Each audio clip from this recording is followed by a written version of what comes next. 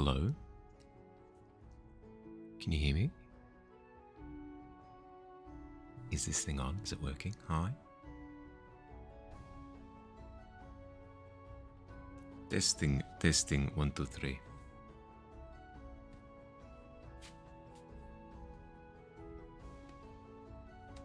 Welcome, welcome.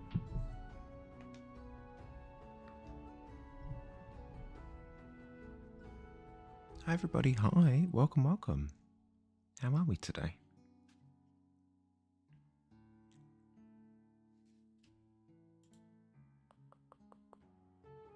New Tavern. Jeebus? Jeebus, is that you? It is. It is I, Jeebus. Stewie's swooping in and grabbing first place. Hot damn. What's the world come to? He's going to abuse all this power now, isn't he?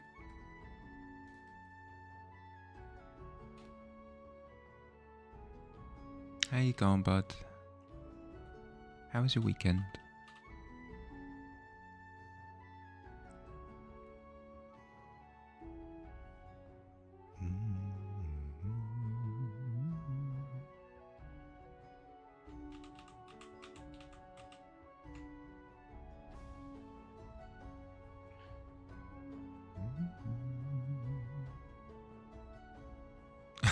Oh, no.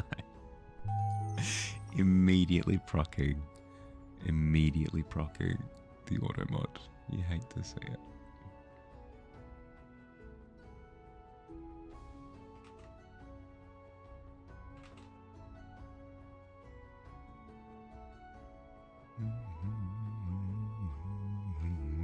Oh no. Off to an immaculate start.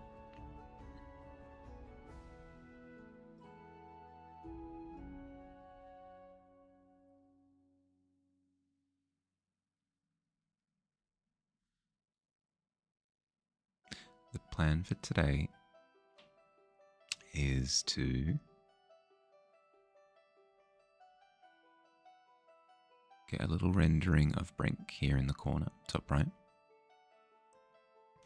Then beyond that, any extra credit is nice.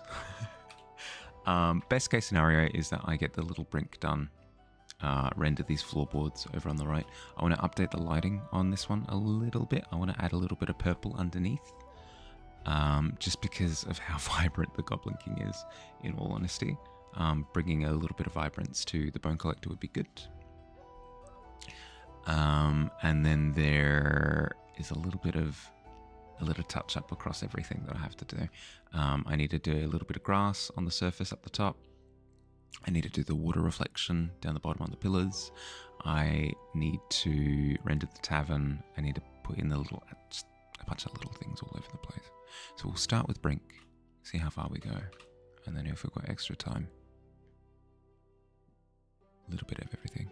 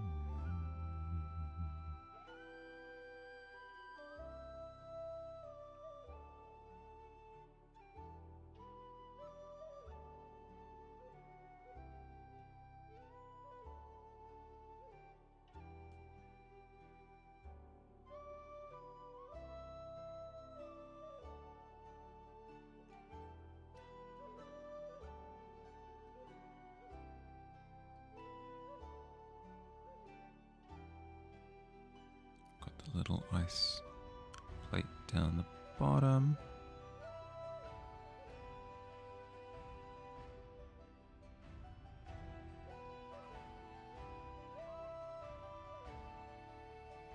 Then we've got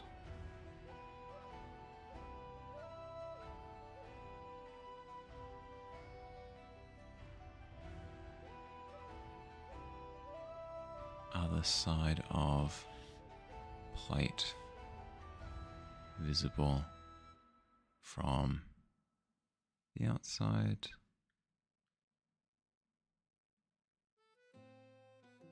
Like so.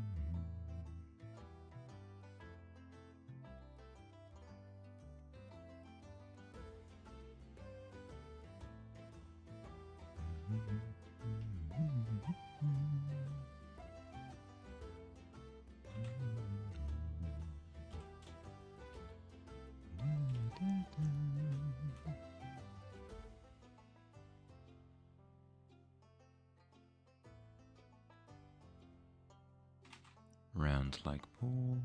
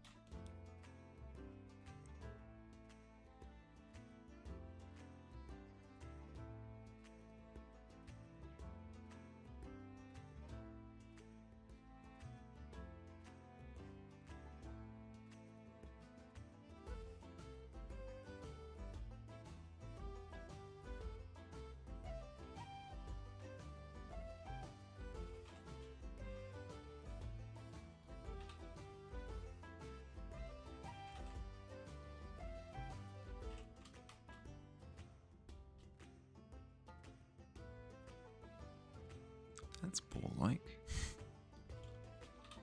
Never a doubt in my mind. Hi, Alt. How you going? Welcome, welcome.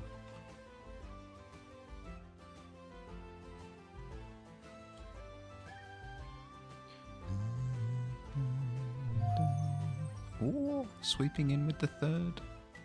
Sweeping in with the third. Sweeping, sweeping, sweeping. Sweeping it with the third.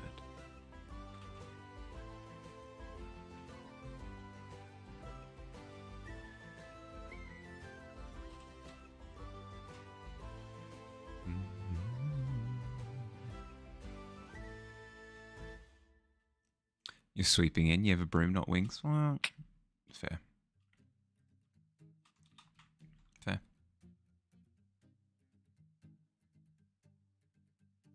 Sweeping in with the third. Nice. How's your day been?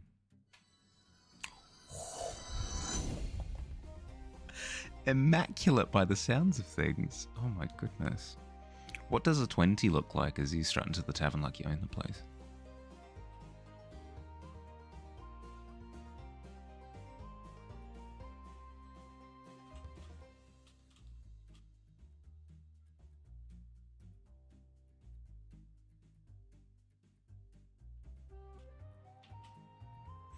You sweeped in so well that the broom starts floating and you do sweep it. Oh my god. Yeah, okay. Phenomenal. Yeah, hell yeah.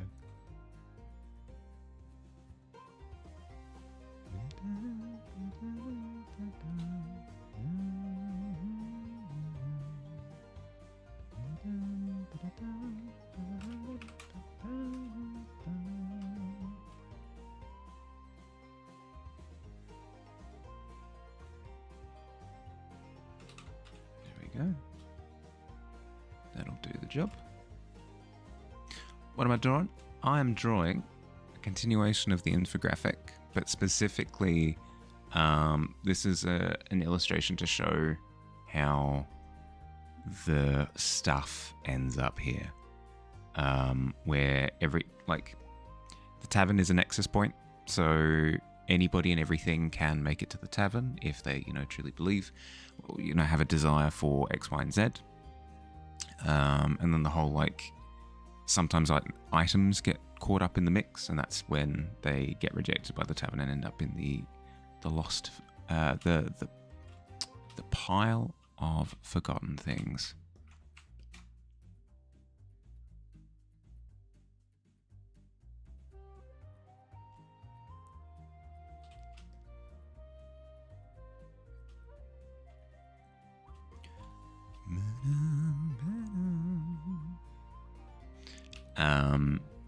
Yeah, I'm just going around the page and just putting in key items that would need explaining. That's the same name you give to your sink. Hell yeah. Yeah, there are a few concepts that kind of inherently need to be explained about the pit. Pit King makes sense, right? Probably need to explain about the Pit King. How you get into the pit with the cursed floorboards that shift. Probably need to explain that.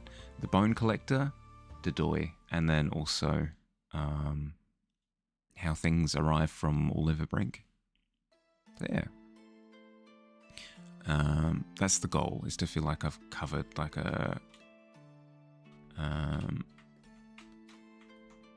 all of the need to know stuff all within the one image. So that if somebody asks me, hey Mahali, what's the pit? How does the pit work? I can be like, I am glad you asked. I'm incredibly glad you asked. I have a thing that can show you exactly what the pit is, how it works, what's going on.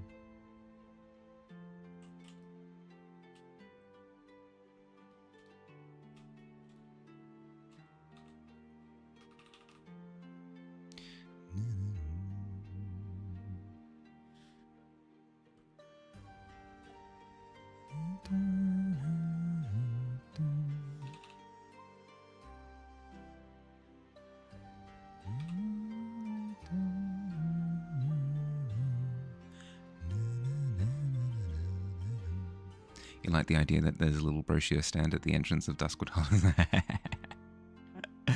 Yep. Well, the headcanon that Digi brought up was that this poster was actually pinned to the inside of the tavern wall, so that so that tavern frequenters would have an understanding of what goes on in the pit underneath their feet. Hi Astrid, hi. How you going?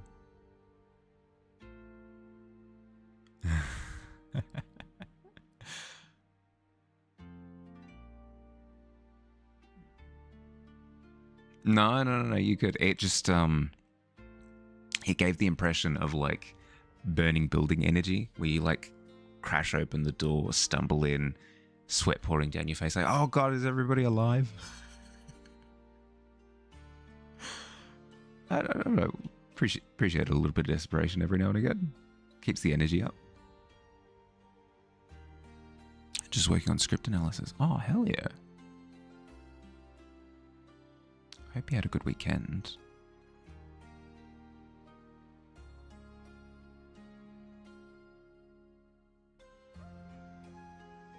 How is the script coming along? actually doing the other half of your passion, which is acting. Oh, hell yeah. Yeah, okay, fair.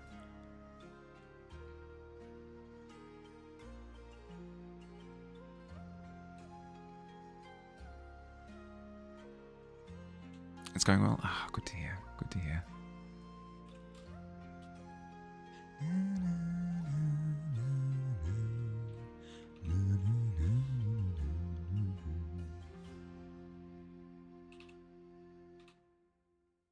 Probably not that bright. Maybe that much. There we go.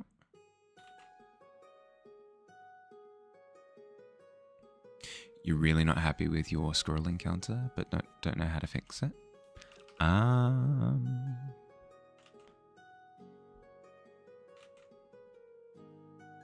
What don't you like about it? Does it not feel unique enough? Are you not comfortable with the balance of the encounter? Do you feel like there's not enough for the player to do?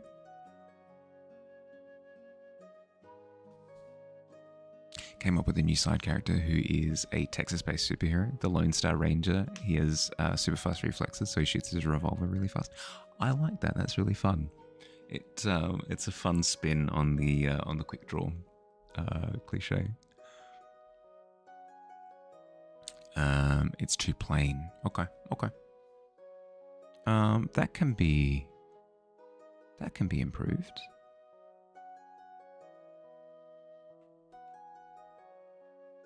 The way that I look for inspiration for encounters is I'll try and find things tangentially related. So in the case of the squirrel encounter, I might look to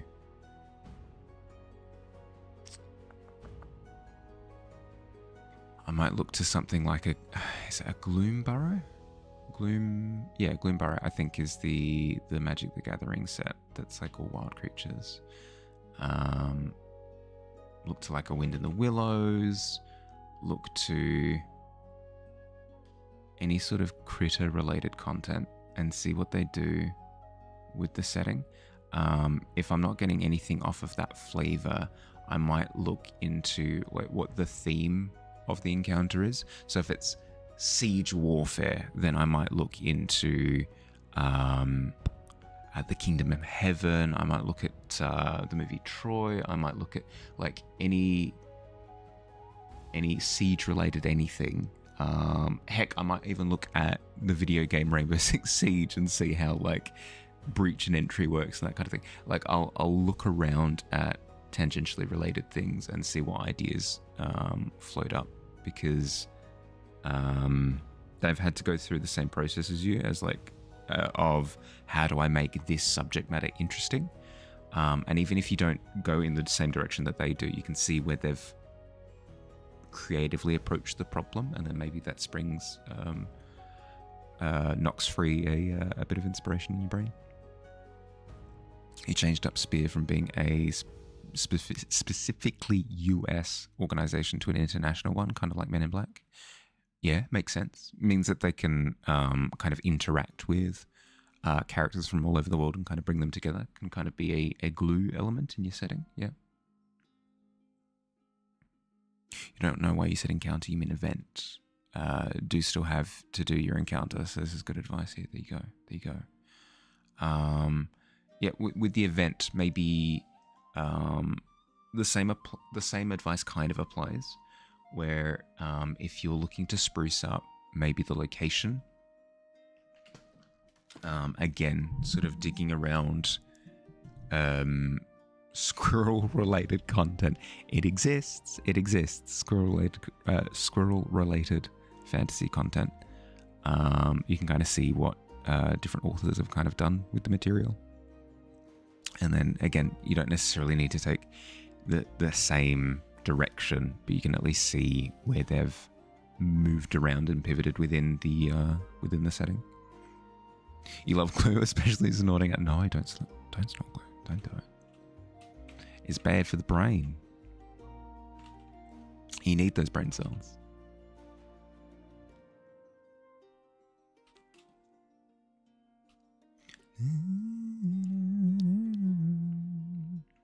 think the big issue is you want the squirrel home to be well guarded, but you don't want it to be a plain fortress. You've got a few options if that's the case. You could have some sort of guardian being, whether that's a Leviathan, Kraken, something, similarly to how Atlantis works. If you've seen Disney's Atlantis. Hi, Fire. Hi. Welcome. Similarly to how Disney's Atlantis works, where if you want to enter Atlantis, you have to get past the Leviathan. That kind of thing. And then it gives a ton of flavor. It gives them a single entity to kind of focus on, to try and problem solve around, whether they try and fight the darn thing and die, or they try and like sneak around it, distract it, whatever it happens to be. That's always fun. Setting up like a security system, whether that's like a Home Alone style set of traps all over the place. You could have it where it's suspended from a tree, so it's not that it's a fortress in the traditional sense, but like a problem to be solved as to how to get to the fortress, you know? So there are a few ways of tackling it to keep it fresh and interesting. You love fantasy guinea pig content? I mean, what do you think G-Force is? It exists. Come up with some new dialogue.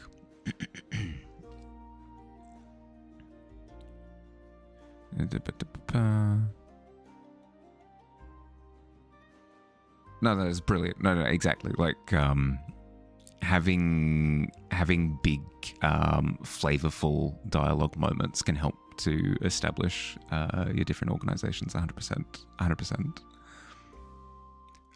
The only Disney movie you've seen is Moana. Oh no. Hi Logic. Hi. Welcome. How you going? Cheers. Don't take this the wrong way. Am I under the weather? Sounds like a jazz radio host, deep and smooth. No, not at all. It's just with how crazy things have been for the past month, my sleep has been getting like worse and worse and worse. Nothing that can't be fixed, but my sleep is getting worse and worse and worse. That means that I'm ending up a little bit groggier in the mornings. Should you have a different organization for who cleans up after fights? Should that be another aspect of Spear? That's entirely up to you. If you want it centralized so that it's not too confusing with too many moving parts, then yeah, absolutely centralize it with Spear. Or if you want it to feel like the world is a little bit bigger, like there is more complexity, then yeah, add in a separate organization that's come in to symbiotically work with Spear to get things cleaned up.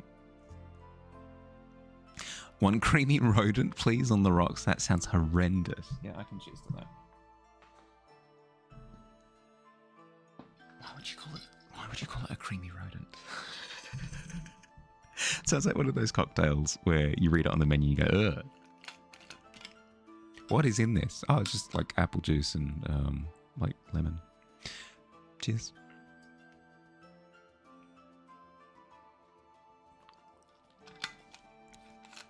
Residents of the city could technically sue superheroes for property damage.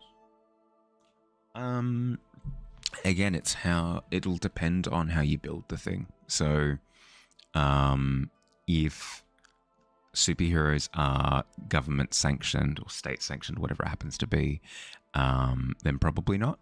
Then they'd probably be suing the state or the government or whatever it happens to be that is representative of the superheroes. That's kind of the premise of The Incredibles, the first one, is that superheroes stop being a thing because all of them start getting sued by private citizens. So that can absolutely be a thing if you want it to be. It's when writing a setting, it's not about what makes sense. It's about what you want to write about. So if you don't want to write about superheroes being sued, then just don't make it a thing. If you do want to write about it, make it a thing. It's as simple as that. Elements that you want to include, that you want to explore, champion them, push them to the forefront. But if they don't interest you, don't worry about them. Is a drink listed on the Rodent Isle conversation in the Discord? So it officially exists. Hell yeah. Okay. So let it be done. How are we doing, Fire? Logic? How's your day been? day's been? Hope you're doing well. But yes, my morning should clean up after this week. Likely to be the case.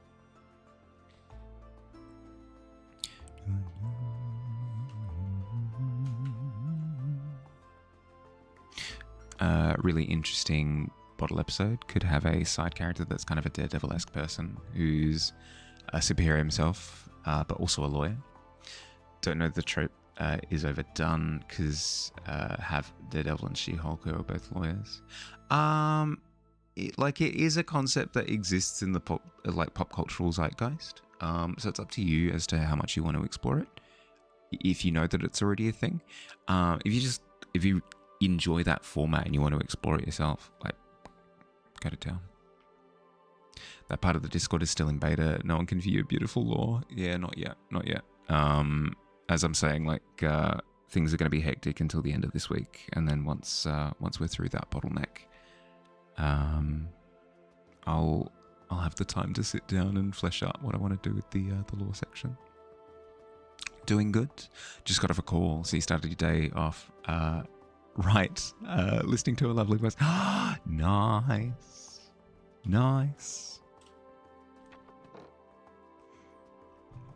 Daredevil and She-Hulk are defense lawyers, maybe a prosecutor superhero. Yeah, that'd be fun.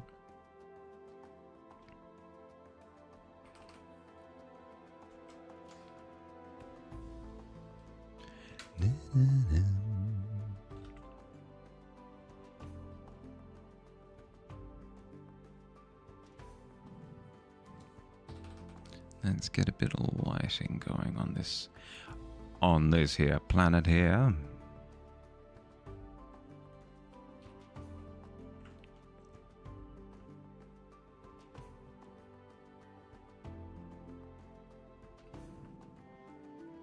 I do say this is the shadiest planet I've gazed upon in the past.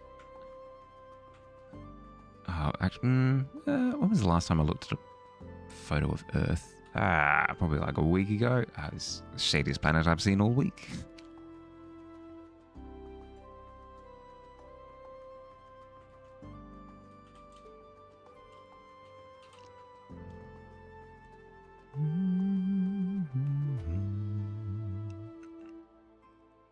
Your power is to determine lie from truth, and you work with your paralegal big brain Johnny to put away evil people.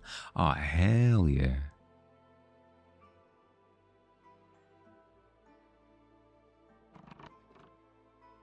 That's a good point, Astrid. Both She-Hulk and Daredevil are defense attorneys, as opposed to prosecutors. So,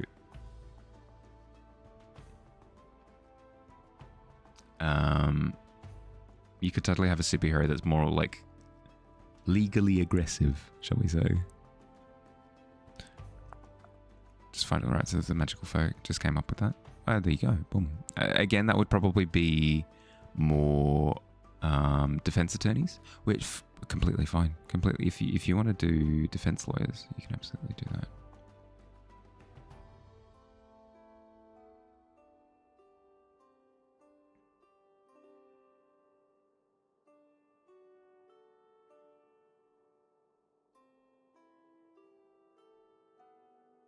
Hi, kitty. Welcome. Good morning. Superpowers, is this stuff magic? Seemingly both. Rendering a more fancy version of Brink? Yeah, it's going to be up the top left of the infographic, because I need to explain how all of the stuff ends up in the pit. So I'm going to have a little graphic showing little arrows, little arrows coming from different parts of Brink and all pointing to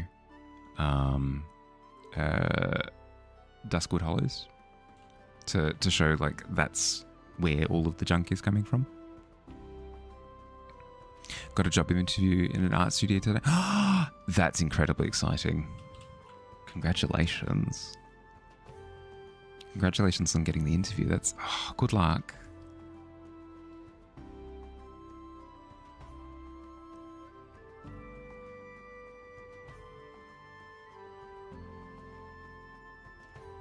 fingers crossed it goes well. Absolutely. But even just getting the interview is sick. That's really cool. Have a small problem with that though. No one knows what the entirety of Brink looks like, right? So, hey, you got a mini version of it. Well, because we've got a globe of it. A bit of it would be conjecture, like this is how we think it works type of deal. But generally speaking,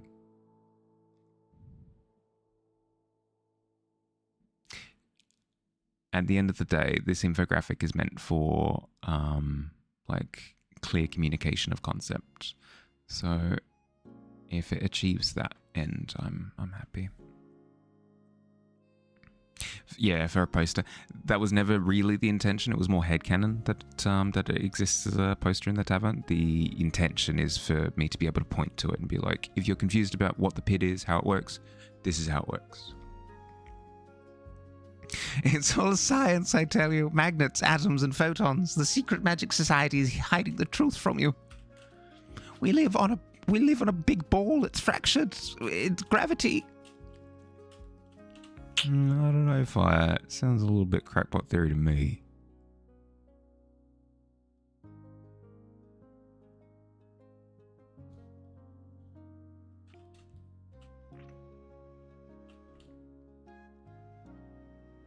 Did I?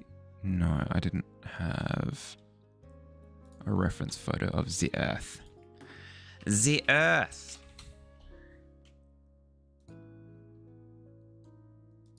We've got the blue marble picture.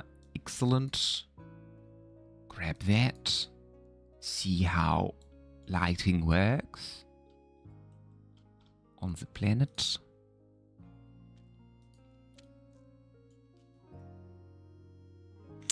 No, the Earth's pretty flat. If it was a ball, you'd have fallen off by now. I mean...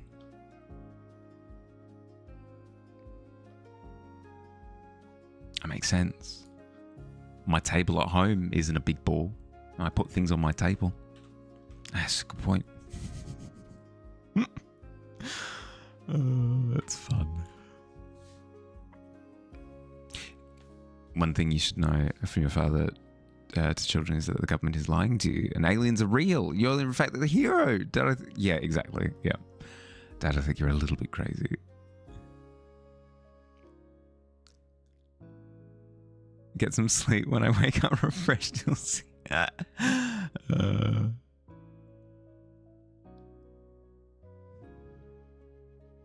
don't know. Lavender scented oil and stuff is straight up just tranquilizer dart material. Fire with 4 months. Hot damn. It's been 4 months already.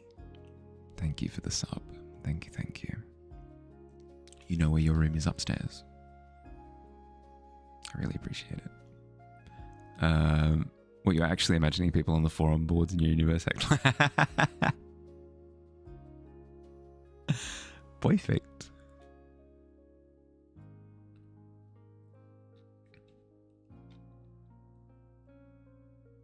Lavender gives you a headache when you smell it. Same with miniature cookies you get in like value packs at Woolies. Like mint cookies. Yeah.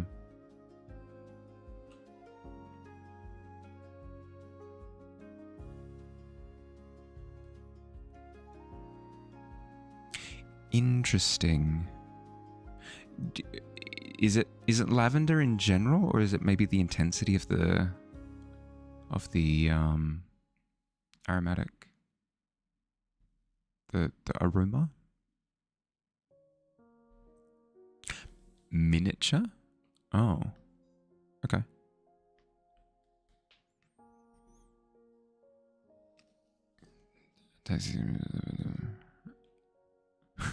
You have to be bullied by like Tony. I can't read the name Tony without immediately going like, hey, I'm walking here.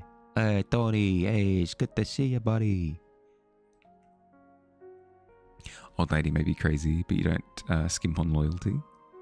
Was the reason you were such a good captain. You'd have gone down with your ship, but you were the best. Never lost your vessel in all your days of threading. Yeah, no, and for reasons of like legendary material you are made of yourself. Lavender in general, and the miniature cookie kids get in their lunch boxes. Right, okay, fair enough. Eating them, I presume, right? Not smelling lavender and smelling cookies. Point they're supposed to be from Boston, like side joke character, thinking of Marie Antonia Fair. Oh. Yeah, no, the teeny tiny Arnott's cookies. Yeah, okay. Interesting. Smelling them. Okay. Those cookies always smelled weird. I won't disagree with you on that. Very chalky. Maybe a strange way of describing cookies, but that was what was strange about them. It was more that it seemed like they were dehydrated sawdust more than they were. Sorry if Arnott's miniature cookies are your favorite, but alas, the truth. You've had lavender cookies. They are not tasty. Yeah. No, there are certain things. There are certain things like that just don't translate into taste.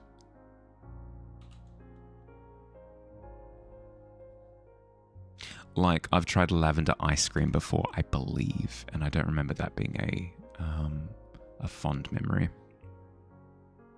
For the same reason, it just doesn't taste like nice.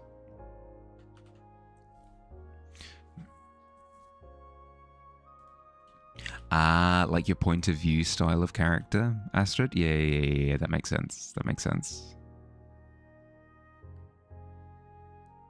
That made your head go owie. I get the same way with sugar.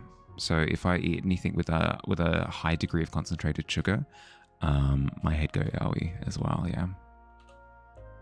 Ever enter into a candlelight bathroom shop? Going off makes you want to die. Yeah.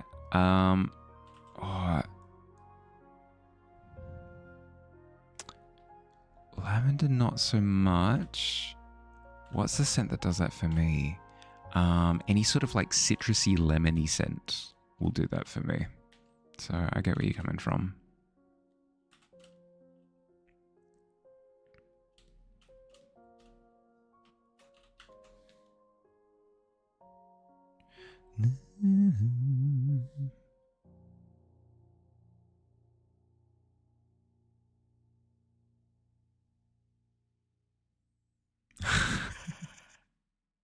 You've got the side characters gaslighting themselves into thinking that superheroes and superpowers and magic don't exist. That's fun. You get headaches if you don't snot enough meth. That's something else entirely, Stewie. You should maybe talk to a doctor about that one.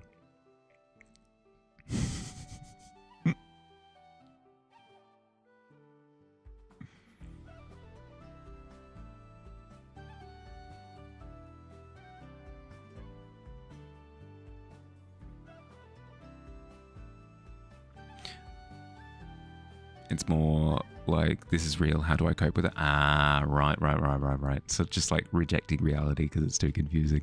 Fair.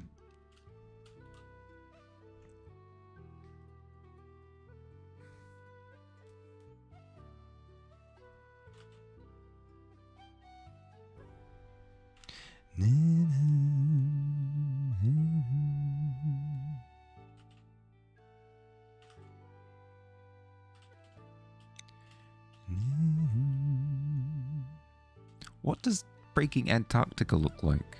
Why is it so friggin' weird? Oh, because it is weird. Oh, okay. Yeah, no, it's just a grey blob down the bottom there. Yeah, just straight up. Maybe something that can help with my little guy down here is craggying up the edges a little bit.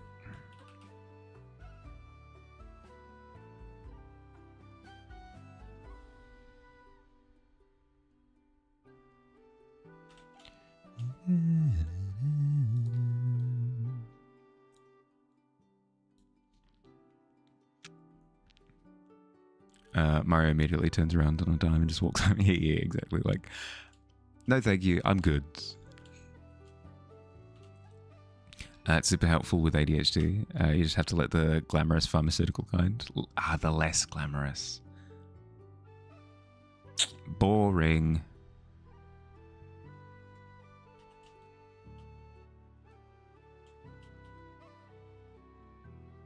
Should legalize math.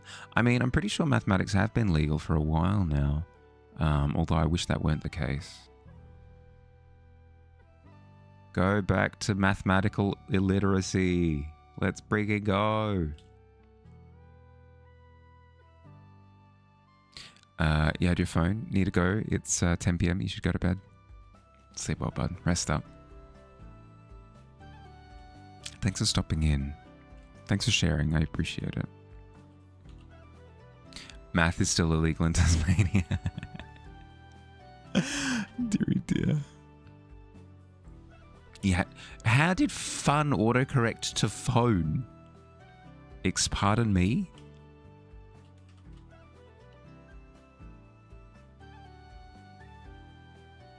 Love to get black market maths.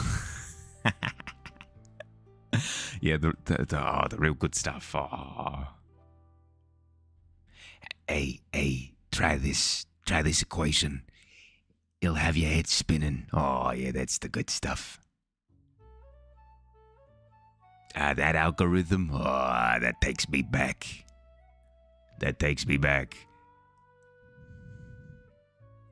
Solve for X. Oh, boy, here we go.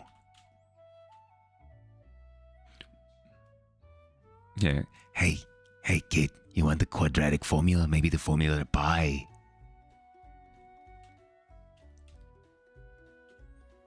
Hey, feel a little bit of trigonometry. Hey, I'm not looking for the hot stuff.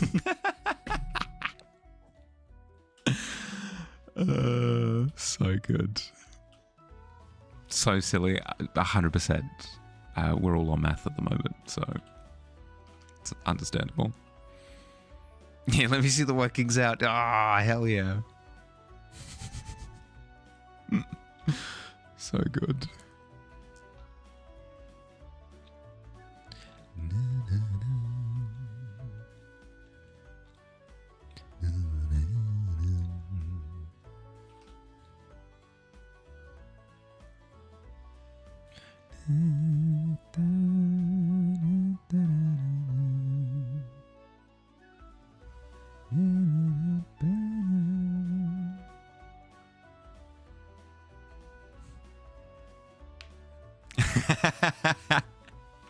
Fire with her propaganda again, trying to convert people to mathematics. God. You'll never trick me. I still believe additive equations are just magic. Hey Mahali, can I pay for this drink? Yeah, sure. Just like quickly do the magic and then figure out how much it's worth. Going into hot stuff like Einstein level stuff, you can never go back up. That's life destroying stuff there. Nah, don't get into Einstein equations. Good lord. You don't want to be a vegetable.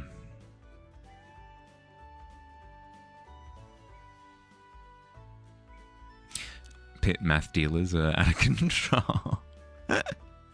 Can't be stopped.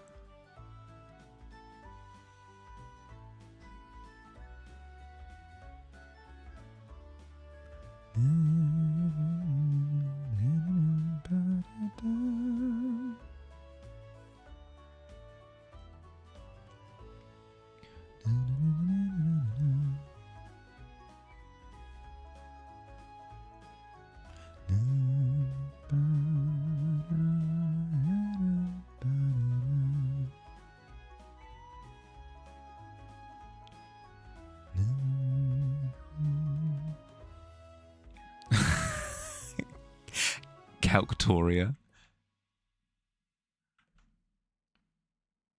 Sounds about right. Sounds about right. Do you get to check on your vodka today? Not today. Heck. How long's it been?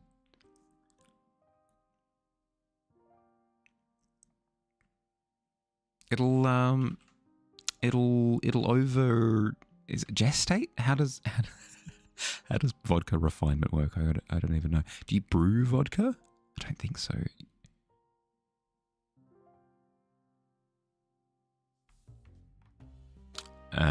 Pretty clever wordplay, 100%.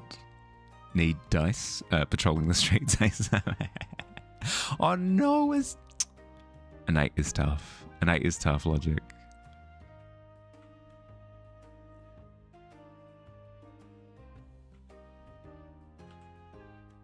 I'm imagining you're trying to take a swig of your tankard logic, well refined, like, yes, I'm looking forward to the taste of this particular brew. It's going to be quite delicious.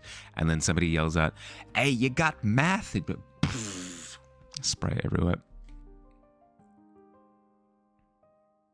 It's running out. People just help themselves. You're not a tyrant. Fair. Well then, no, this is terrible. It means that you can't top it up. Sad noises. I know.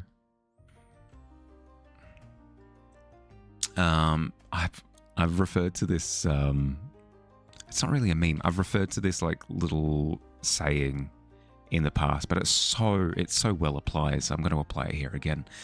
You know that phrase where it's like too late to discover the world, too early to adventure among the stars, or something like that. Something to that effect. Low rolls, but not low enough rolls, feel very, very akin to that. Too low to enjoy the tavern, but too high to descend into the pit. Your beautiful, precious potatoes, they long to be made into vodka, 100%. Your husband quotes that all the time? Yep. Whoop. Speaking of being drunk, knocking my stylus across the room.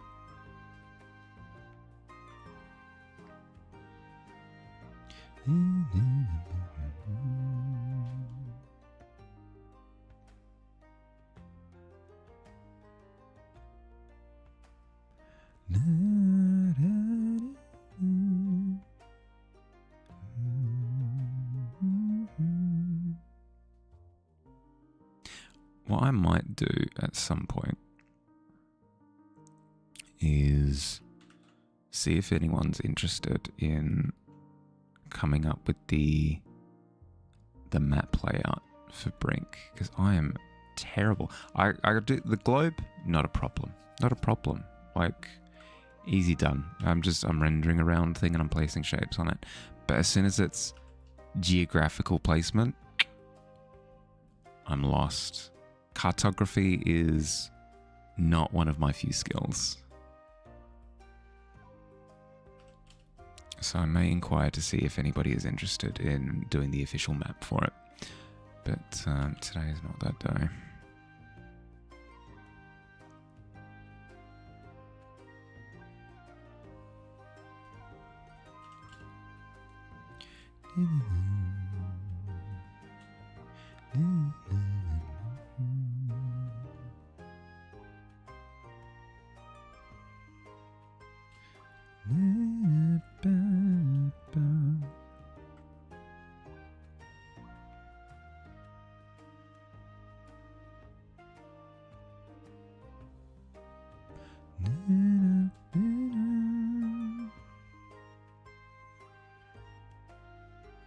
Gonna lurk while you paint your nails. Nice.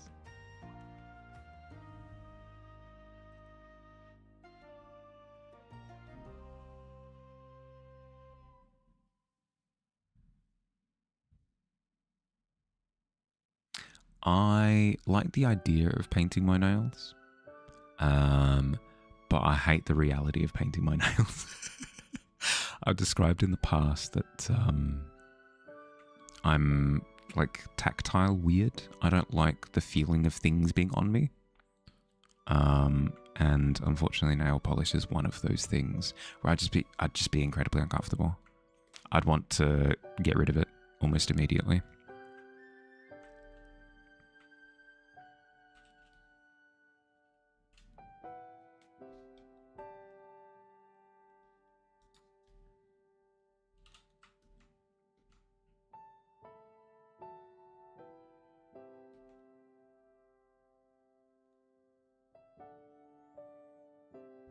Okay, let's see.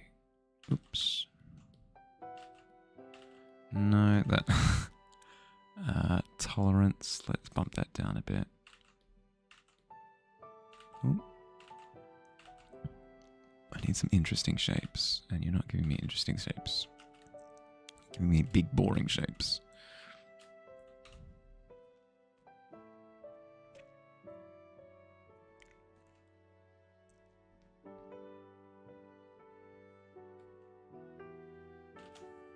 Okay, how do I make a coastline more interesting? Fracture the coastline. Fracture the coastline. Turn it into a bit of a mess.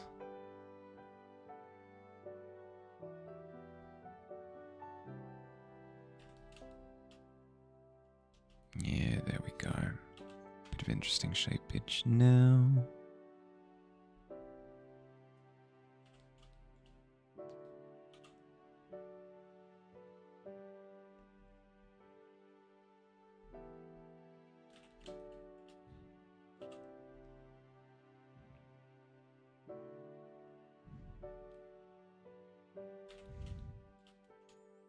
There we go. Yeah, okay. So we just need little bits and pieces. Kind of like Arnott's mini cookies. We need little mini land masses off the coasts of different places.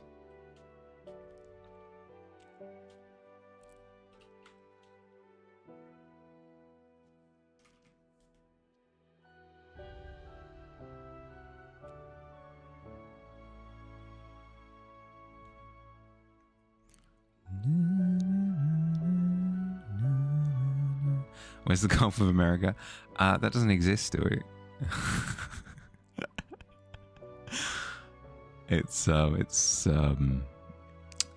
Brink is real. The Gulf of America is fictional, unfortunately.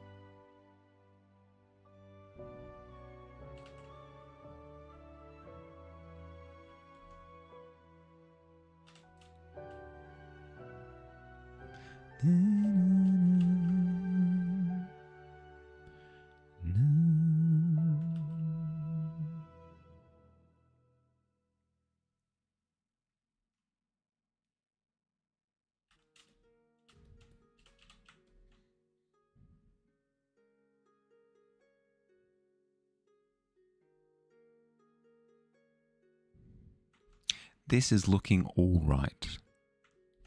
It's looking okay. It's looking like a planet. And for that, I will forever be grateful to it. I do think that it needs to be larger, though, is the only problem. It's going to look blurry, so I'm going to have to go through and spruce it up a little bit, but that's okay. There we go. That's maybe a little bit too large, because I still need the real estate to be able to do the arrows. That's probably good like that. Ba-boom. Ba-boom.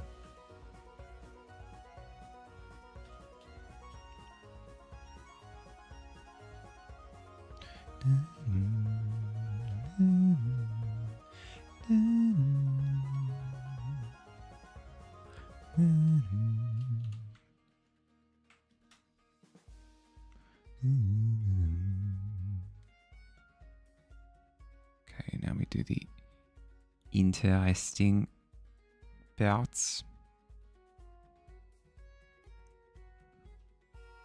the icy bits.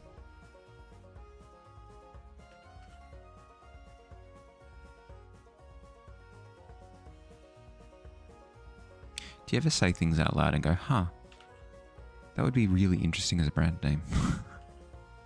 Icy Bits, can you imagine? Ice cream company, Icy Bits.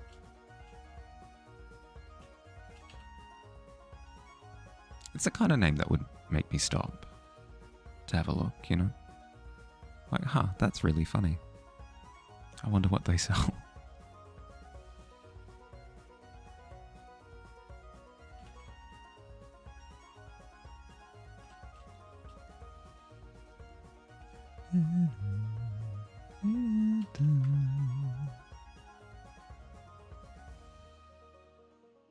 Can't show so much of the ice because it needs to feel like it's rotated a bit.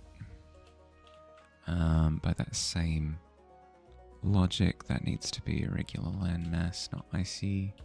So, yep, that's good.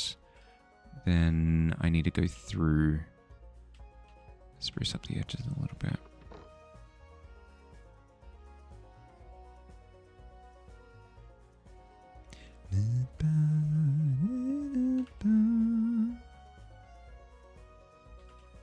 There's not a sharpen option, is there? Sharpen? I mean, technically that sharpened it, but it's also made it way pixeled.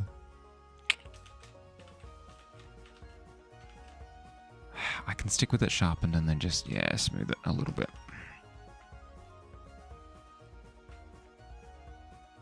No ozone layer.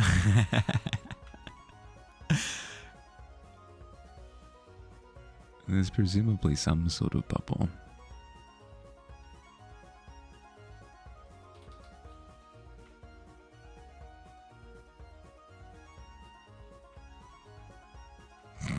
Such a strange declaration. Yes, finally, no ozone layer. I was waiting for this. I was waiting for the patch to come out where Earth lost its ozone layer. So freaking hype. The game feels fresh now.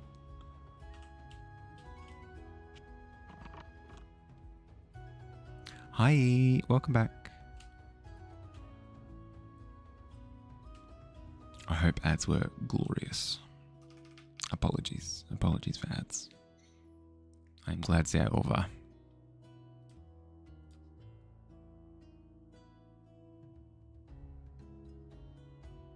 Advantage, son. Ah, no, good point. Good point.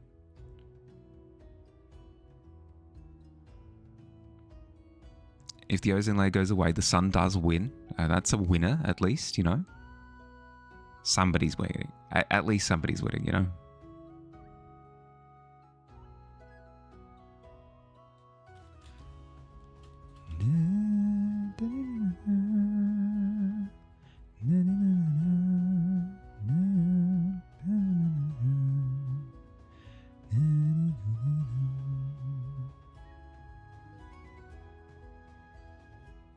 Going through and adding deeper parts of the ocean.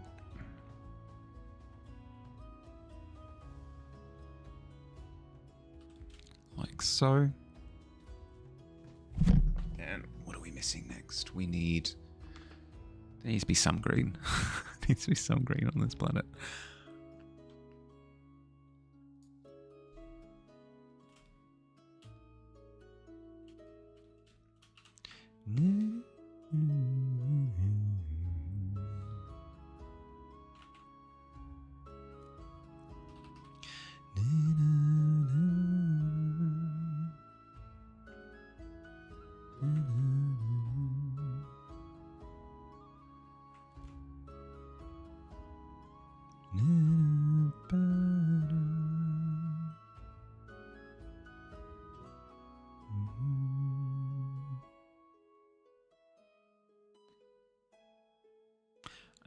Say that can be like a big desert continent down there.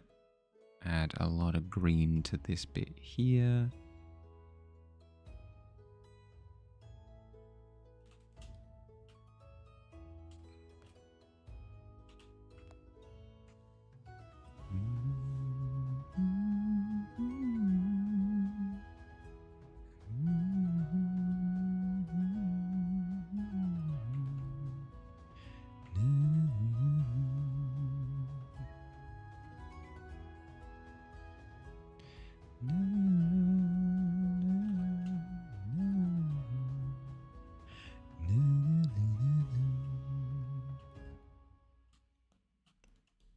Cool. Now the core. Now we need core.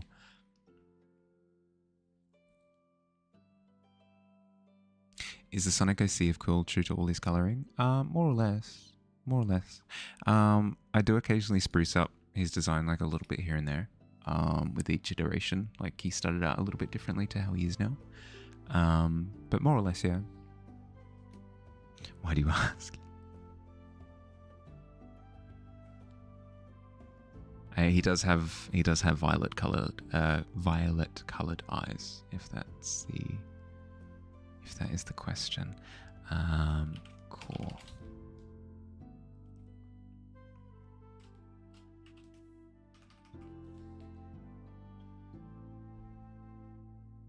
Hi Maze. Hi. How going?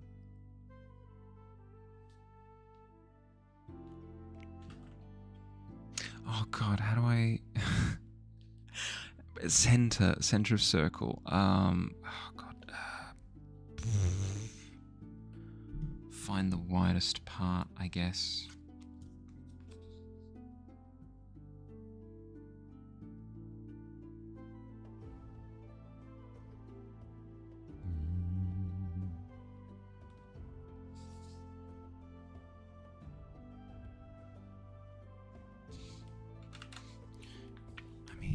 That, or I can do this.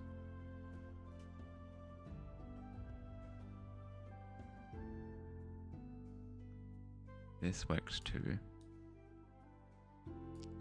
Bink. Wait, why are you not showing me where the center dot is? Where's the center? Brick. There. Okay.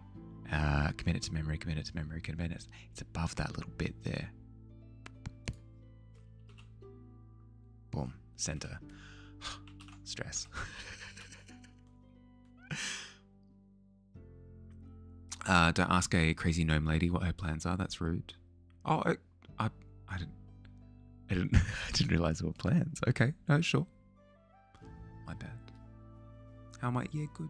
I'm good. Groggy, but good. The chaos is slowly but surely clearing up. So I should be free as a bird as of Sunday this week, which is going to be an amazing feeling. I'm going to sleep for 1,000 years. It's going to be great. And you, Mace, how you go? How's your weekend? Maze, I didn't tell you. Oh my god, I didn't tell you. So, on the weekend, two things. On the weekend, one, went to PAX. Lots of fun. I dressed up in something for the first time in a million years, which was really fun. Made my first costume. Basically, for the first time, I did make a costume in the past. I made a costume of both Dr. Jekyll and Mr. Hyde on the same person, like a half and half, for a birthday party. But this is my first time making something for a convention thing, and that was really, really, really fun. Really enjoyed myself with that. But two, more importantly, I ran D&D on Sunday for the first time in 2 years. It was sick. It was awesome. You too. You're in the middle of moving. Oh, chaos. Yeah, absolute chaos. Is it a big move or a small move? Like, are you staying in the same state, same country, but you're just moving from one address to another, or is it like a big move? Just so I can wrap my head around How much chaos are we talking here? So happy, thank you. I'm chuffed. Go as Maui from Moana. Yeah, I did. I got the children's Halloween costume with like the weird cultural appropriation, like darkening of skin color business that was going on with that. That was great. I even spruced up the tattoos with a Sharpie as well, and that was excellent. I did not. I did not go as Maui from Moana or Moana 2. Similar muscle man.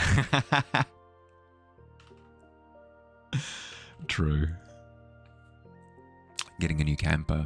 So you just take out all the things and swap them. Luckily you don't have that much, but running on other schedule as well. Yeah, fair.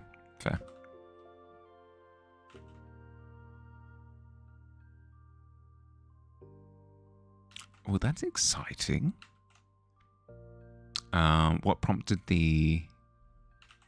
Is it an upgrade? Is that the intention that you've upgraded what you were living in?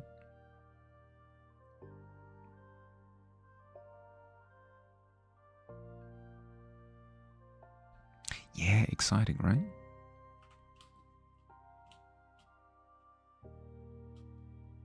Okay, let's jump over to the core and not get distracted by drawing ice particles.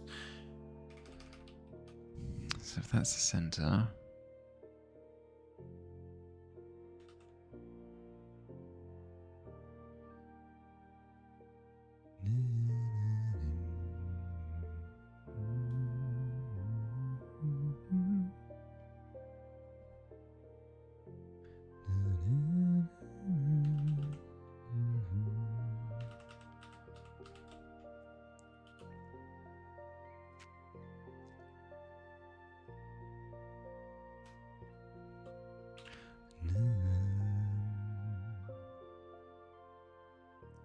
Grandma is getting rid of her camper and truck, and you bought them. Yours has been falling apart for a while. Things just kind of lined up finally. Nice. That's super exciting. That's awesome. Don't go to bed at a reasonable time.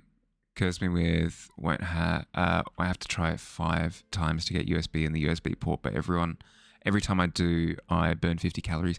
Ah, oh, heck. No, I promise. PB, I'll do my best.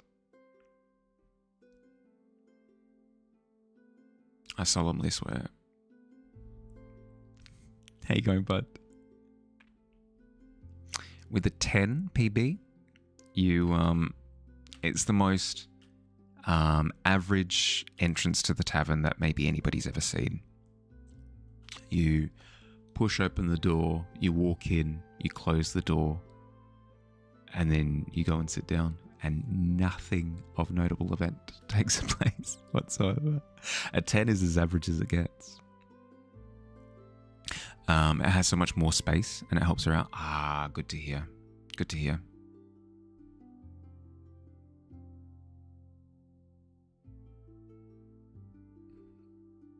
Yeah, because I'd imagine it would be super finicky to sell something like a caravan, unless you just so happen to stumble upon like the perfect buyer. It might take a while to move something like that. Your curses are either mild annoyances or make me happy. I see.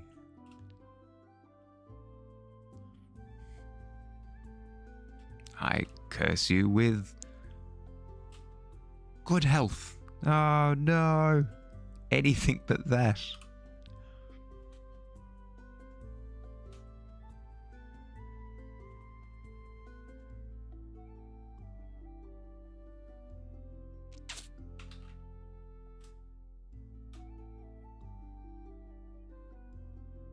You gonna work with me? You gonna work with me, Core? Yes, please.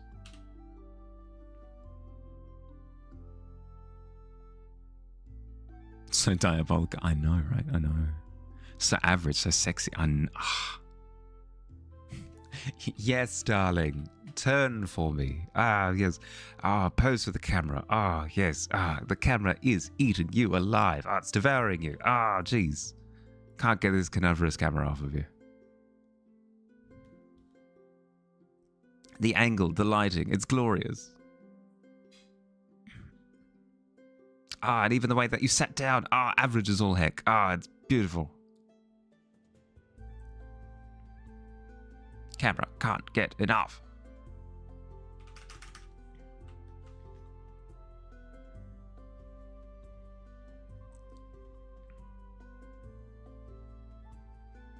With a good heart. Ah, I can feel it. I can feel it beating in my chest. Brick. Is that a new creature? The average entrance camera.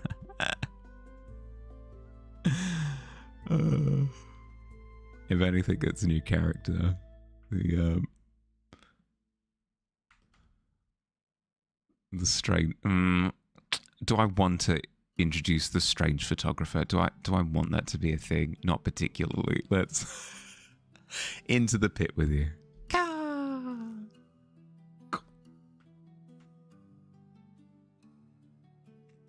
Also trying to get rid of other things. This is about all you can do.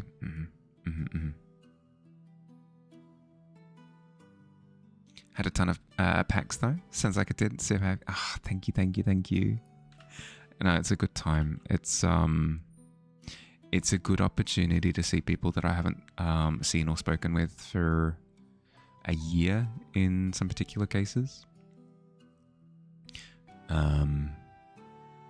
So it's a good, almost like event lightning rod, where everybody kind of has the excuse to get in the same room.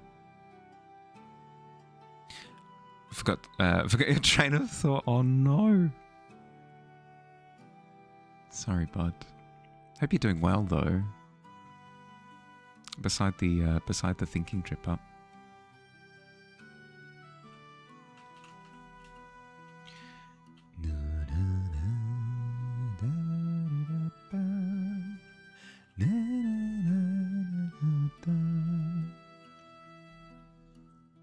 You've never been to PAX, but you've been getting braver about these things. Yeah, I recommend it. It's a really cool environment, especially if you're into gaming as a whole. If you enjoy card games, if you enjoy board games, if you enjoy retro games, if you enjoy hardware stuff, software stuff, indie games, new games that are coming out. Like if you've ever vested interest in everything across the board, it's a really fun time because it's almost like a gaming wonderland where you kind of get to peruse a whole bunch of everything. If you're going into it specifically with, I want to do new video games exclusively, I want it to be like new video game announcement, showcase, show floor, you might be a little bit disappointed. But if you're going into it with kind of like a macro scope in mind, very enjoyable, incredibly enjoyable.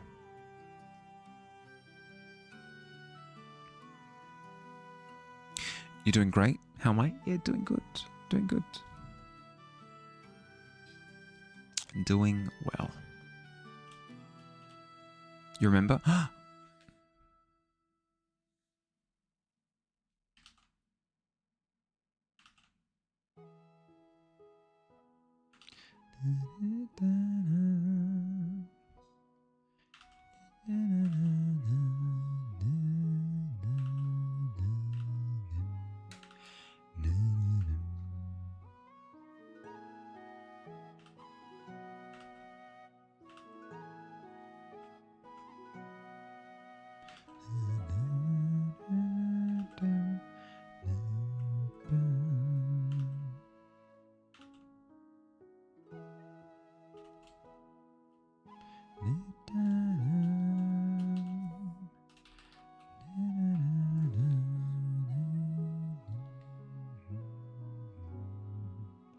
Watch the announcements for the announcements. You're going to try and make it to your second con this weekend if everything goes smoothly. That is exciting. Thursday you should be in your new camper, right? Which would free you up for the weekend. Yeah, hell yeah. No, that's super cool. I have 3 animals: a gator, snapping turtle, coral snake, and a piranha. I have 3 options. Must choose an option for each animal. Let one bite you. Let one free. Throw one. Right. Okay. So I can't let all of them free, right? I have to choose one for each, and they have to be different options for each.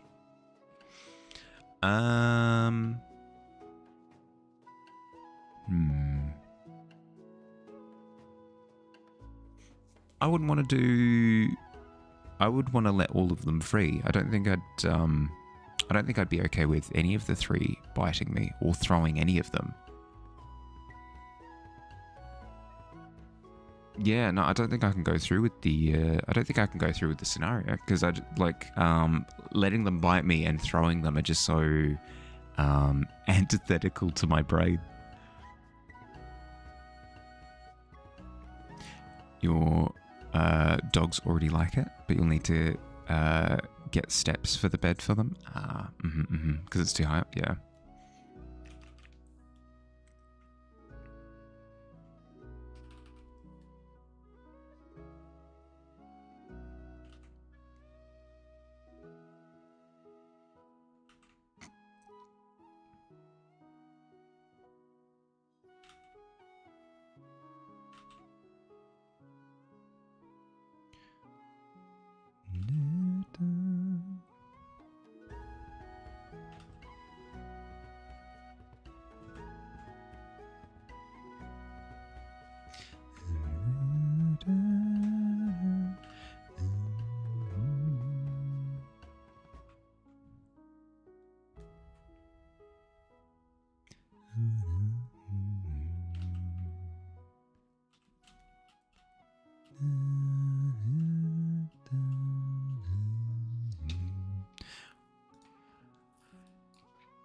The sun. Excellent. Blindingly bright. You love to see it.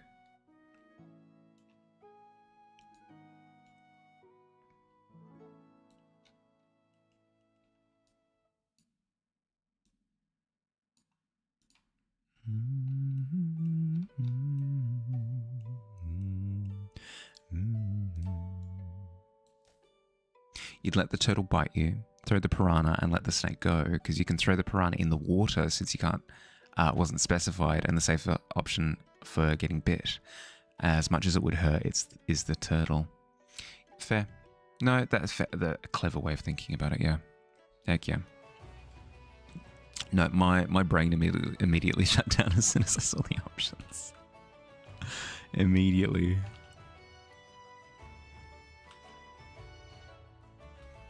I'm a little hermit for a reason. I can't deal with scenarios like that.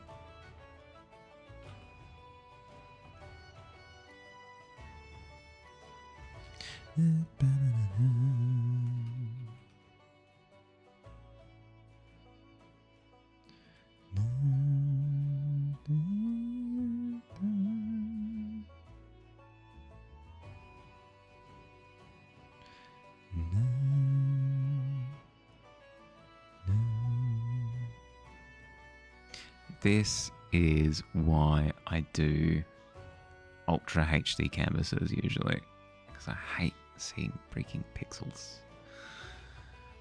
If I'm doing pixel art, amazing. I love seeing pixels. If I'm not doing pixel art, not amazing. I know that it'll look choppy from a distance.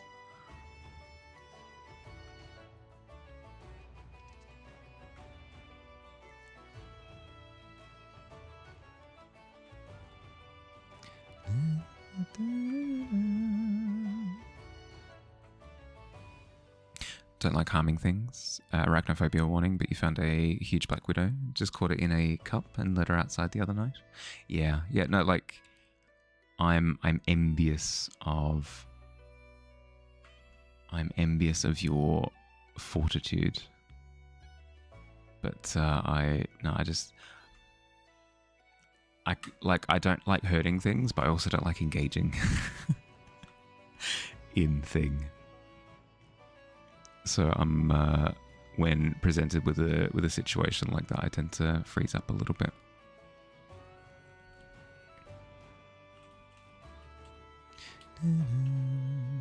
That's looking good. That's looking good. I'm happy with that.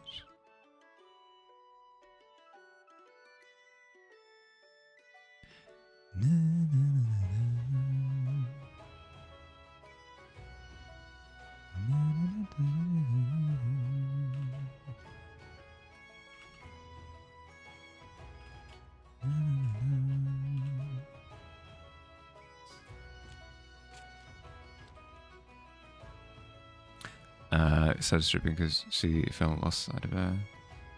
Not afraid of spiders, but black widows. Bites are not fun. Yep.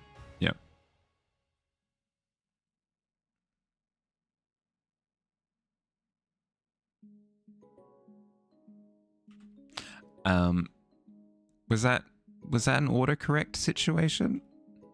Maybe tripping is the word that you intended there. Don't let me put words in your mouth, though. I just... that would be the last thing I'd do.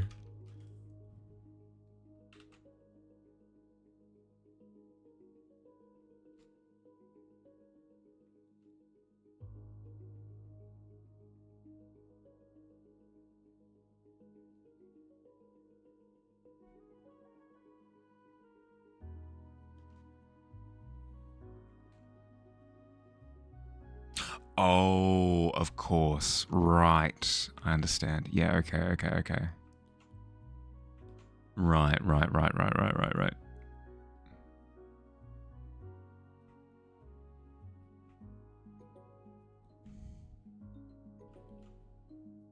See, and this is why I don't flourish in the wild. I wouldn't have thought of doing this.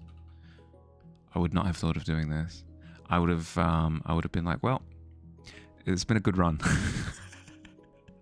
Life has been pretty good. Regrets, I have a few. Something about a countdown.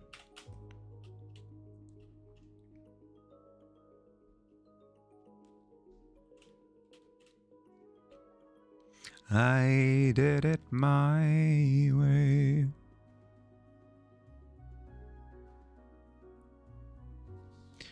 Core glue.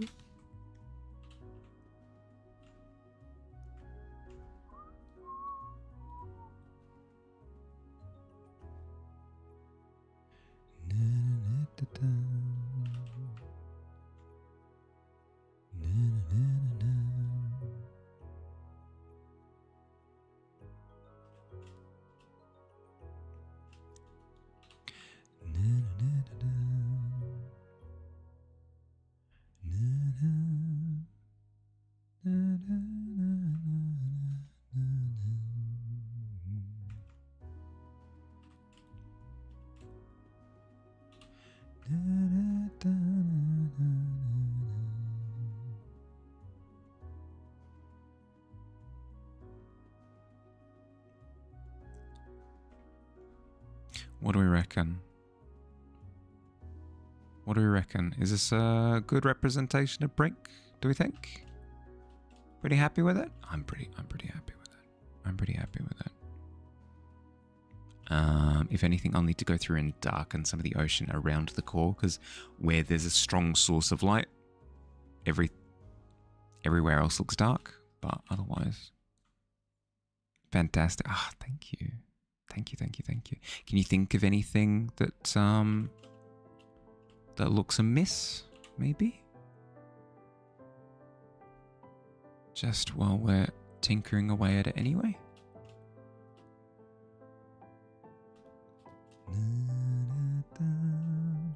Or maybe the land masses at the back could be a little bit darker to push them back. Looks yummy. Excellent. I did want it to give like Gobstopper feel, yeah. If you had panicked, your dogs would have come over to try and calm you down, and you've caught them playing with a scorpion before, so they weren't going to do that anyway. Yeah. Just try and diffuse the situation. Yep. Can't wait to taste the core. No, Stewie, no.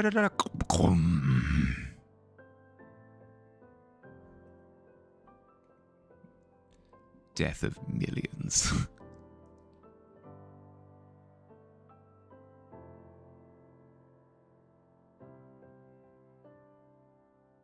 It's Galactus that goes around and eats planets, right? Stewie the World Devourer.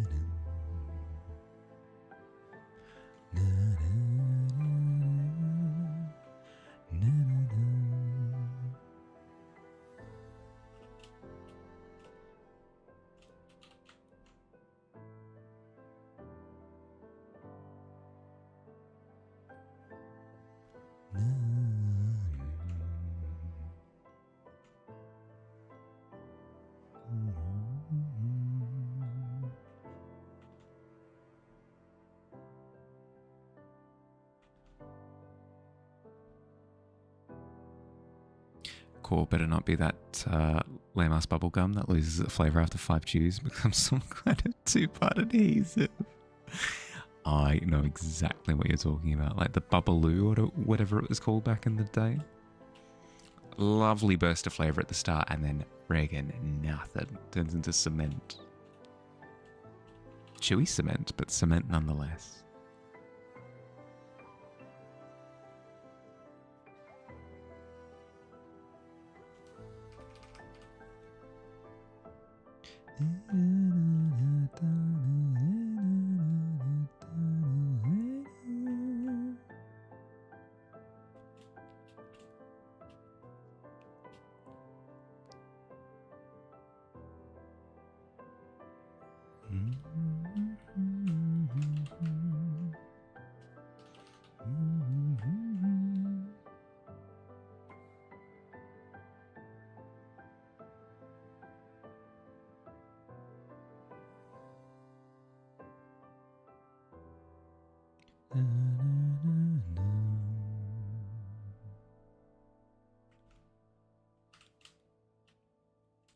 Yeah, there we go. A little bit darker for these bits, especially as we're approaching the core. Maybe bring in some of that background color to blur it out a little bit.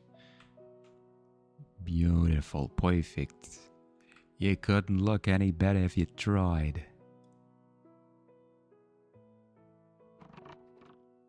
Welcome back. Do we have good ads? Apologies. Apologies for the ads. Broken record, but I'd turn them off if I could.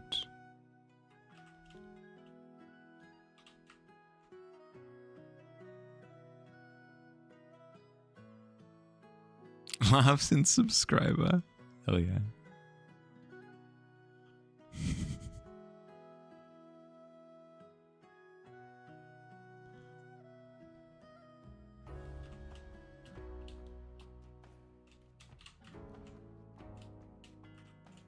The world's eye, yeah.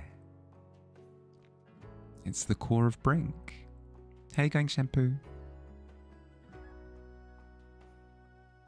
Hope your day's been good. Jingle's your room key.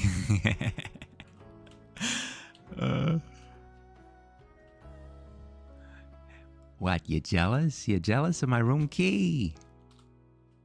Yo, check it out.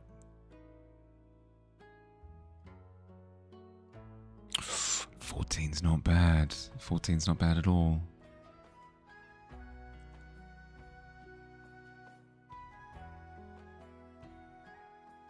What does a 14 look like, Shampoo, as you walk into the tavern?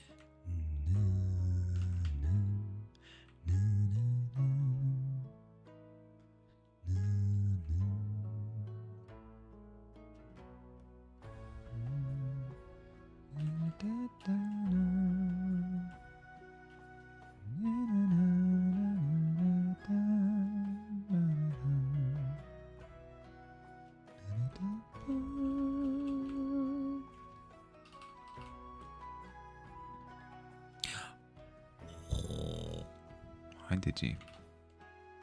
How you going, bud?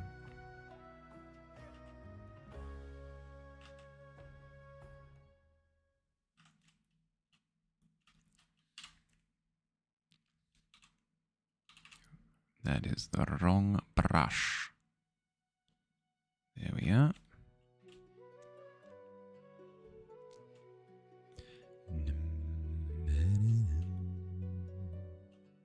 Your body is broken. No.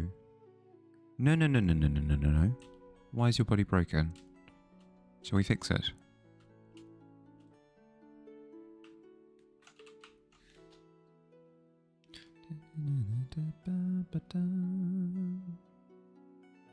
You gonna be productive today? Falls asleep on the couch for 8 hours? You know what that means though, don't you? That your body needed the rest. Your body doesn't just like...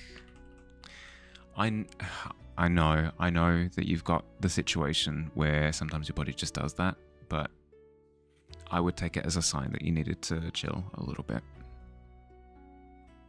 Especially knowing how hard you've been working for the past month.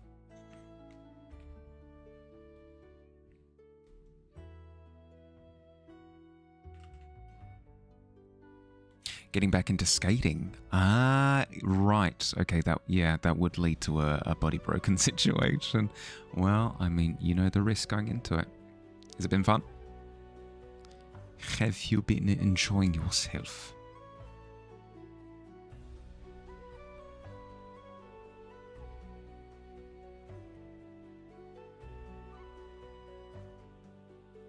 Your body does it all the time. It sees relaxation and says, oh yeah, boy. Fair. Well, do you at least feel refreshed now that you've slept for that long? Because you could maybe be productive now that you're up and going.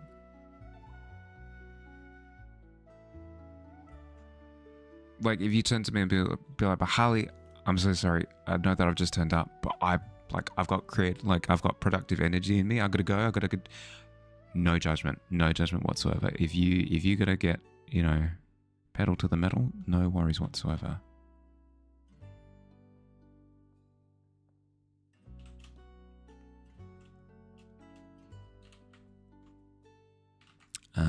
But if you do want to chill for a bit, Tavern's open. You've just been drawing and not active for like 3 years. Haven't stepped foot on a board. Oh no. I never got into skateboarding. But I say this with pride in my heart. I was big into ripsticking. God, it's an awful verb. It's an awful verb. Hey, everyone want to go out and ripstick? It doesn't feel good to say. I don't understand what were they thinking?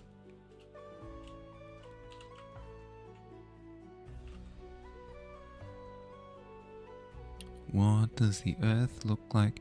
Yeah, what were they thinking? Like, whose idea was this?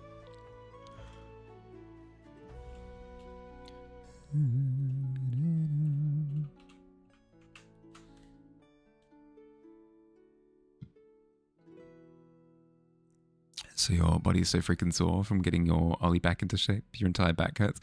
Oh no. But you did the thing? You did ollie? You did the ollie?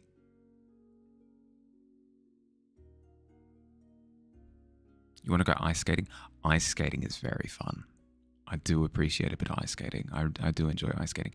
It's been eons, but when I did ice skate, it was very fun. There's a degree of like, I have the ultimate power when you learn. I don't know how else to describe it. It's very freeing. Ripstick has a lot of fun. Was a lot of fun, but you agree with the terminology. It's not good. It's not good. Very fun, but whose freaking idea was that?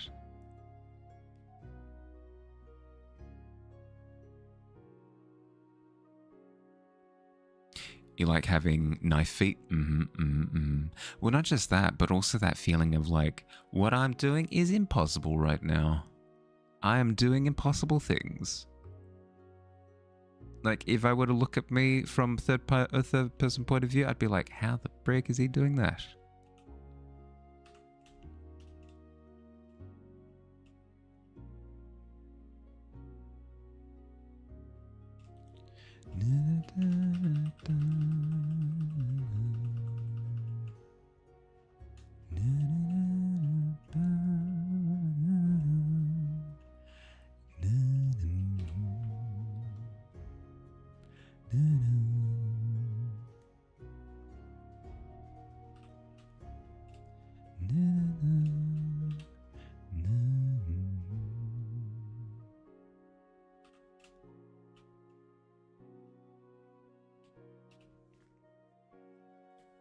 Got pretty high ollies for your level, but the first thing you did was full send one on the porch, and you fell backwards into your parents' bushes and sliced your hand. Oh, I mean, congratulations on getting the ollie down pat again. But you've disinfected and wrapped that, I presume?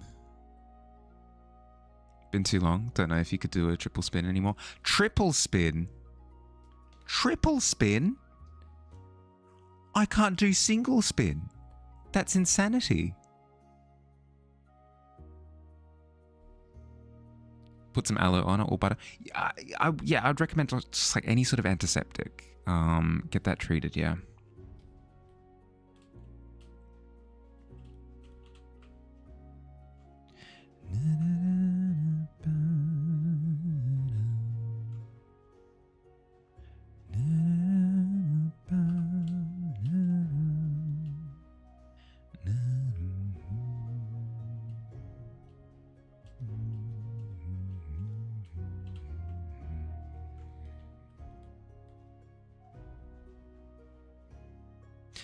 You just shoved it into an anthill and they repaired it. It's a secret tool that will help you later. Heck yeah. Help me, ants. You are my only hope. No, ants, stop. Stop biting. Ow, stop. I thought you were my friends. Used to go ice skating a lot as kids. Used to go lake skating. Hot damn. Yeah, no, in Australia, it's more like a... we're going to go and enjoy time on the rink. It's the thought of just like going and skating in nature is so foreign to my head. I can't intuitively wrap my head around the idea of just like in the same way that you just go down to the park, go down to the local pond and go ice skating. They're just bonkers. Ants, yeah, exactly. If it isn't my favorite artist on Twitch, well, if it isn't Van. How you going, buddy? You doing well? You doing well? Hope you are. I'm doing well. I've just rented Brink. I'm over the moon. Well, I'm not over the moon, given that we haven't decided how many moons Brink has.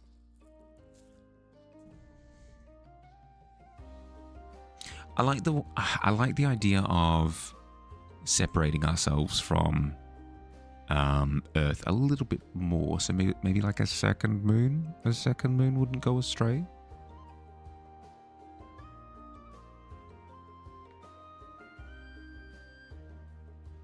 But I would want to tie in thematically somehow. 3 moons? Yeah, potentially. Potentially. I'd need to find like ways to incorporate the logic of moon into the world a bit, I think. 2's a couple, 3's a party. Yeah, a party of moons. That's excellent. Fantastic way of describing a grouping of moons. As we have a murder of crows, a flock of geese, a party of moons. Skating in nature is scary because sometimes there would be ducks frozen in the water or fish frozen, but it's on the surface. So now you have obstacles. You've tripped over a duck's feet before. Wait, what? That do they just how quickly does the pond freeze over for that to happen? That's insane. That's no moon. Well, actually, with the way that Brink became Brink, it could totally be argued that like parts of the inside of the planet kind of exploded out and formed into like a second or third moon or whatever. So there, I mean, there's logic there. If I'm looking for logic.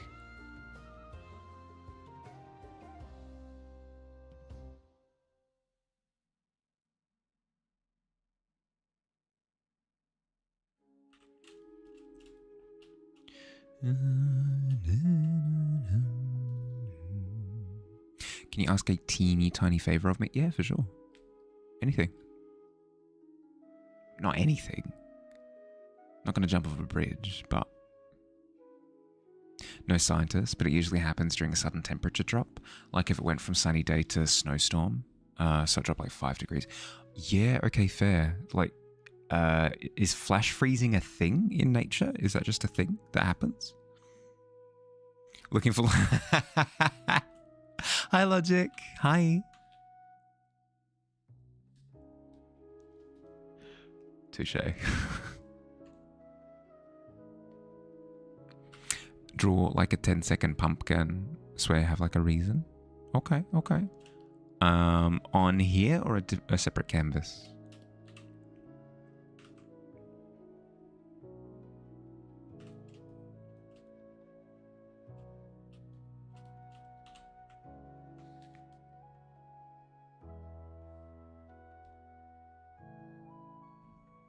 Doesn't matter. I can undo it. Just kind of want to see how I do it. Okay, sure. 10-second pumpkin. Here we go. 1, 2, 3, 4, 5, 6, 7, 8. No, I'm not going to stick to 10 seconds. Do what I want.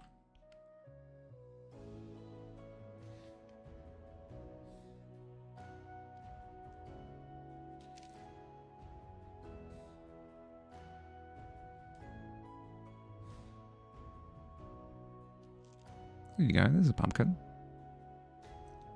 Pumpkin.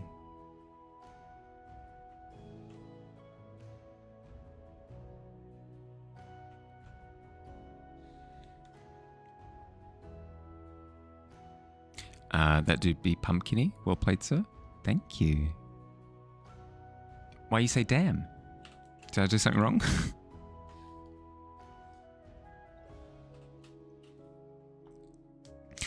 Flash freezing is a thing in nature. It's usually how you get black ice, because it will warm up just enough to turn old ice to slush, and then flash freeze right after. Black ice is dangerous because it's insanely slippery and difficult to melt. And then also it's almost invisible as well on the road, apparently, right? It's a thing. You're going to have to explain yourself now, Ben.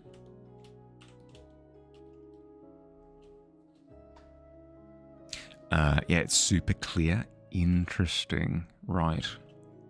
No, that sounds terrifying.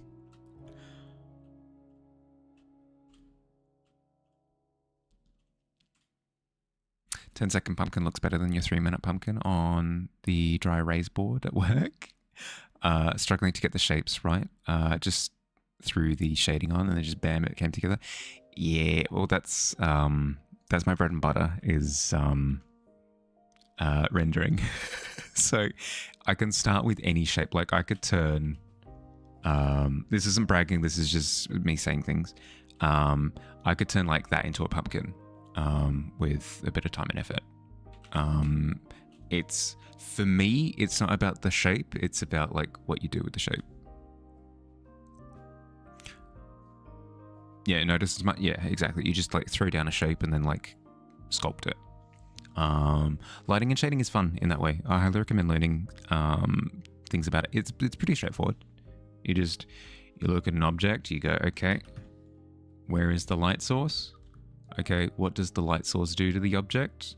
It like lights that side and shades that side. Okay, boom, shading. It's more complicated than that, but if you can put that together, you can make anything look pretty decent. It's, as I said, it's my bread and butter. That's how I, like, this tree wouldn't look like a tree unless I added shading. Learned a thing in 30 seconds. Figured that's what would happen. Hence yes. Heck yeah. Heck yeah. If I taught you a thing, excellent, perfect.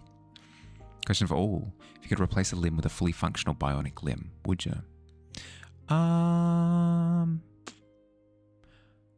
Maybe a leg. Maybe a leg. That'd be fun. Probably not hands, just because I'm very tactile, information heavy. So a lot of what I pick up, or like whatever information I pick up around me, a lot of that is involved with like touching like texture and stuff. Leg, like foot, less so. So yeah, I'd totally replace a leg if I had the option. If it like did cool things, yeah. As someone with a janky knee after needing surgery, 100,000%. Yeah, there you go. Boom. Sensei, maybe not Sensei Mahali, but no, I'm glad I could help.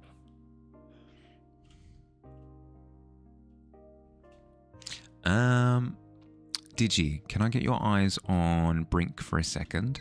Does anything feel out of place? Or do you think that like captures a little mini version of Brink?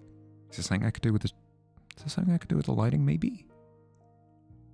Something feels off.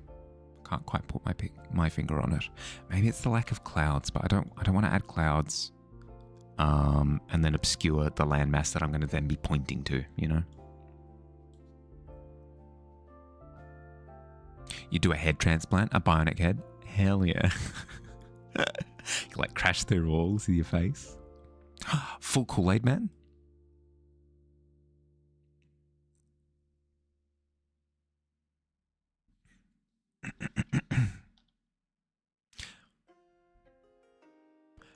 Black ice lakes are super sturdy to skate on.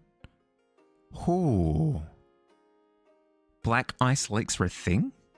I know that like black ice on the road and footpath was a thing, but like, really? I mean, it makes sense. It's the same process, right?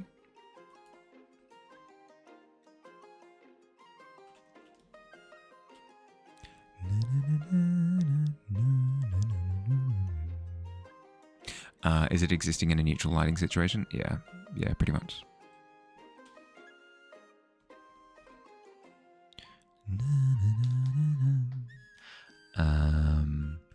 Brink glow. Does Brink have a sun? Because you feel like it needs some lighting and shadows. Yeah, that's my feeling, but I'm not sure how I'd go about it. I haven't done lighting of planet before.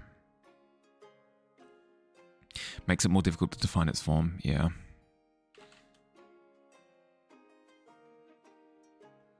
Can I have 2 suns? I was thinking that I didn't want 2 suns because that feels a little bit more in the territory of sci-fi. And I don't really want to evoke sci-fi. But like multiple moons feels a little bit more fantasy coded. So I'd be down for that, I think.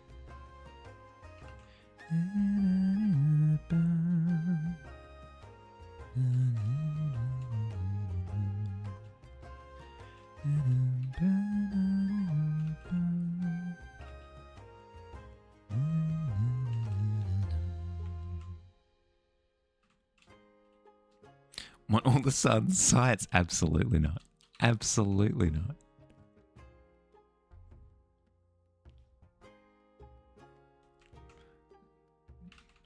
Not with that blasphemy again. You're accursed, science.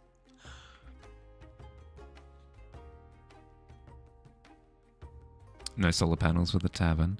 I mean, the tavern... Let's see. The tavern is underground. Like this. So, like, that is a terra ceiling. That's an earth ceiling. So, no, the tavern doesn't get much sun, unfortunately. Has been pushing 2 suns since day one. Dead set on tearing this planet apart, 100%. It has been mentioned a couple of times, but I use my ultimate power as streamer guy to put a veto on 2 suns. Unfortunately, sorry. Can put them on an arm, like extendo panels. Right. Okay. Or even have the yeah. That works.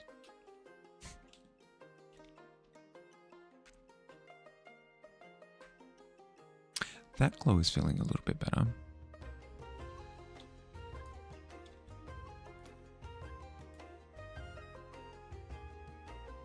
You are tearing me apart, Lisa, says Brink to the 2 suns, yeah.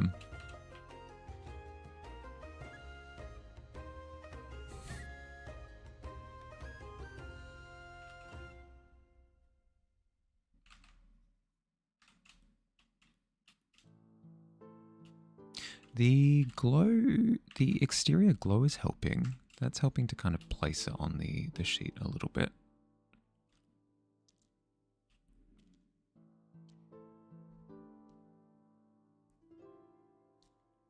But I think you're right. I think I do need to place an actual light source, maybe on the right. It doesn't have to be a strong light source, but just something to differentiate between the sides. Since it's not being hit by light directly. Yeah.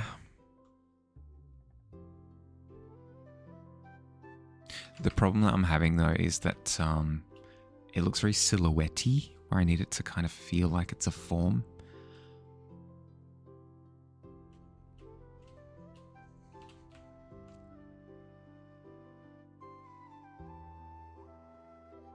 Will there be a pantheon?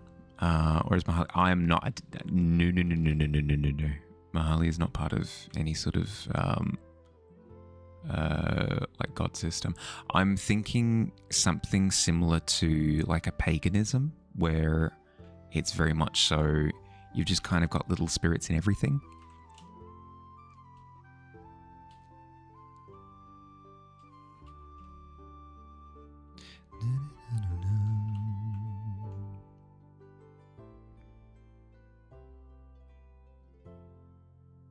Backlighting. Wish you had more artsy knowledge to help. No, you're good, you're good. I think Digi's right. I think I do need to actually place a directional light to differentiate between different bits. Shiny core. Yeah, shiny core. But the problem with shiny core is that it's darkened the center of the planet, which is intensified the problem, but I think this is doable. I think it's doable. Not a Shintoism, because that's too many spirits. Could be a Shintoism. Like, I like the idea of it being so many spiritual entities that you can't keep track. That's fun. I like that.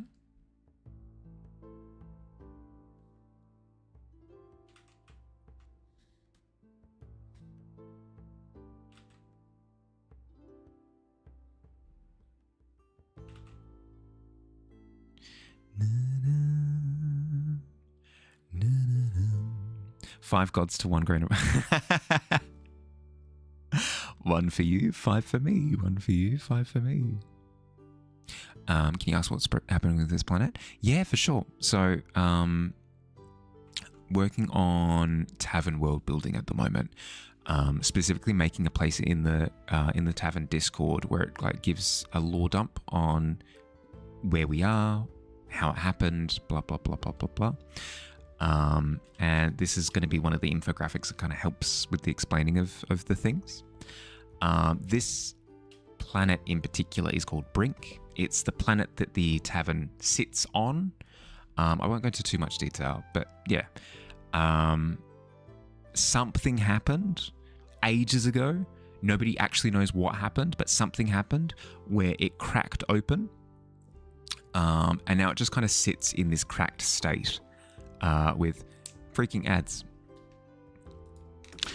I'll continue after ads. Sorry. Having the core shine brightly from within could look really cool, but without a brighter secondary source would surely lose most of the details from the silhouetting. Yeah. Ads happened? Yeah, exactly.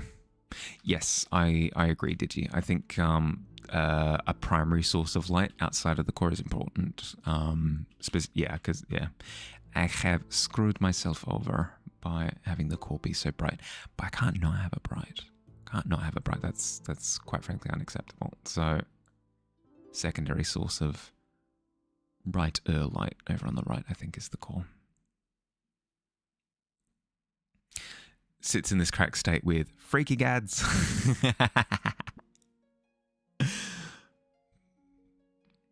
It was the ads that did it. It was the ads that cracked the egg. Now that I think about it, if the planet wasn't going to be called Brink, egg. Very appealing to my childlike brain.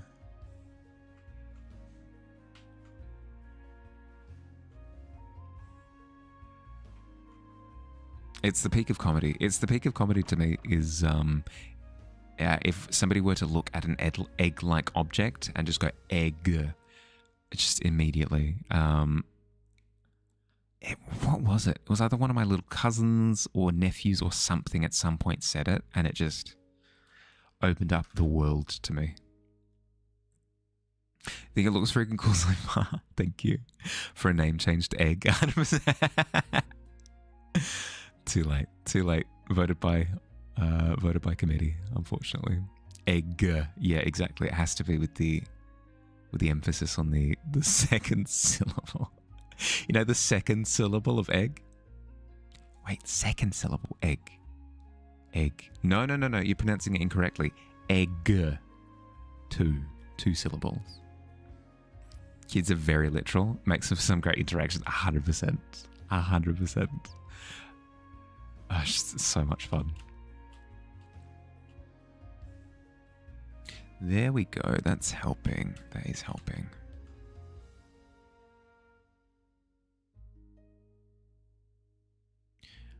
Ba-dum, bum, bum, ba-da-dum, ba-dum, bum, bum. Ba-dum, bum, bum, ba-da-da-dum, bum. Ba-da-da-da-da. Oh my god, I've just realized. Rex has actually started to lose buoyancy. Rex is floating about 10 centimeters lower than he did before. No!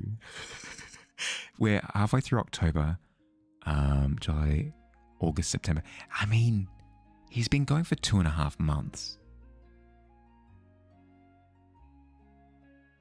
It's freaking impressive no matter how you look at it, but still, it's a sad day. He's actually started to lose. Of course, it was me humming the Jurassic Park theme that made me think of him.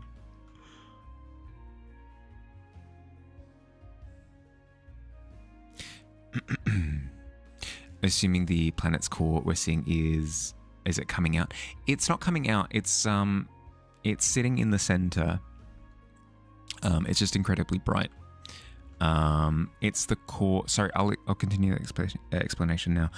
Something happened. Brink cracked and broke open and has expanded. But it didn't like fly out into pieces for whatever reason. But now the core emits an energy called the weave, and that weave keeps the planet kind of like the planet puzzle pieces kind of sitting at a consistent orbit. Having a birthday recently. No Rexette. Well, no, because my birthday was in July, so yeah. It's been doing well, doing incredibly well. Like 2.5 months is solid. Used to be a pediatric phlebotomist when kids would tell you their first thoughts of you, made for some fantastic but humbling comedy. Oh no! Make sure you put Rex in a very sophisticated old balloons home, none of those run of the mill ones. I've got a comic book crate that's got like comic book designs plastered all over it, and it's done in like a faux leather. That is my intended housing of Rex once he's fully lost all of his luster. The reason is because you randomly put duct tape around the world. Yeah, exactly. Area between the chunks, empty space. Yes, so it is visually empty space, but technically the weave exists there. The threads that go between the crusty bits are like a little bit more opaque, but not so much that you'd be able to see them from space, you know. An honorable resting place for the Great Rex. Good innings as well. 2.5 months. Ridiculous. 2.5 months is ridiculous. And given that it's taken this long to decrease this much, I reckon Rex can make it. Don't tell him I said this. I reckon he can make it 3 months. He's got this. I believe in him. He's got this easy. I should get a discount coffee. He deserves it, yeah. Crossing fingers and toes. Yeah.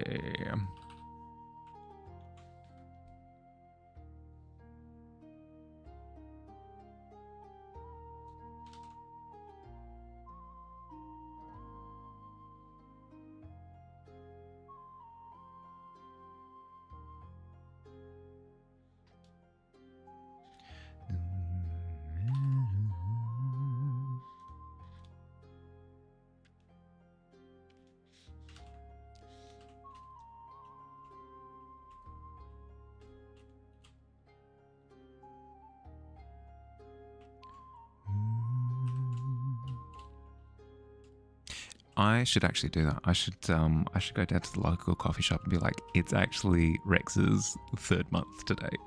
Can you get something? Is that cool?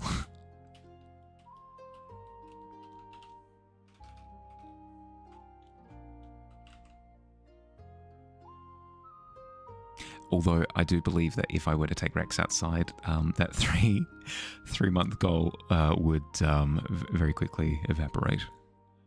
Such a great prank. No,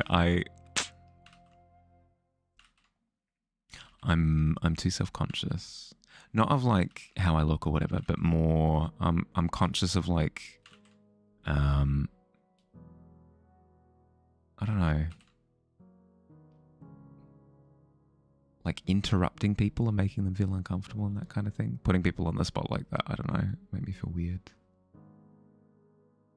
Which is where I never understood where prank channels got the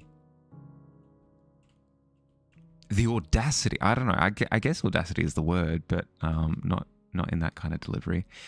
Like where they got the, I don't know, the confidence to just be like, yeah, no, I'll do what I want. Got to be confident like Rex. Rex is an extrovert though, is the problem. It's so difficult to compete.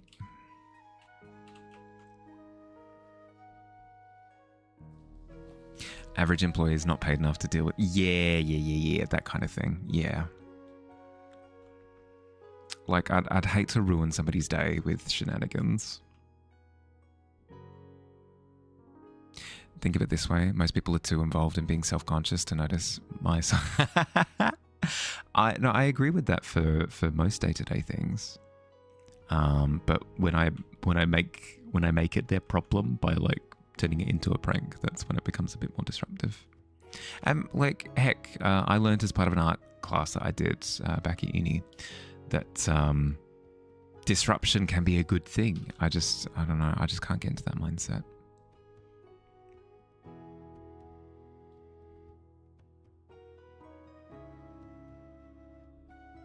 Literally for that assignment, the tutor was essentially like, yeah, so for the final assignment for this art unit, you need to be disruptive. Like, you need to go out in the street, you need to like make a scene, you know, do a thing, film it, have like a journal that you put together, like explaining your process for how you came about like setting this thing up and you're planning for it, what you had to organize, blah blah blah blah, and then submit like the video and blah, blah, blah as that. My submission for that assignment was an email that I sent to the tutor, and I essentially said "frick you." It was very aggressive, but he loved it. It's essentially "frick you, I'm not going to do it. Disrupt these nuts." And then I had a journal written up of like, I'm going to disrupt this unit. I'm going to disrupt what the tutor is asking from me, and essentially tell him to freak off. And yeah, and he loved it. I got an amazing mark for that, actually. It was a coward's approach to it though, because I literally did it in order to avoid like what we're talking about. Prank channels are wild. You're raised in a city that you try pulling a prank on someone and they'd start swinging. Yeah. Also depends on the prank. Sometimes it depends on the people they do. For sure. No, absolutely. If you're in like a super like loosey-goosey kind of environment, then pranks can be quite well received. But if it's like a business district or something and you're messing with somebody who's just like trying to get through their day, I can imagine it being received quite poorly. Quite poorly indeed. Way to do assignment by not doing the assignment. 100%. 100%. I was quite chuffed with myself for figuring out the loophole. But on reflection, I probably should have done something a little bit more outgoing, because like the point was to really hit home that making statements is kind of what you do as an artist. And mine was a very introverted way of going about it. I don't know. I could have challenged myself a little bit more, maybe. But hey, that's in the past. I'm disruptive now. When I go live, it disrupts your phones with notifications. Disrupting the system, breaking the law, breaking the law. Absolutely not. Still cowardice.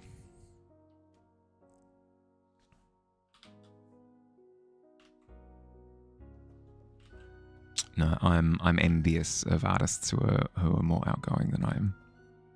Make a statement in art without forcing yourself outside social comfort level. For sure. It's all based on what you want, right? So if I didn't want to do it, I don't have to, but I kind of do want to. So that's where I'm calling out my cowardice. It's not that I'm pushing myself to do a thing that I don't want to do.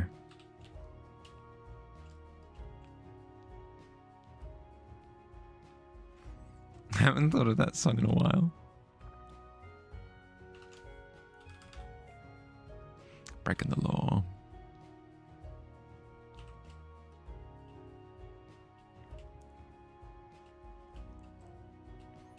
That feels a little bit better. I need to push it further by darkening this left side an equivalent amount. But I think it's headed in the direction that I want it to. Looking way better. Yep. Yep. And then I'll intensify the little sheen effect on the right, and add like a big glow out the right side as well. Gotta go for a bit. Tell the Goblin King you love him. I will. Will do. Catch you later, bud. Thanks for stopping by.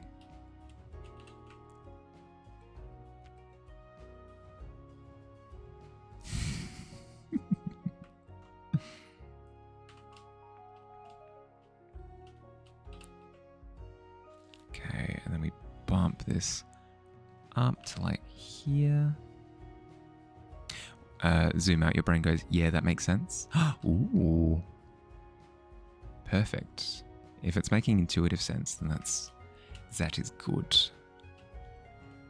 That is very good.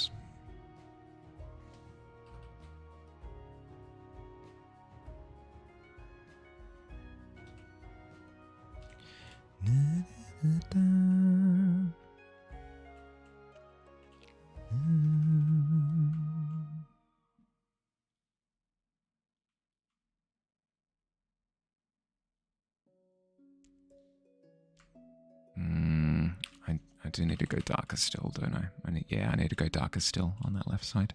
Let's jump over to here. I'm very much so playing with my food a little bit here. Better way of putting it is like pushing my peas and carrots around the plate a little bit. I'm not committing to big brush strokes, but I've kind of screwed myself by going in with detail as early as I did. So now if I were to do big brush strokes, speaking of disruptive, it would disrupt the rendering that I've done. I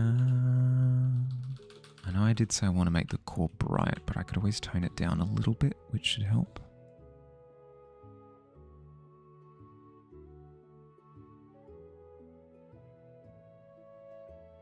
What layer are you? Core glow, right.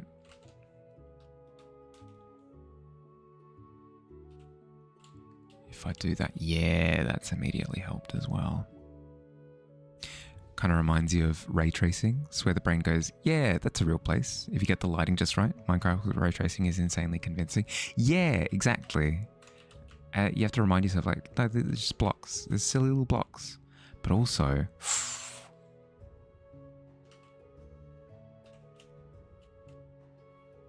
yeah, dampening the core has helped. Need to darken this landmass considerably. So, like that across there. Then the thing that really needs darkening that hasn't been darkened at all is this kind of camel color here. So let's go through and do that now. But yeah, you'd be surprised at what you can convince somebody of with just really good lighting. You can take an art style that's incredibly cartoony. Yeah, as you've said, Minecraft is like the perfect example. You can take a Minecraft, which is literally just blocks and pixels, and make it incredibly convincing as a place, like an intuitive place. Lighting is everything. It 100% is, yeah.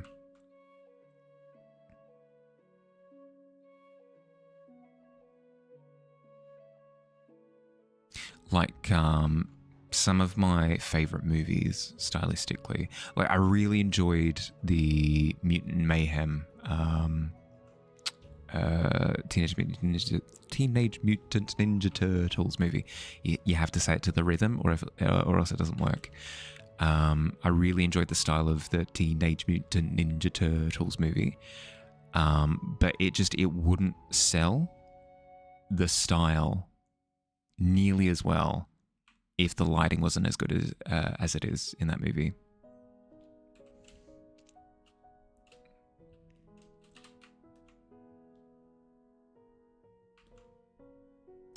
All of the colored lighting that they add to the scene just makes everything pop.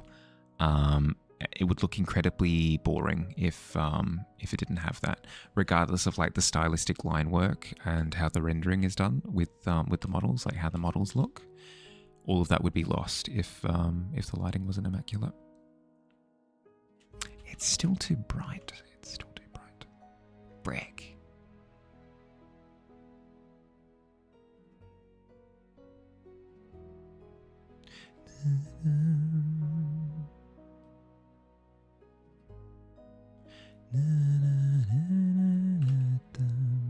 Digi, I ran D&D on Sunday. It was great. It was my best session I've ever run of anything ever. No, what was it? No hyperbole, none. It was amazing. It was so good. There's no form without lighting, 100%. It's how you make things look like they exist. Like thinking about the speed paints in your brain, just be no pop without the lighting. Yep. The Monster Hunter art, you mean? Yeah. Yep. Very, very, very exciting. Yeah, it is, because I hadn't DM'd for 2 years. I hadn't DM'd for 2 years. And my previous experiences with it were like fine. There were some really standout sessions. One session in particular that I'm thinking of is I did a city siege where a couple of dragons attacked a city that the players were in.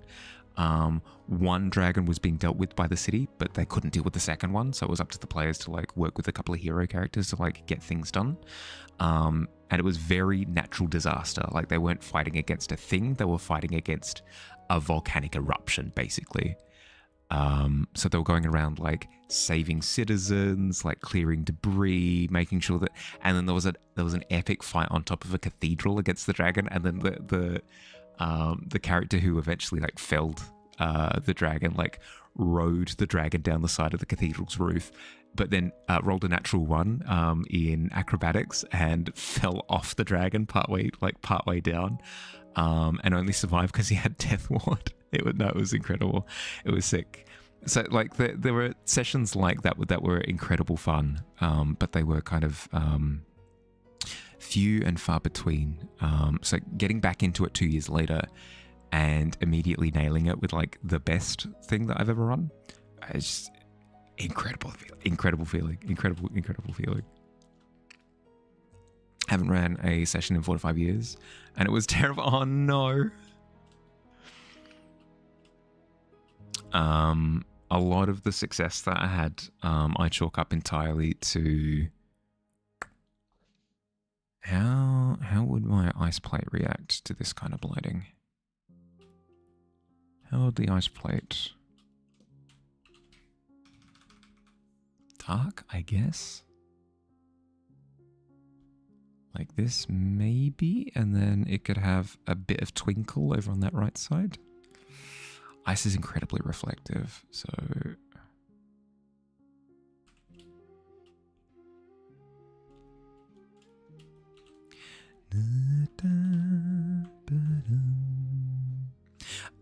A lot of the success I chalk up to the style of prep that I did this time around. It was incredibly different to prep that I've done in the past. The two lifesavers, absolute lifesavers, were one, random encounter table that wasn't encounters, it was flavor. So you roll a d20, you get a 17, and you smell the scent of freshly baked goods wafting down the street, and you can actually see somebody walking around with a tray of little tasting like toothpicks, offering for people to try it. Like just little things like that was amazing because it allowed me to fill in time in like low bits, and it gave them things to grab onto. Like nothing's really happening. Oh, okay, well, baked goods. Okay, what's happening in the bakery? Hey, baker, have you seen anything to do with blah blah blah? And it gave them something to kind of latch onto and carry momentum with. So that was like solid thing number one. That helped me a ton. Solid thing number 2 that helped me a ton was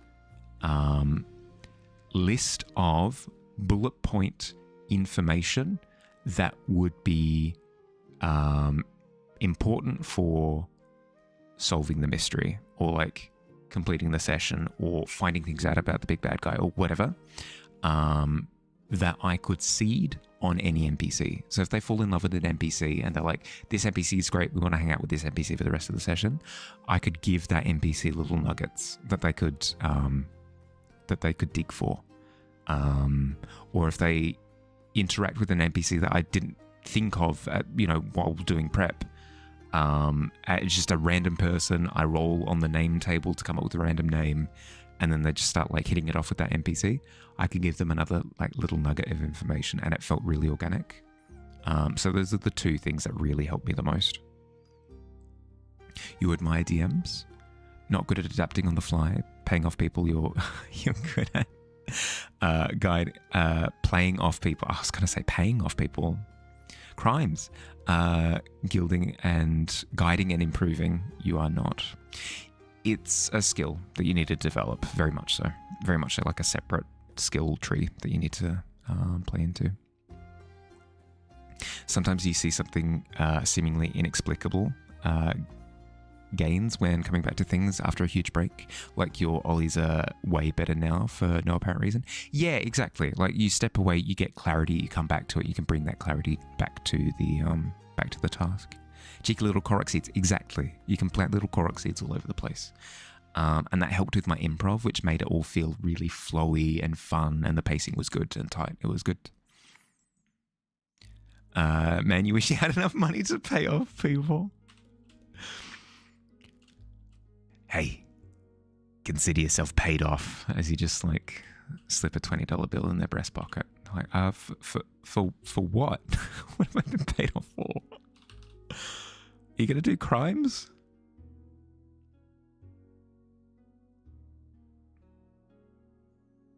That's absolutely something I would do when like I'm really old and really bored. I'd go around just like slipping people like $10 notes and be like, "You didn't see me here. Shh, don't say nothing. I'm not in town. I'm not in town." Ah, yes.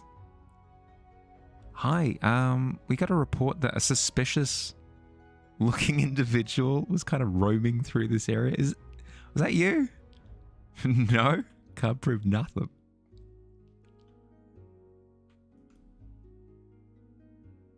Are you doing crimes? Nah, I'm just old and bored. Actually, those 2 things.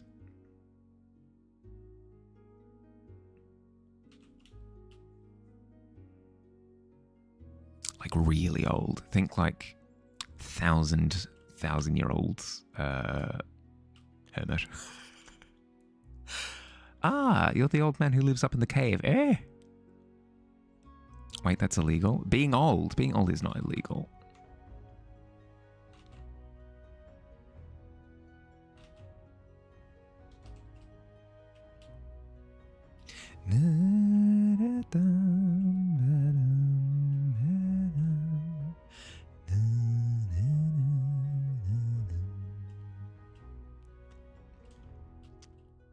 Okay, how the frick am I gonna do this?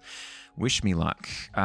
Brink arrows. God, this is a graphic design thing. This is not an illustration thing. This is something that people who are good at their job actually do. Let's see.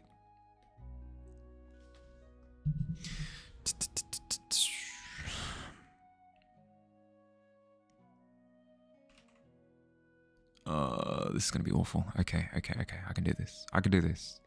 I believe I can draw.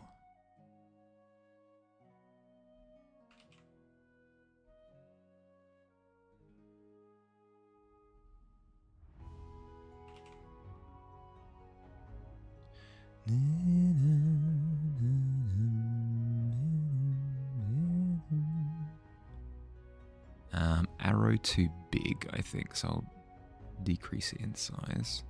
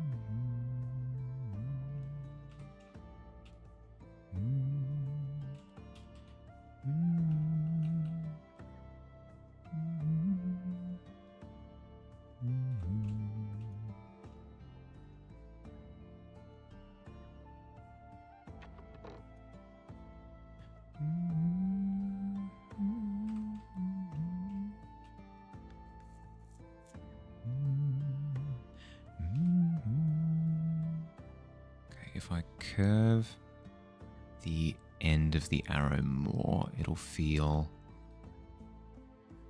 like it's bending inwards. Yeah.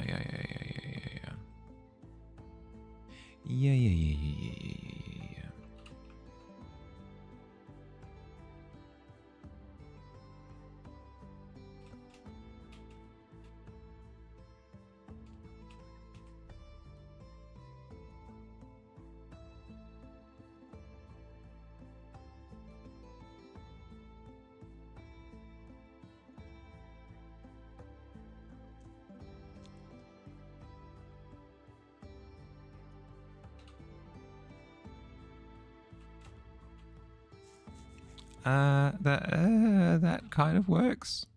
Whatever. Move on to the next one. I need to show an arc, right?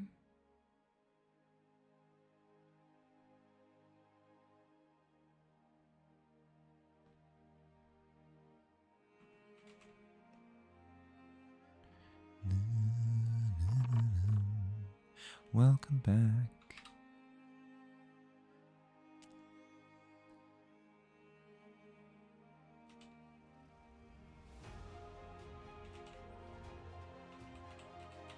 What if... Hi, Future Proof. Hi, how you going?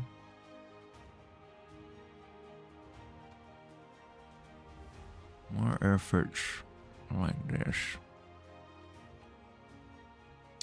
How's our little common owls? Owls. Yeah, good. Good. Productive.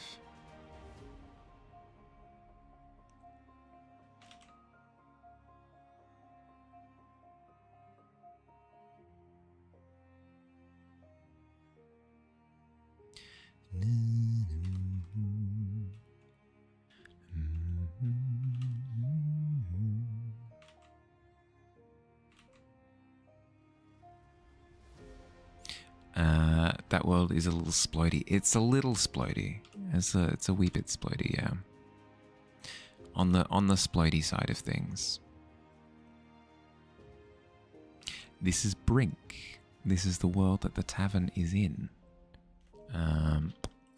This was the initial concept that we'd come up with a couple of weeks ago. Usually on a Wednesday. Usually Wednesday is like a world building stream. And we're working to kind of communicate how it works a little bit. Chat from the other platforms. Definitely not streaming on. I do. See, when the ad dodger, because you have dodged the ads. So empty over here. It's like the ether plane. Yeah. So the problem that I've got with that part of the chat is that occasionally the multi-chat thing freezes, and I need to click a button to get it to catch up. So I'll occasionally miss messages. My apologies. Ordered yourself a late night dessert and hot chocolate for yourself, and the dessert didn't come, just the hot chocolate. Ugh, that's tough. That's rough. Can map the button to a stream deck button. Yeah, feels a little bit weird. I might be able to...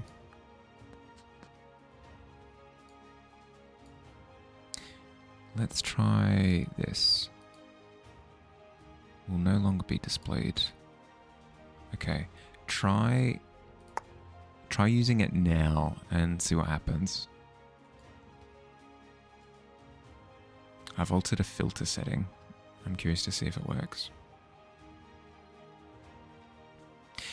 Could map that button to feels weird. Yeah, it's just weird. Weird that it does that, you know? Like, what are you? I'm the scryer of all things. It's like, okay, well, what can you see? I can't see anything. Actually, I'm blind. It's like, well, but you're the scryer of all things. Yes, I am, but in name only. Same feeling for multi-chat. Yeah, okay, that's come through crystal clear. I've switched it so that multi-chat is exclusively the YouTubes. I probably should have done that ages ago, but it's just a ball that I've dropped, unfortunately. That should be better. Because even if it freezes, it'll keep me updated on the YouTubes specifically. So I'll be able to see what I miss instead of having to cipher through a bunch of Twitch comments as well.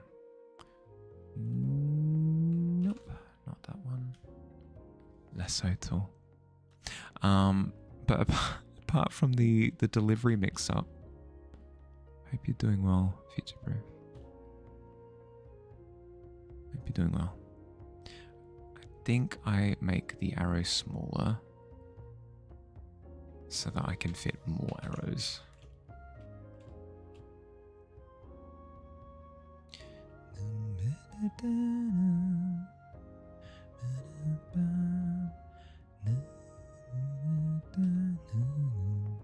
I think I also offset this arrow to the side, so it's wrapping around this way, and that way I can do a dramatic zoom like this. Yeah, something like this. Perfect.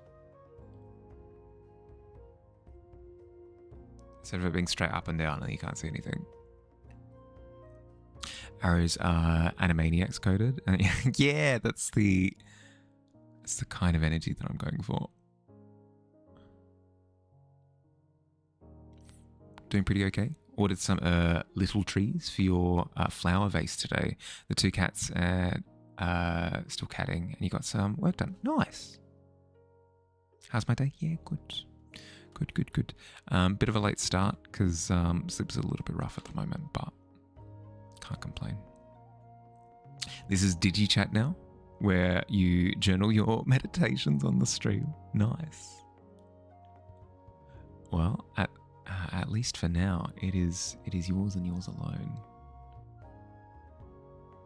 It is yours and yours alone. Do keep in mind though that I have yet a way to have it come up down here. So other people won't be able to see what you're saying, unfortunately.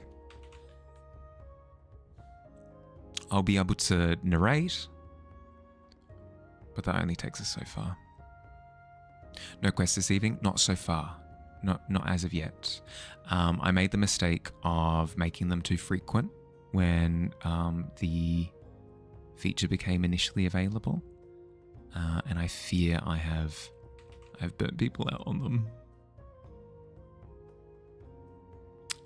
Not a judgment call, by the way. It was the mistake on my part, not on everybody else's part. So I've been slowing them down a little bit. They're not to be able to see. It's your private journal. Would be so embarrassing. Oh no, fair. Okay, fair enough. Would make sense as to why the button isn't there. Yeah. Yep. So they started out like 3 to 4 every stream, which is way too many. And it's been decreasing ever since. Now we're seeing about one quest a stream. Yeah, no stress at all. Because it is a thing that is time-based, like it will randomly appear, and if you're not here to see the random appearance, how are you to know, you know? If you turn up like 5 minutes later, you've got no idea.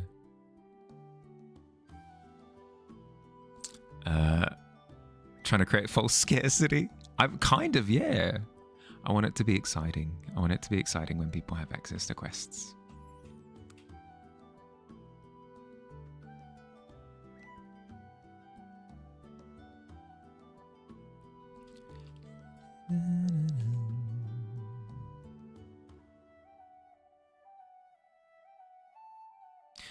Shockingly, wet quest courier comes to these parts, but once a night now. Yeah.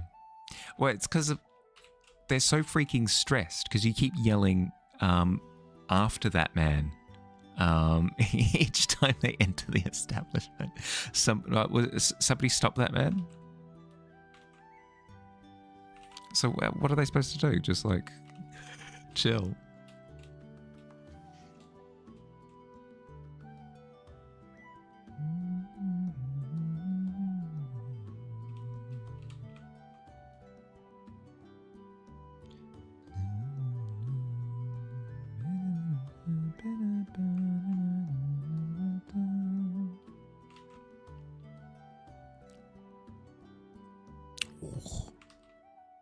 Dirty's not bad.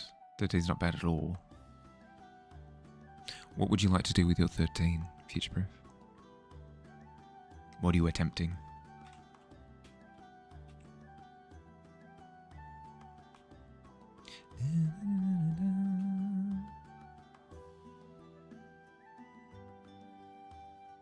Am I not going bombastic enough? Maybe I need to go more bombastic. Let's try more bombastic. Why not? Shoot for the stars. Shoot for the moon, you land among the stars, something like that. No pit for anyone today. I know. That's not true. I think one person Billy ended up in the pit. Billy did end up in the pit. Only wanted to harvest some of the grease that keeps you from getting a hold of him. The greased up courier is maybe a terrifying image. Poor bone collector, he's going hungry, yeah. I like to attempt a quest reveal. Very much kidding. I like to roll 4 if I'll redraw the arrow for a 3rd time. Yeah, okay. Haha. I will as well. I will. I'll end up doing it. Just you wait. Oh no! Start in the pit and work your way up. Not with a 5.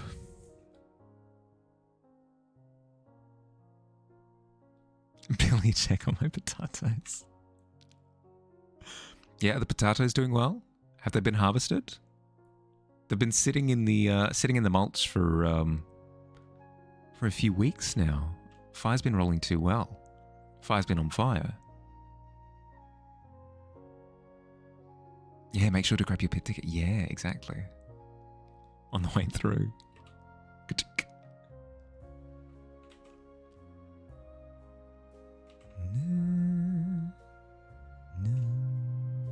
You know what? I'm gonna do it. I'm redrawing the breaking arrow for a 3rd time. Frick! I need it to feel like it's wrapping around like that, and it just wasn't in its current state. So let's do this. Roll success. The 13 was in fact successful.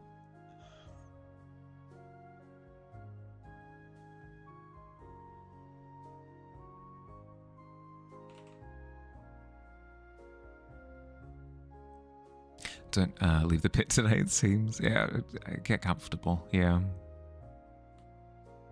What could maybe help? A little grid?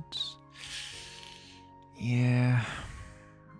It's less the perspective on it and more the like direction of it, if that makes sense. You might be right though. But I'm not sure how to do a grid for around a sphere. That is beyond me.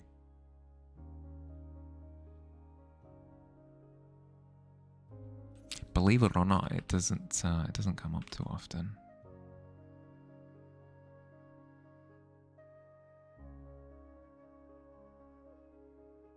Longitude and latitudes.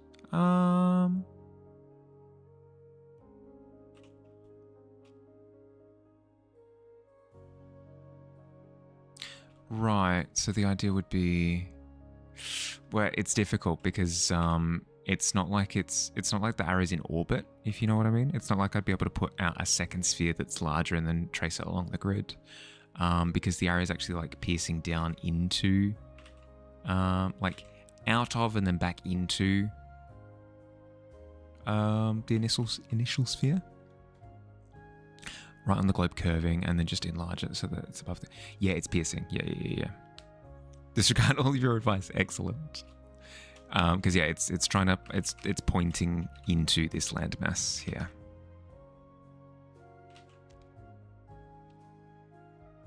Hi, Cloud. Hi. How you going, bud?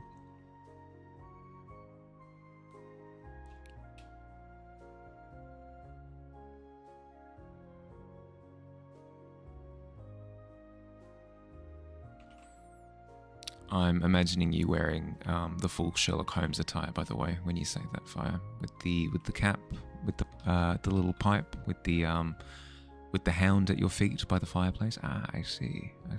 Puff puff, on the pipe.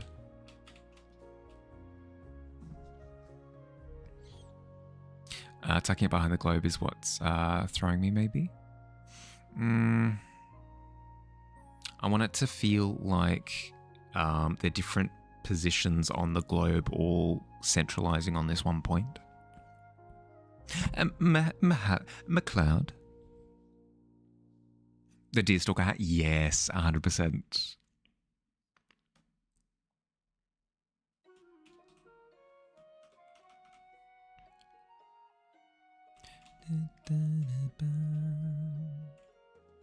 Let's leave that one for now. Just have it loosely in, and then I can keep adding to it after I've done a couple more.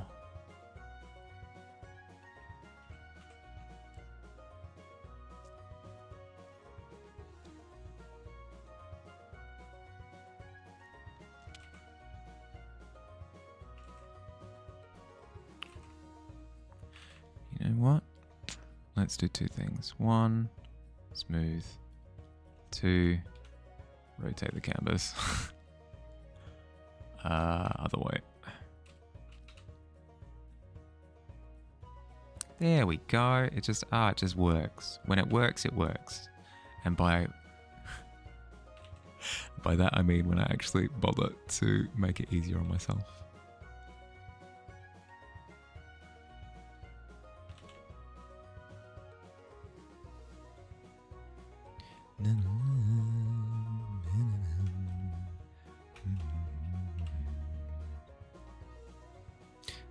Maybe you do smoke a pipe.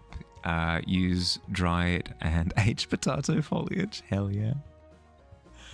Well, it's not going to deal with itself. It's going to waste otherwise.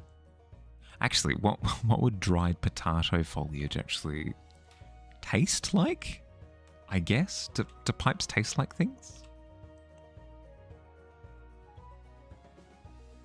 Depiction of Sherlock in movies is the Great Mouse Detective, honestly. Fair. It's probably the most accurate.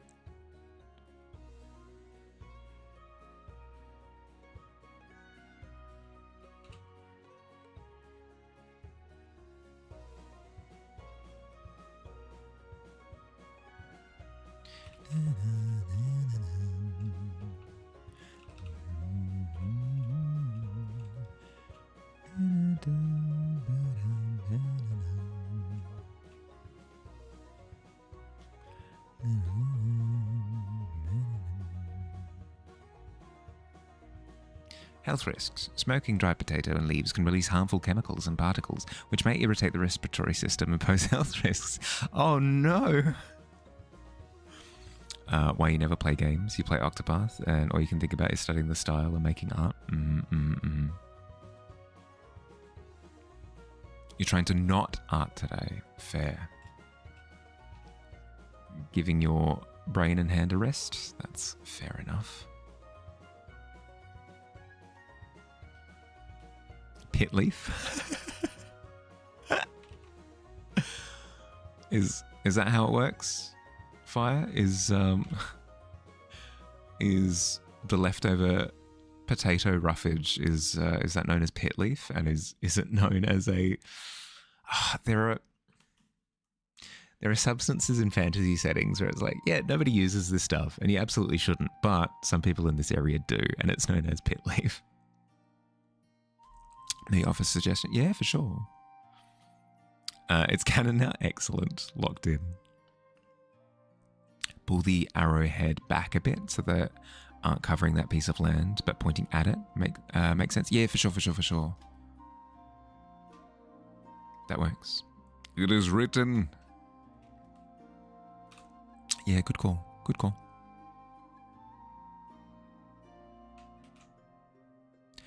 Barum.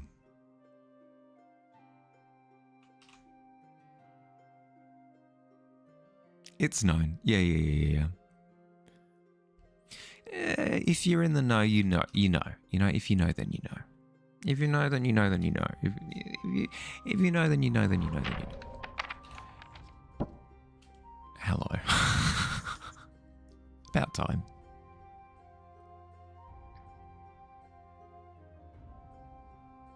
You almost missed it. Ooh. Nabbed. Okay, all right. You wander over to the post, and as you heard, there is a dagger embedded in the wood. Underneath that dagger, a parchment with a seal. You recognize the seal. It's a tavern quest. You see Digi vault over a couple of tables running after the greased stranger that threw the dagger, but you don't concern yourself with that hullabaloo. Instead, you unfurl the parchment and you read. 1 out of 10 dentist Doug is wanting something strange used as a lantern. Make it teeny tiny, no cheating. Still add some detail.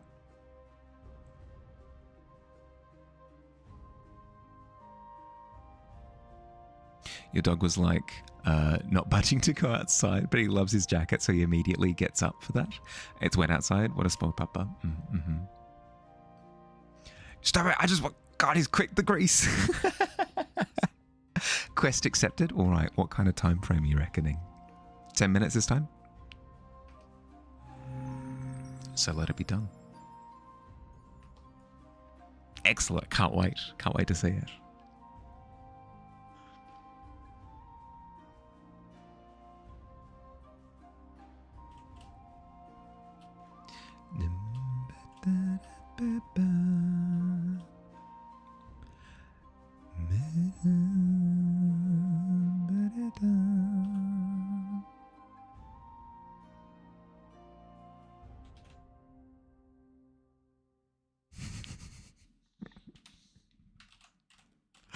The desperation of like a clamber, clatter, dash.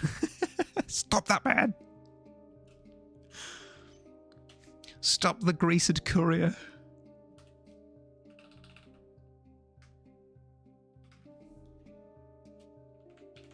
Brick, enter, grab this one. You just need to catch it. That's tough. That's tough. Take all the time you need.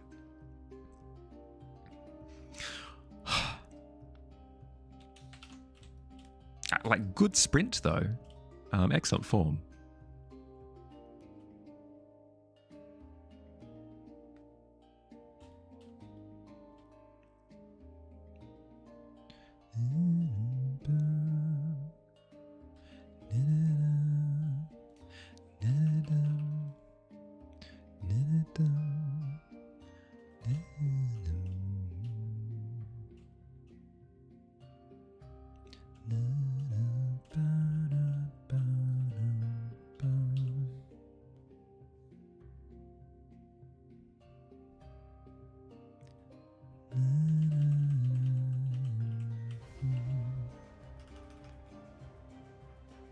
Do I go that dark? Maybe darker with the red?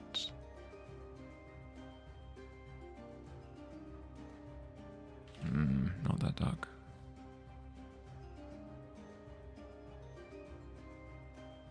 Then I go with highlighty colors across the tops of the arrows.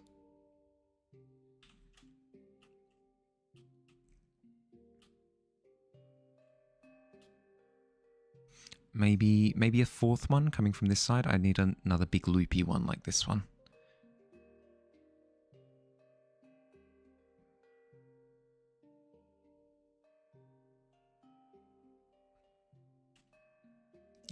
Yeah, let's quickly do that.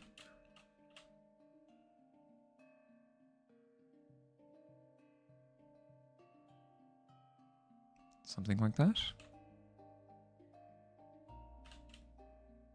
You can like see it through. Yeah. Perfect. Quest sounds fun. Are there any real rules to them? No. More than anything, they're just excuses to. Apologies for sounding like a little bit too earnest, but my desire is to have people do creative stuff. It doesn't have to be about me, it doesn't have to be about my stuff, it doesn't need to be about the tavern, but it seems like people have been quite excited to draw tavern stuff. Like it's been an incentive for people to do creative things, and I love that. So if it's a method to get ideas in your head, get you making stuff, practice drawing, practice doing art stuff, then that's the goal. That's the goal at the end of the day. If you do a quest and you don't really fit the criteria and you kind of do something else, at the end of the day, it's fine. At the end of the day, it's secretly fine. Don't tell anyone, okay? It's a secret between you and me, okay? Don't tell anyone. It's actually fine if you don't meet the criteria of the quest.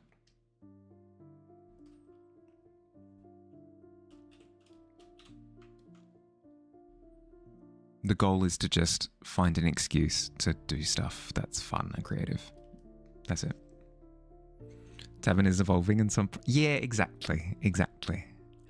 So if people are having a good time, then I've done my job.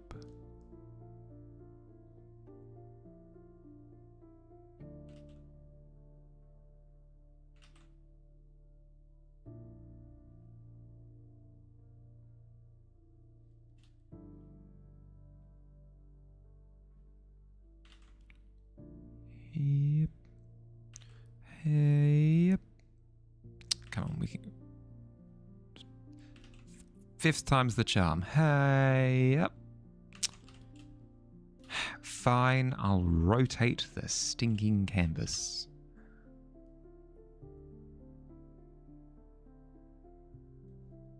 You happy? You happy now, canvas? Now that I've taken you for a spin?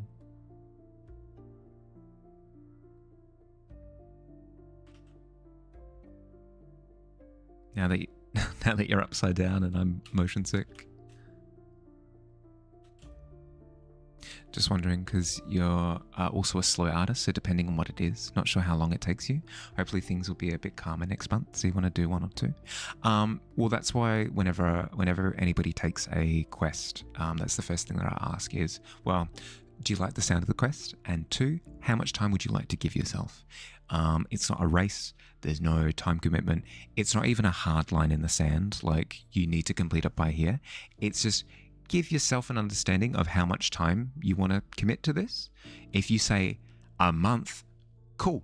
Give yourself a month. Spend the month on it. Have fun. If you, like with visual, if he wants to spend 10 minutes on it, cool, excellent. If you want to, you only want to set aside 10 minutes, perfect. It could be like a fun little challenge to like see if you can get something done in 10 minutes. Perfect. Very much so self-driven. So whatever you feel like you need. Good time management practice though. Yeah, for sure. Like if you want to keep yourself stringently to whatever time you set, you absolutely can. You can be like, nope, I said that I'd get it done in a week, Marley. So I will get it to you. I'll get it to you in a week. And that's fair.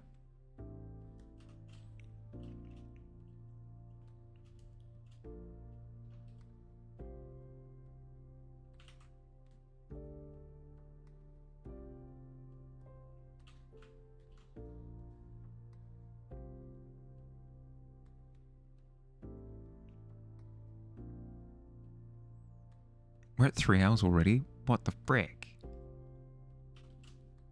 I just painted a little globe. Where does the time go?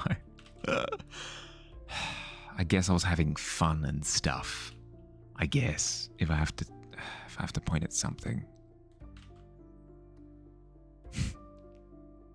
Speaking of being kind to yourself, I was having fun and chatting with people, and that is not against the rules. I'm allowed to take my time.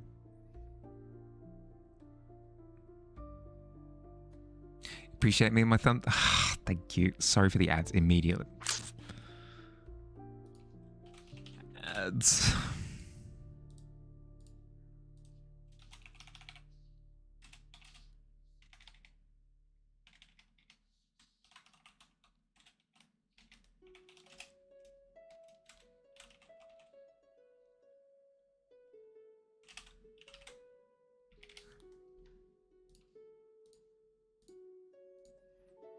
Same to you, Fire. Thank you very much. I appreciate it.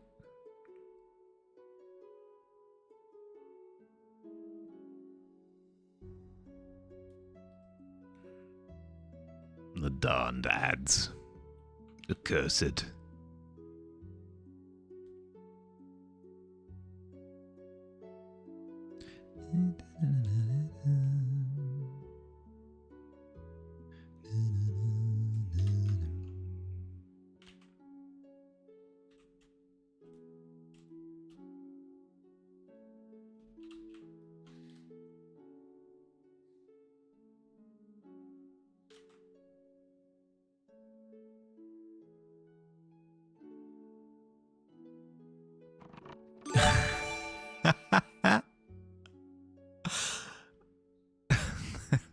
Fire, thank you for gifting a sub. Thank you.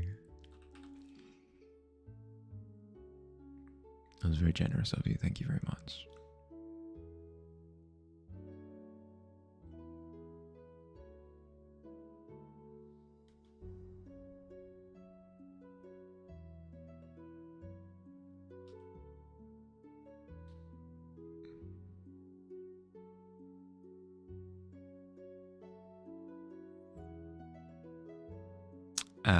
You give 5 gift subs for 1 sub. Hot damn. Apparently, yeah. No, apparently yeah, that makes sense. I mean, you have gifted subs in the past, so that's 5 total, yeah.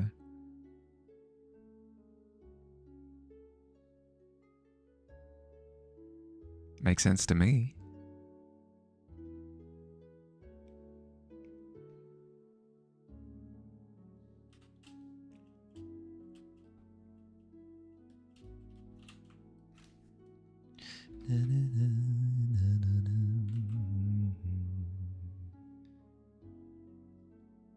You totally read that. No, you're all good. You're all good. Not a problem.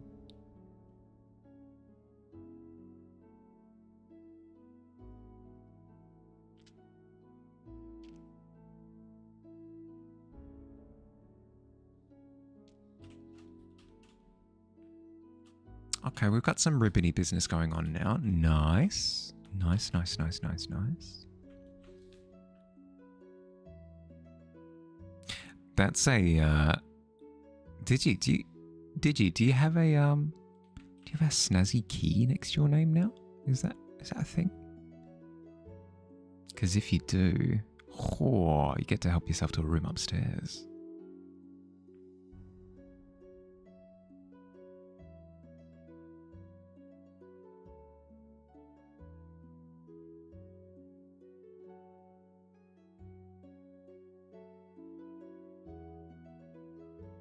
Oh wait, I've just realised.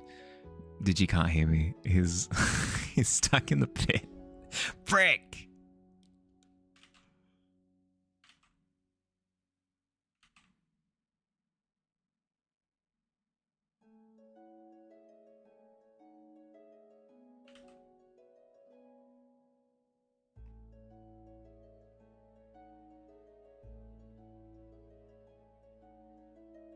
Well, once he makes it back up to the surface, he'll be able to access one of the rooms upstairs.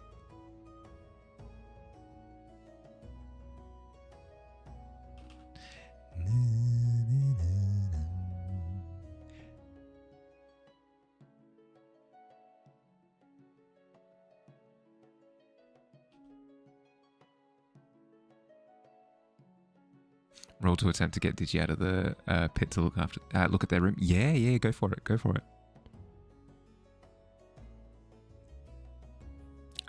Rough concept done. Starting the timer. Good luck. Good luck. Oh, with an 18. Heck yeah. Yeah, you venture down into the pit.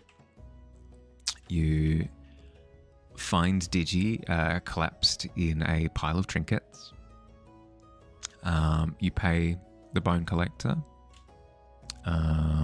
its bounty. And yeah, you pay for a ticket for the both of you to come back up to the surface.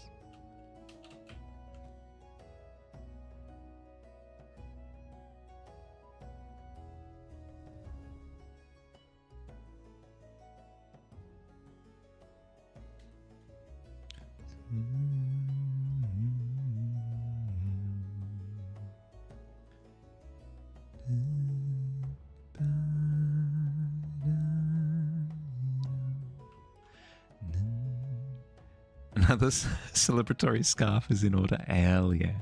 Hell yeah.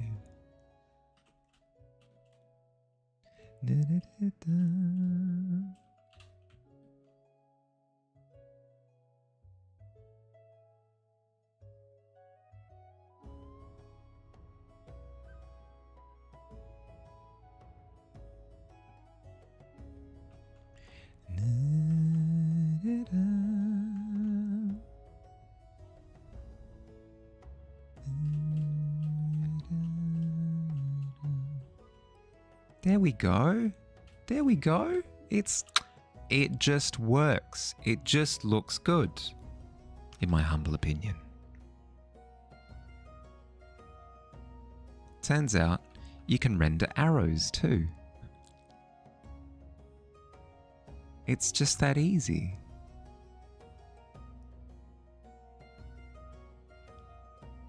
It's always the revelation moment for me. It's always like, it doesn't make sense. It doesn't make sense. It's awful. I hate it. I hate it. Wait. I can render this. I can render this. Got that lighting all ironed out. It really came to life.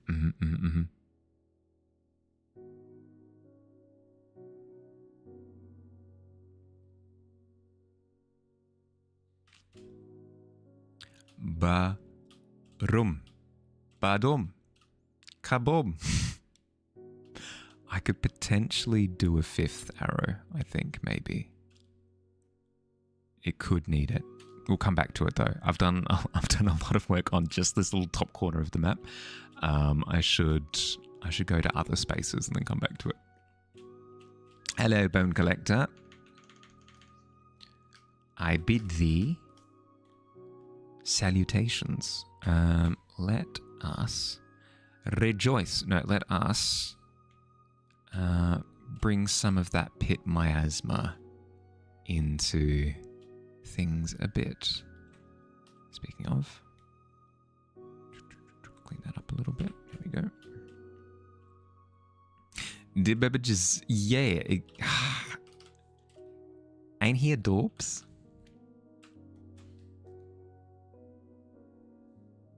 Not seeing the Bone Collector rendered yet.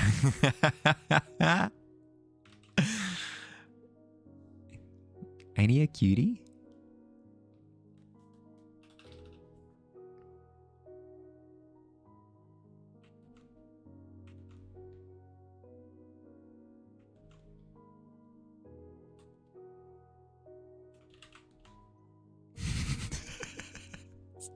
An amazing reaction. I don't think I could have asked for anything better.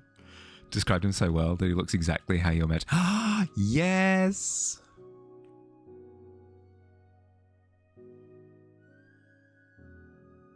Perfect. Glorious. That makes me so happy.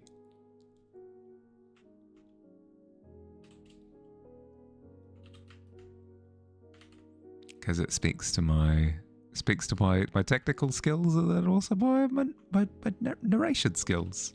If I could give you a solid internal image with just words. That's awesome.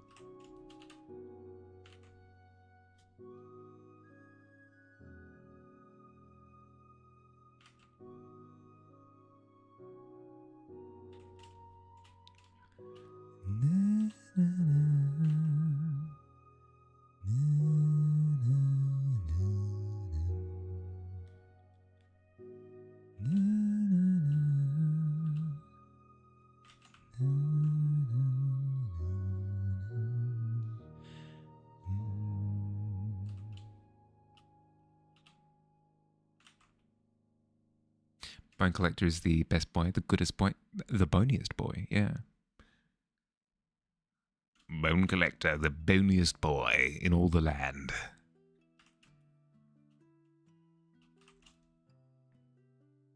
So I added the vibrancy that I need. Not quite yet. Let's see if I can bump it up without losing the flavor.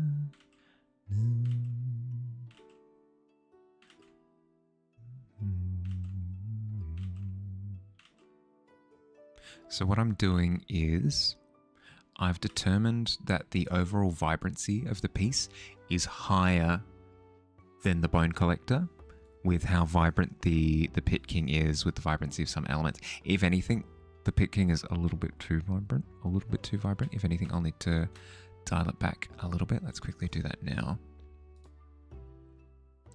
Tonal correction, saturation, decrease the saturation by smidges at a time till we're happy. I think I'm happy with that. That's feeling a little bit better, more in line with other things.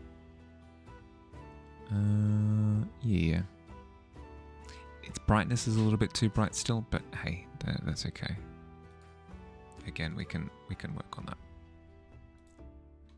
A 15! What does a 15 look like, Squid? As you're entering the tavern.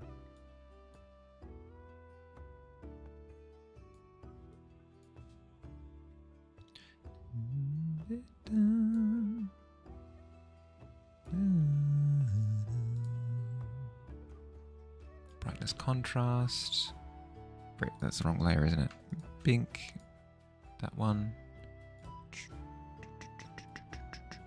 Contrast. Darken. There we go. Contrast up. Ooh, that's spooky. Maybe not that much.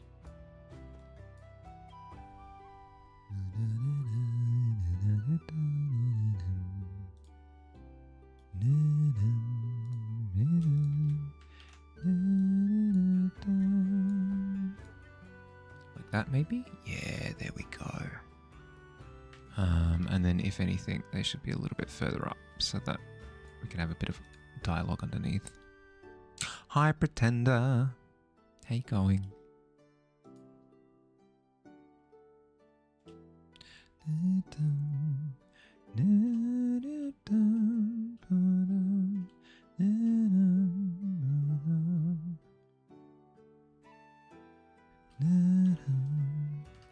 Okay, with the glowing around brink, I might see if I can king glow. Just finish splitting coconut. Ooh, coconut water extraction. Hell yeah.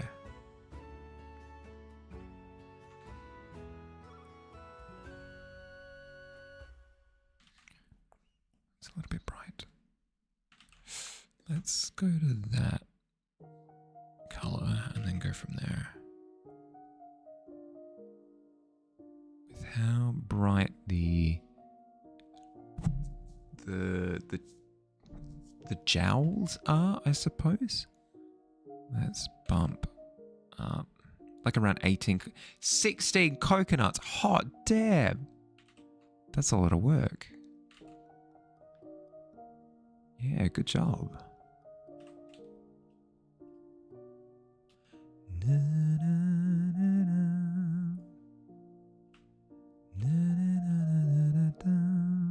Sounds yummy, but a lot of work. Yeah. Yep. You did it solo. A few mishaps though. Describe mishaps. Mishaps while cutting coconuts can be scary.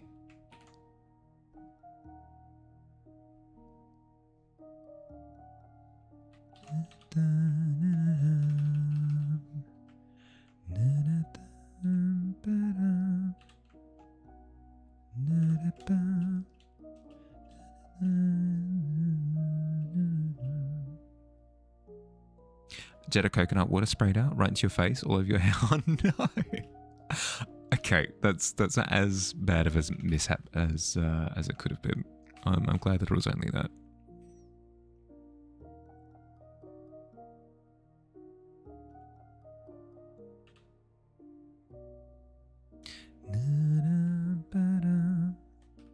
Mishaps ranging from lost some of the water to accidentally chopping off a finger. Yeah, yep.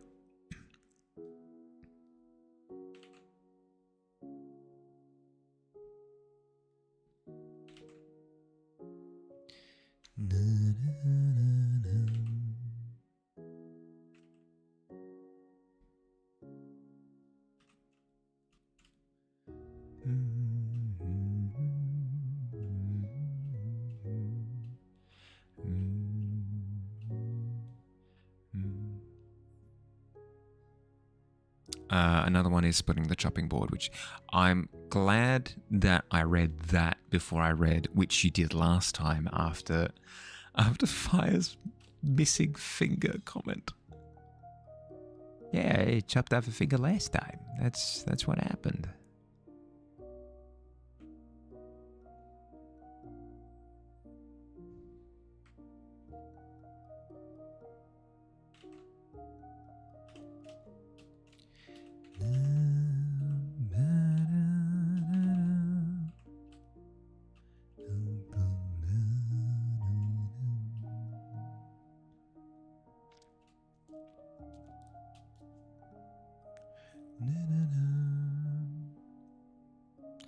It's not bad.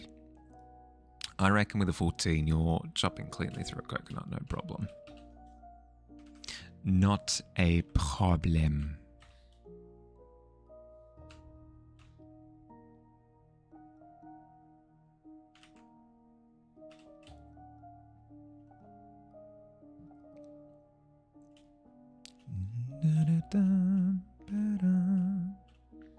Your cleaver skills have improved to another level. Yeah.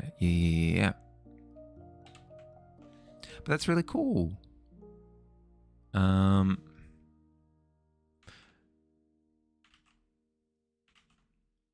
That's one of those skills where you can be like, yeah, no, I know how to do this. And everyone goes, oh my goodness, how? That's amazing. Whereas if I say I can split open pistachios, and everyone looks at me like, yeah, of course you can, because everyone can. Everyone can do that.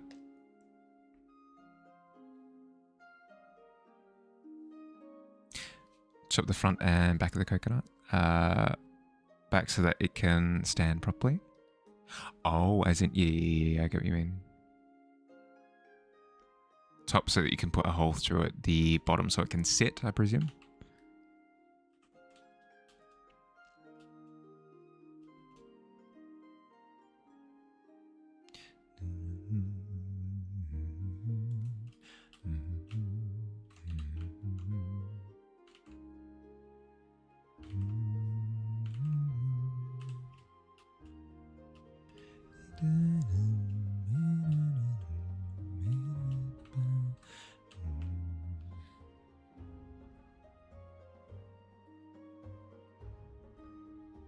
After the water is pulled into a pitcher, you split it in half. So you can actually have the meat inside, the coconut meat. I think, yeah. You usually need 2 to 3 chops. Fair. That's only one shop. Nice. Hey, it's always cool to see like a one-to-one comparison with yourself. Like, hey, I am better at this thing because before I was, before I could only do 4 push-ups and now I can do 10 push-ups. And you're like, oh my God, I can see A and I can see B and I can see B is bigger than A and better. It's a good moment. It helps to build confidence. It's nice.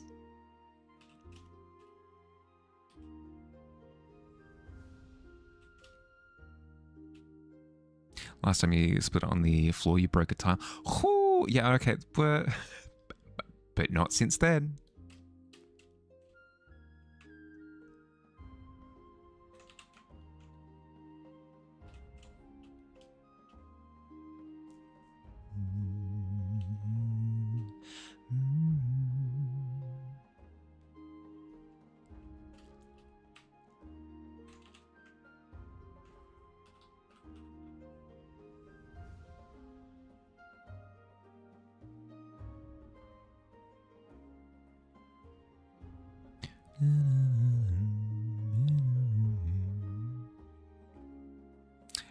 Use 2 knives. Like 1 in each hand? A cleaver and a long knife. Right.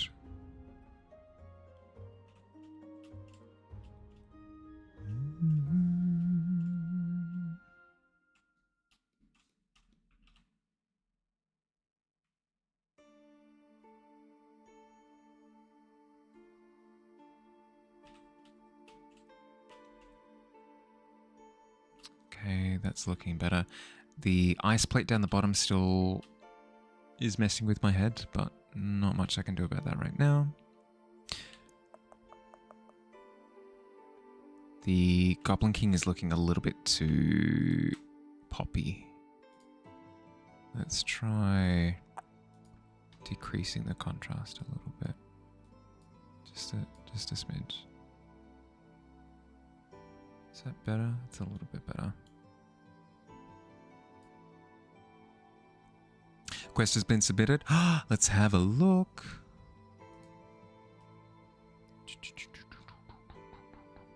Quest hand-ins.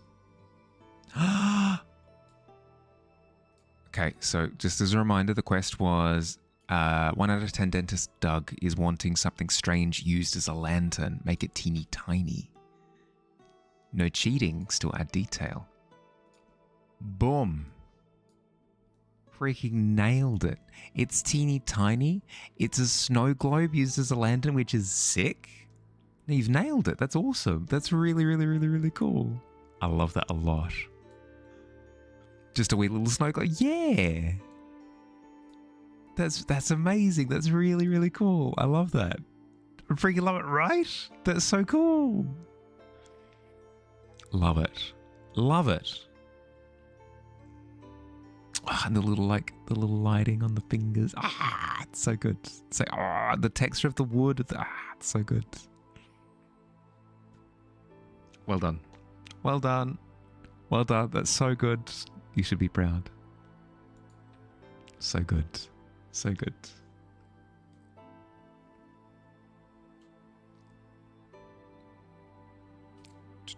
A little info there. Yes, I think that's all well and good. I think I move on to floorboards now. I do need to pop the bone collector a little bit more. The edges are a little bit unclear, but that can wait. Just wanting people to be creative.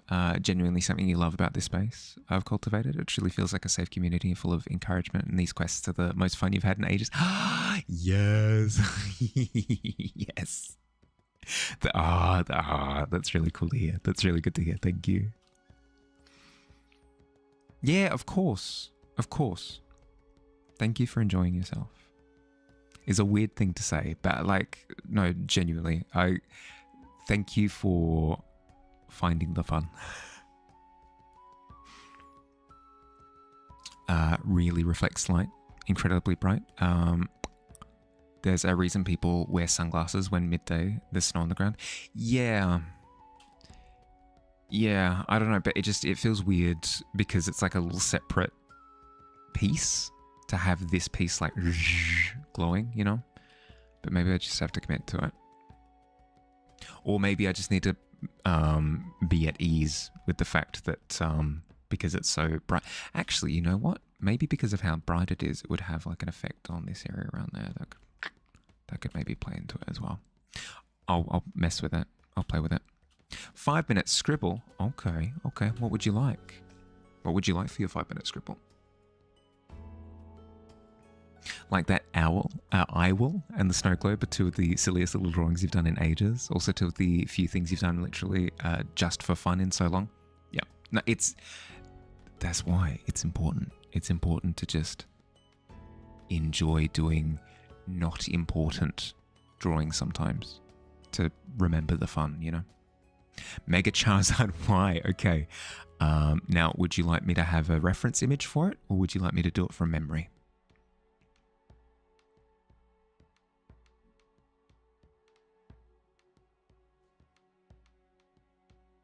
Google it? Okay. That is doable. I can do a Google. Skip the next one so you're not accused of cherry picking the quest forward and sentenced to the bog of eternal stench. No, you're good. You're all good. If anything, people fighting over the quests is a lovely thing to have. Within reason. Within reason. I think you're fine. I think you're fine for now. I think another thing that's throwing me off a little bit is the degree of detail on the globe compared to other things. Maybe I do like a little bit of simplified color work on the globe just to simplify it a little bit to bring it to where everything else is at. Maybe is another solution. I was too busy focusing on what Brink would look like. Forgot the rest of the piece. Pretender, because ads are coming up in 2 minutes. I'll wait until after ads to start. That way you're not stuck in ads halfway through the drawing. But I promise, as soon as ads are through, I'll draw. I promise. Contrastingly, if just add a little fine liner work to everything else, it'd even it out. That's true. No, that's a good point. If I bring like a little bit of texture into stuff, yeah, good point. I could do that.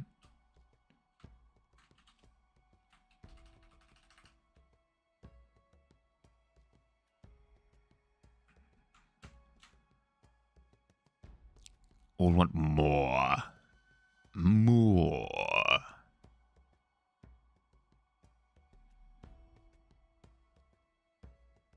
Just like a little bit of scuff mark, wrinkle, things like that. Yeah. And then go into it and refine the line a little bit harder.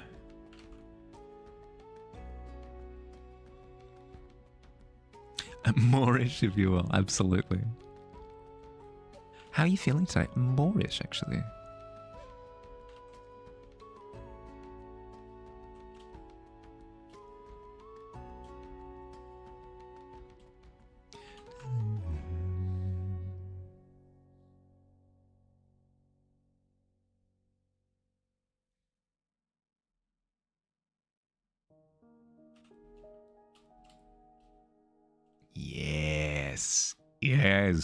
Yes. Oh, it just works. Beautiful.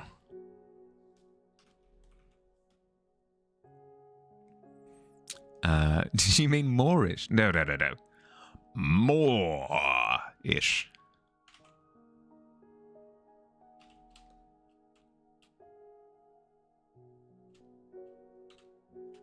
A little glint. Yeah.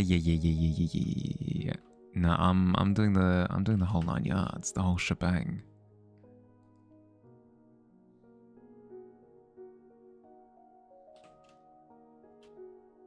And then you know what? As a fun little piece of flavor, let's do a little bit of ear chop. It can be a little bit brutal fighting for the crown.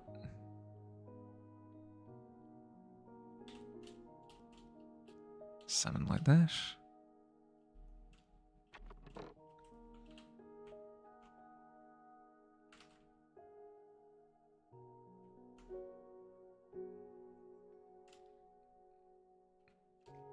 Make it look like a bite mark. Hell yeah! Okay, I can play ball with that.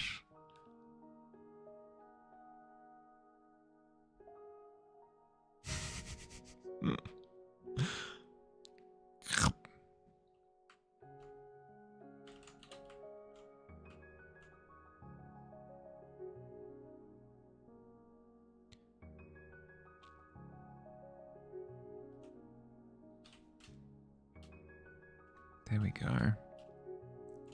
More or less.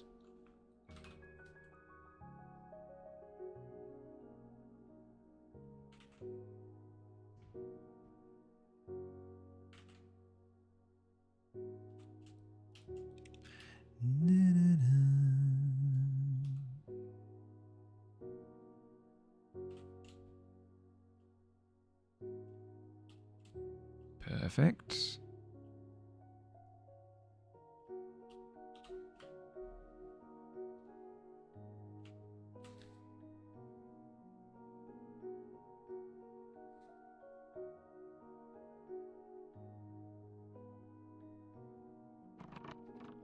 Welcome back.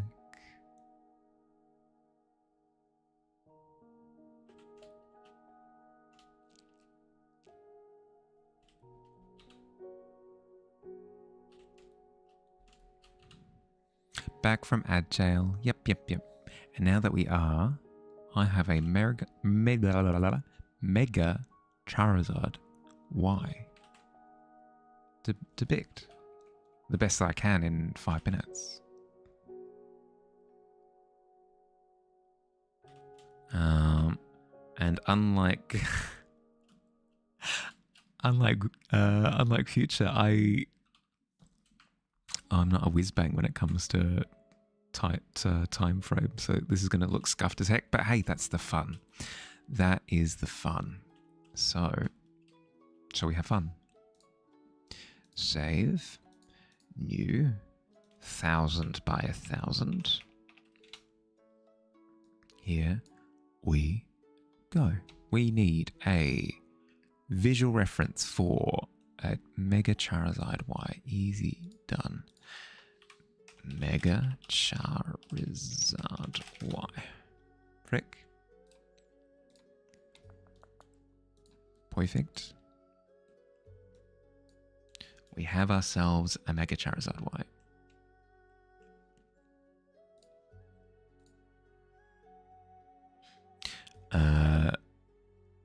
Use a Micro Charizard for scale.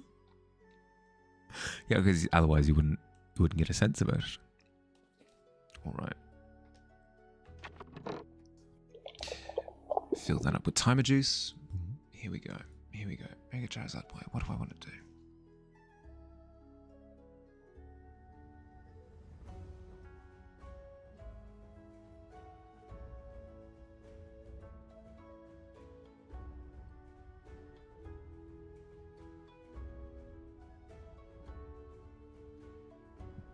Okay, I've got an idea.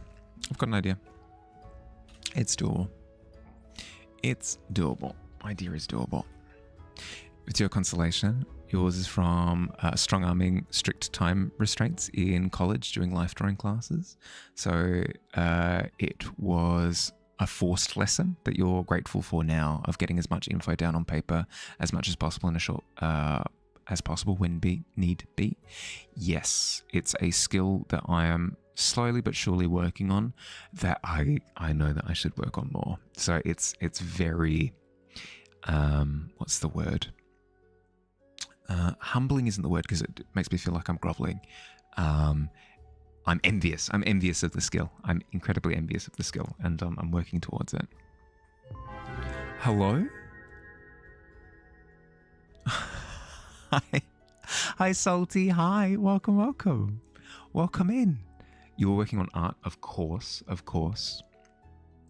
Raid message, hello. Hi, Link. Hi, welcome. Belcria the Bard. We've got a bard in our midst. Hell yeah. Nice. Salty kicked you out. You're my problem now? Excellent. Glad to hear it. So glad you could finally welcome. How'd you go? How are the studies? Going well? We're just quickly doing a 5-minute sketch of a Mega Charizard Y because it was redeemed. It was redeemed by Pretender, so I must. We're actually, not this. We're actually, we're working on a little infographic at the moment for some things to do with the tavern. We'll get back to this in a second, but before that, this. And before this, art tax. If you've got anything that you'd like to share, either from stream or previous work that you've done, I'd love to see. Would love to see. Tavern aesthetic, hell yeah. Hi Marlon, how you going? Thank you. Thank you for the follow. Welcome to the tavern. Hope you enjoy your stay. How is everybody? Are we doing good? We've got food, we've got drinks, we're chilling. D&D vibes. Playing Vincept. I am. My favourite. Yeah. No, Vincept is a guilty pleasure of mine. Has been for years. Thank you for the biddies. Thank you. 100 bitties. Thank you. Fantastic taster. Thank you. Thank you very much. Posture check. More than fair. Mega Charizard. Yeah. Yep. Went really well. Was doing boxes and circles. Of course. Just working on construction anatomy. Do you have anything of your... maybe some of those like color and rendering and lighting tests and stuff that you did, like that I saw a few weeks ago? Looking pretty good. Anything to share? Links okay? Yeah. Either directly in the chat or into the Discord. Either works.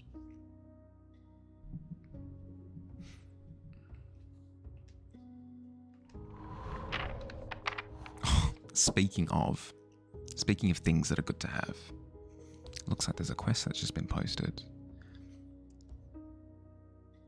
Yes, please. I would love to.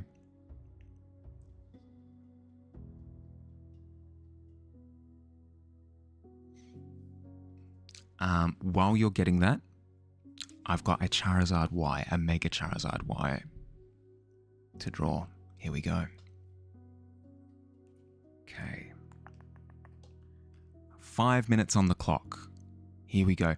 So sorry, Salty. I'll be right with you, but the timer has started. And God, I've got to concentrate. Okay, bum.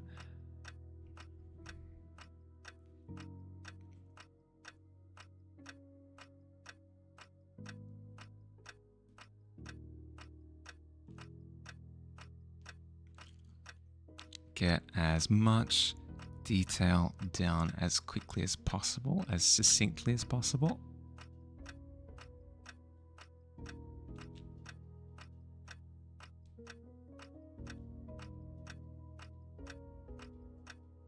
Nice and clean lines, obviously.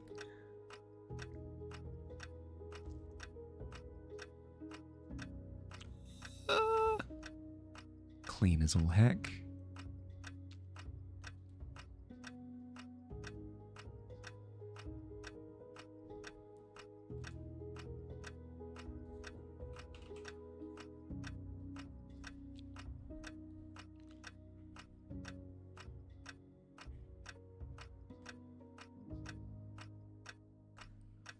Frick. No, we've got. Why am I panicking? I don't need to panic. I'm good.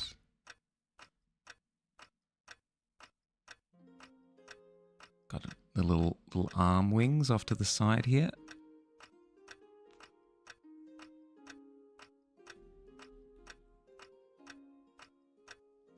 Okay, here's where we try to make the magic happen for the remainder of the time. We've got our lines down. It's a little bit more of a peachy color. Okay, easy done.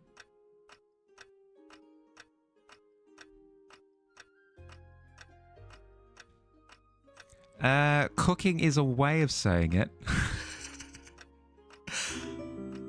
Ooh, Link, thank you for the follow. Welcome to the tavern. Welcome. Hope you enjoy your stay.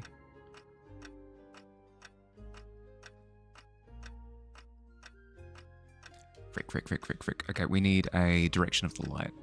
Light's coming from... What's more ominous? Light's coming from underneath. Frick, I've done it all wrong then.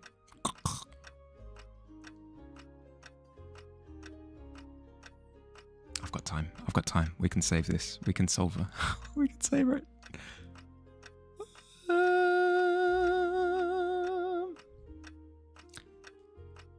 It's Codename. Hi, Codename. Hi. Sorry, I'll read messages properly in a second. Hope you're doing well.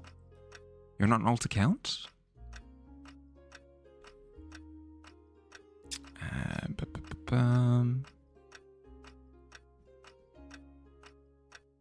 And then we've got this kind of color coming up underneath.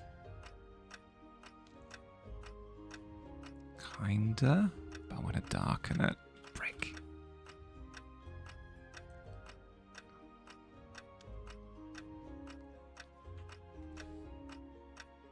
Why it's gotta go so quickly?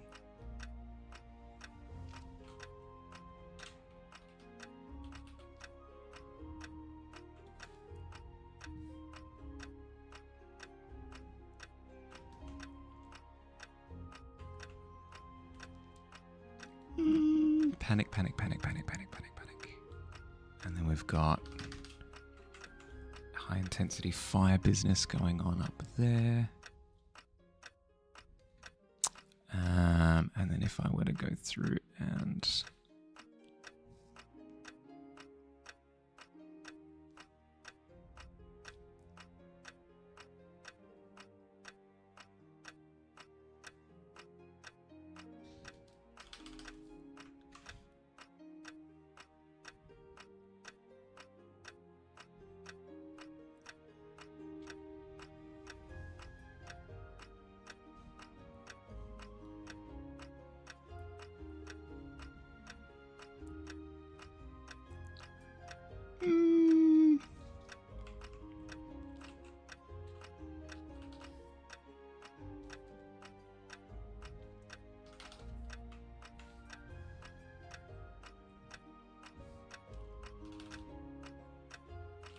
No, keep it without the blue.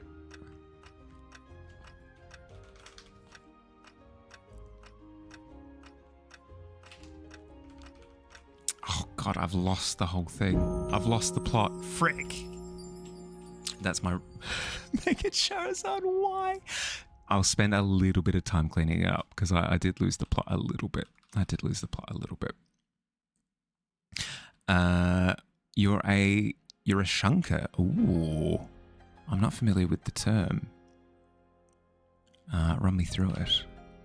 What is the occupation? What does it do? What are the responsibilities?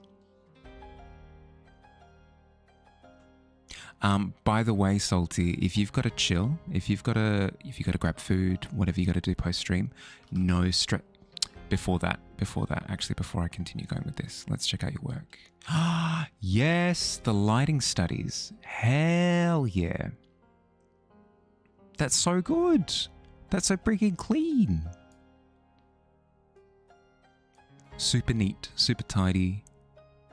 Communicates the light really immaculately. You've got the drop shadow underneath here. You've got teeny tiny little spectral highlight things. Lovely lighting on the hair. Love it. Love it. A lot going on with the outfit as well. That's incredibly impressive. Really, really, really well done.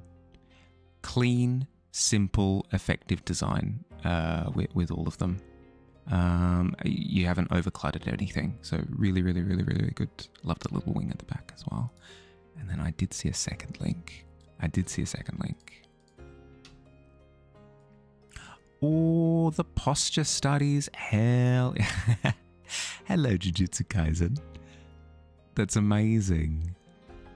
If anybody is wanting to get into fundamentals of art, like all of the important stuff that you need to grind through, Salty's going through the process now. So if you want to be in the loop for how that process evolves, check out their work. Highly recommend dropping them a follow. Please do. No, but that's awesome. Really good variety of poses. Really, really, really good variety of poses. No, excellent. Really good job. Far, far too... Absolutely not. Insane for 5 minutes. Feeling a bit sick. I have to pop out for a second. No, all good. All good. Thank you for bringing your people past. I'll darken the wings here just like a little bit, and then Pretender, I'll have it in the Discord for you to nab, okay?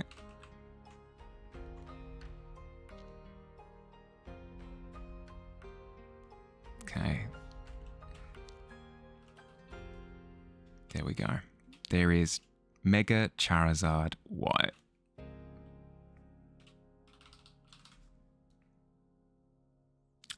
Follow Squid, but only because I say it's absolutely. I'm threatening you at this point. You will not regret it. Absolutely not.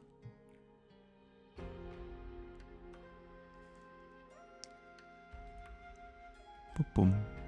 Signature down the bottom. Nab this. And send it your way. In you go.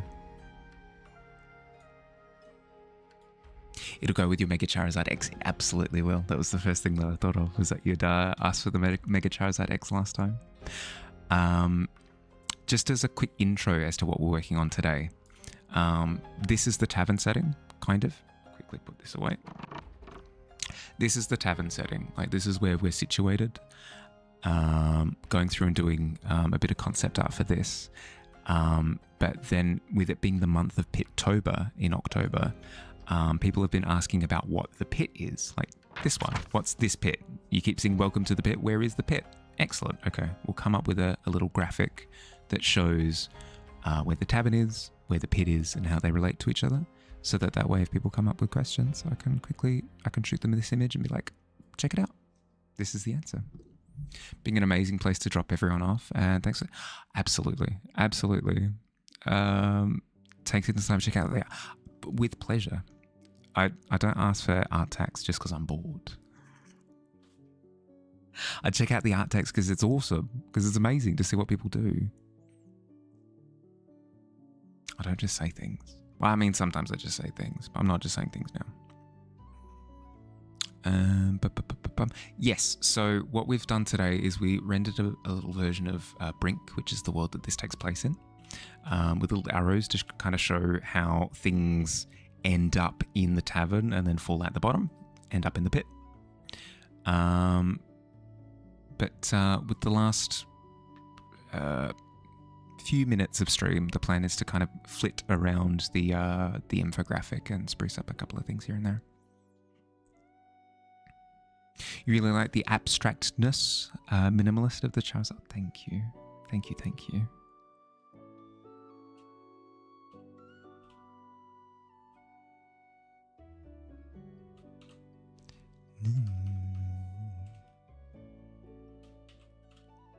I wanted to try something a little bit different with the 5-minute sketch, because I don't know, I always do line work for it, and then I have a miserable time because I hate line work. Salty is like my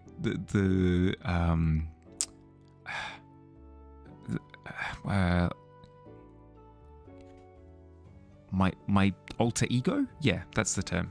Salty is my alter ego, where Salty goes through and does like lots of work on getting his line work done, and I absolutely put zero time into line work. Zero, nothing, nada.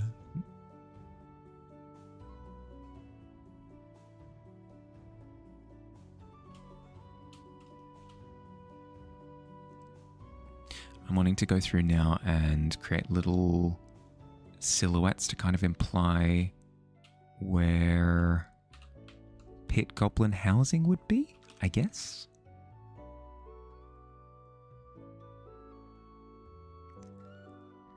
Do I want it to be? Yeah, I'll keep it like relatively orange lighting.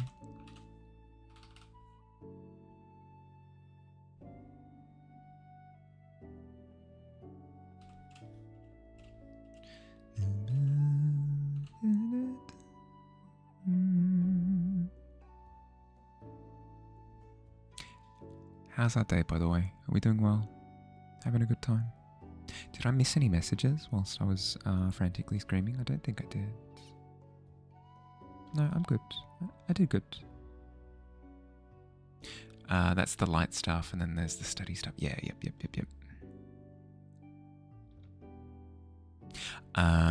This is Codename. You're on your alt account doing a speedrun art challenge. Yeah.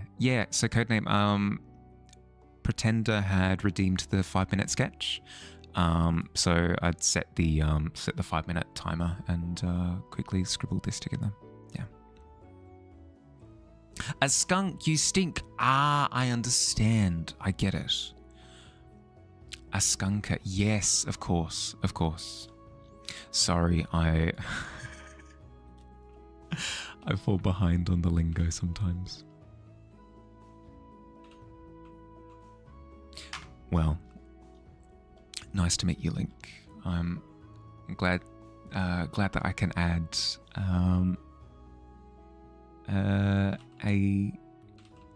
what's the word? Oh God, my brain is melted. A sentient skunk to my list of people that I know now. Next redeem will be Twitch profile picture. Okay, sounds good. It'll look scuffed, but I mean, if you're happy with it.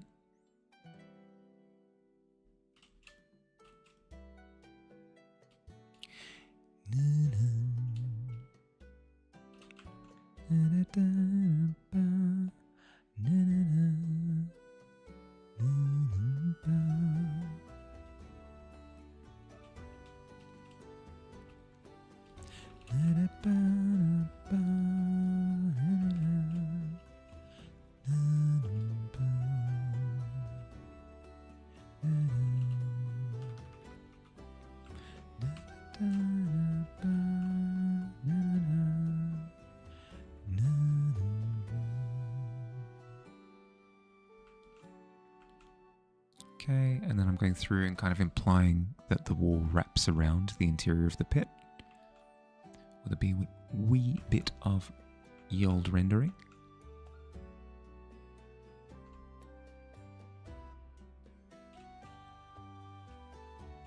Like so.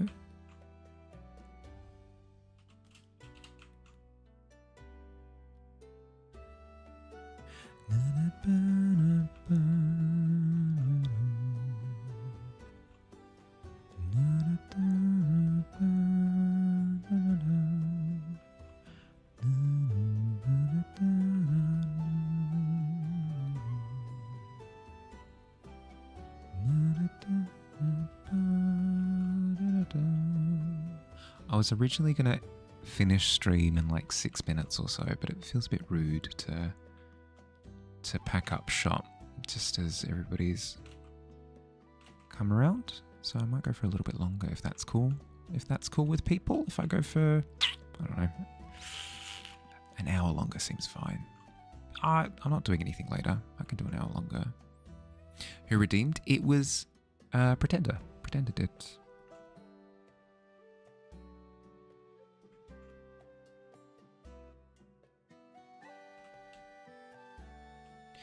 It's so cool. Ah, thank you.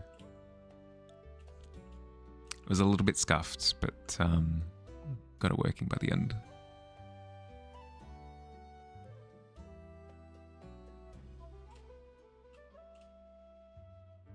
You like Mega Y more than X? Just in general? Yeah, fair.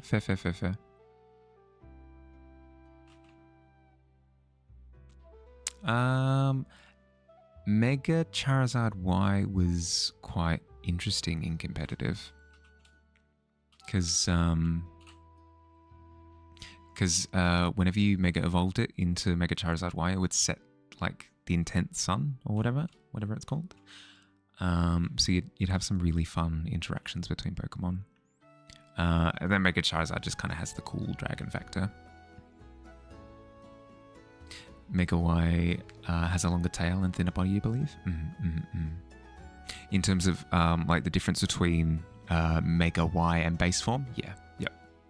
It becomes a more slender, yeah, whereas X becomes more a bit like a tank. They did design things. Much faster, yeah.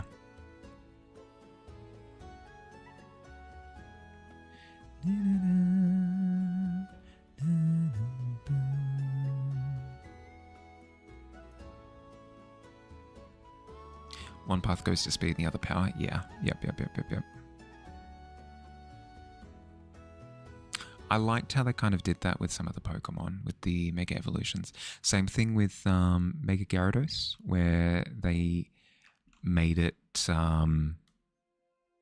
like a dragon type. I think is really cool. It plays into the fantasy of what the creature kind of promises to be. Mega Wynot is a legendary. I'm pretty sure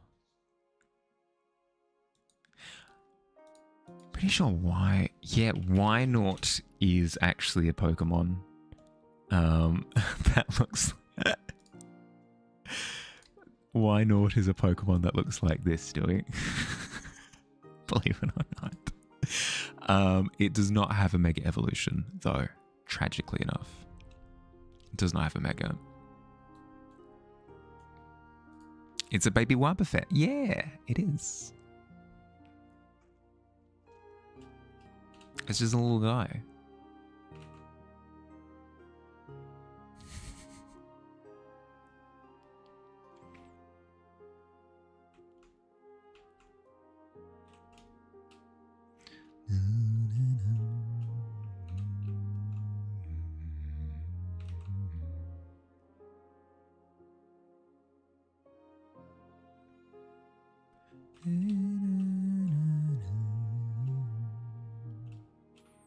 Oh no, Billy. Not better than a 4, no. Worse than a 4, actually, in fact. Why'd you do it, Billy? Why'd you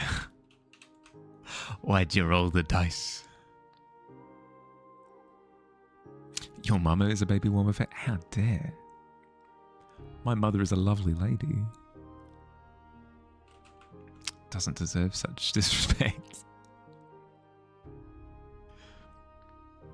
Added a 2 at the end. They did. There you go. Boom. Better than a 10.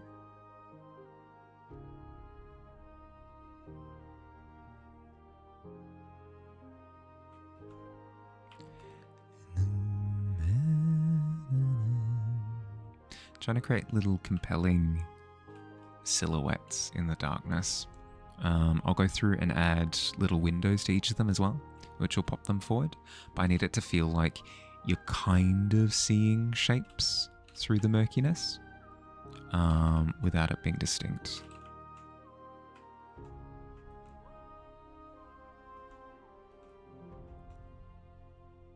Love that Digi that's like, well, I'm going to take...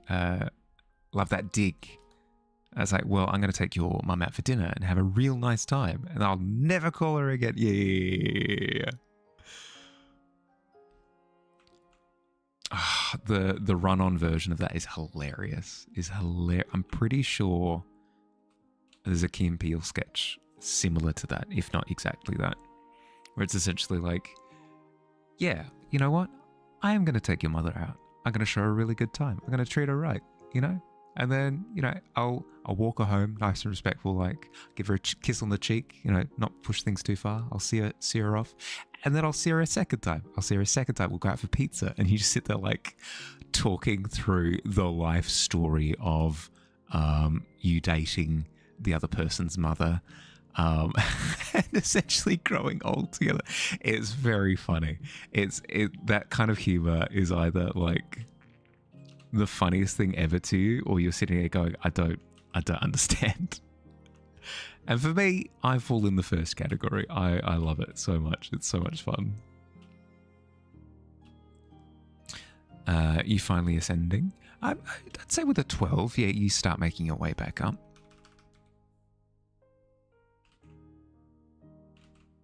Actually, I think it was discussed last Wednesday that maybe we're changing it. That once you've fallen into the pit, you need a 20 to come out. I think that's what it's maybe been shifted to.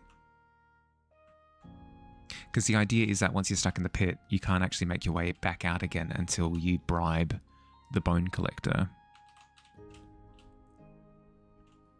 Double 20s is almost impossible to be. Double 20s is an expectation that would be beyond reasonable, I think. So no, it'd absolutely not be a case of you can only get out of the pit when you roll two 20s. It'd just be the one.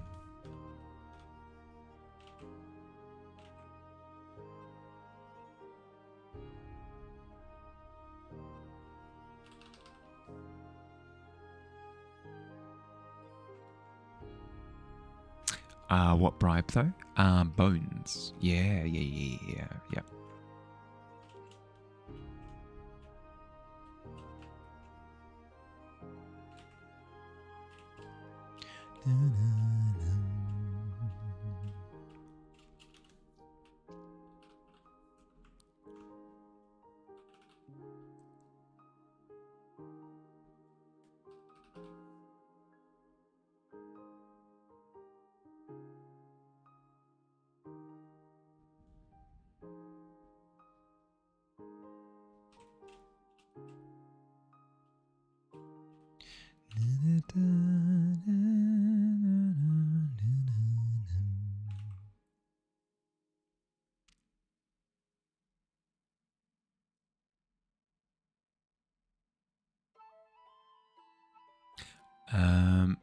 Okay, you heading off? Rest up, bud. Catch you later. Have a good day.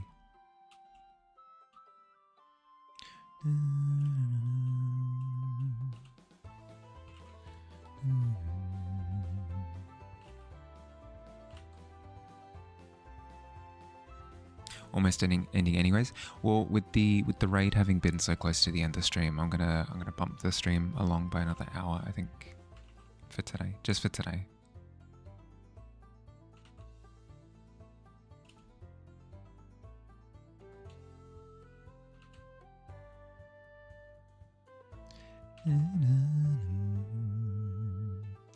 It'd be a little bit rude to, I don't know, to end it on time if we've got people looking to hang out. See you tomorrow. Yeah, catch ya, bud. Catch ya.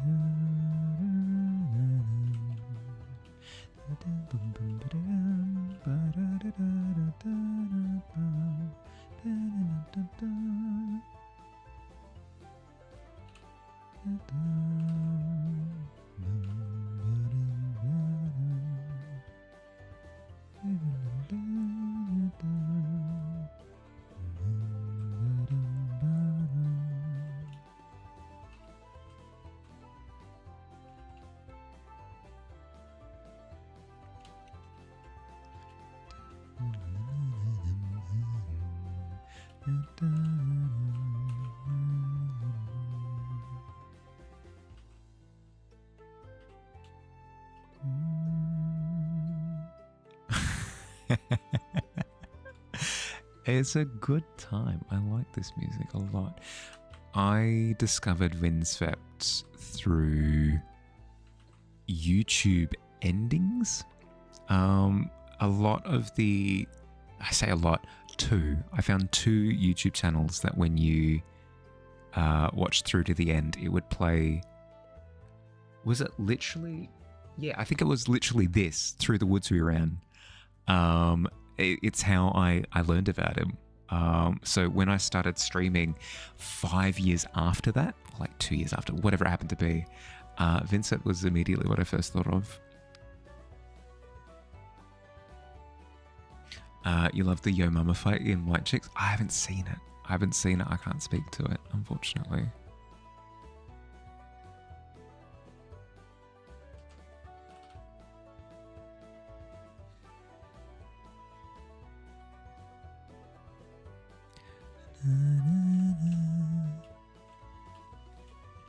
But I'll take your word for it, Stewie. You're my expert in the field, so anything to do with comedy, if you give me the go-ahead, if you give me the thumbs up, then it's my new favorite thing, probably. I think that's how we'll go about it. Yep. Happy to do it that way. Yep. Works for me.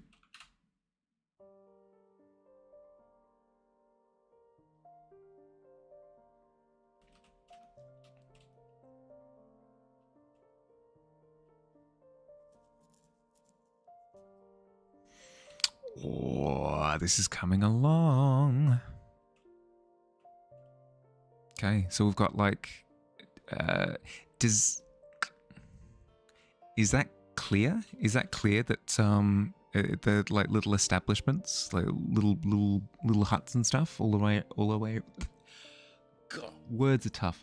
All the way around the perimeter of the pit. Is that clear from the image? You have to return the favor after I put you on to do go on. Ah, yes, a good one, a goodie, yes. Looks good to you? Excellent.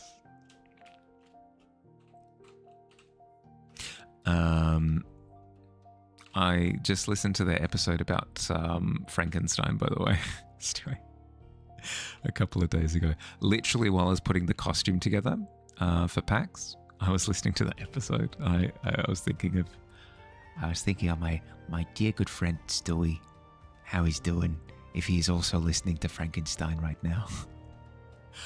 It started raining as well, so I leant up against the window and I looked out through the rain. I thought to myself, God, I'm hungry right now. Could go for like baked goods maybe.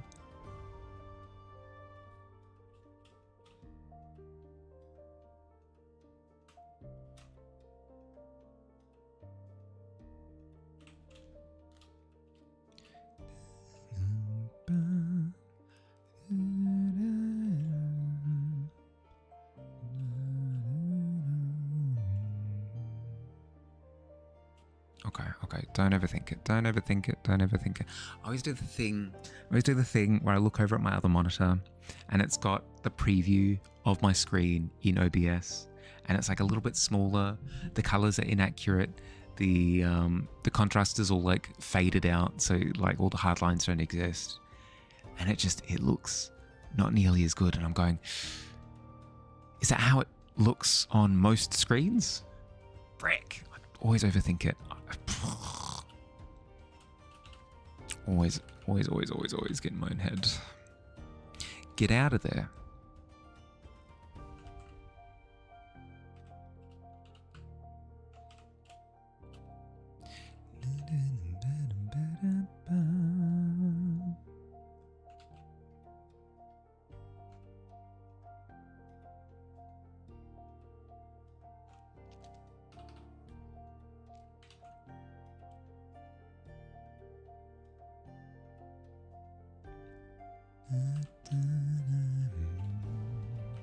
Okay, second tier down. Going through and adding windows again.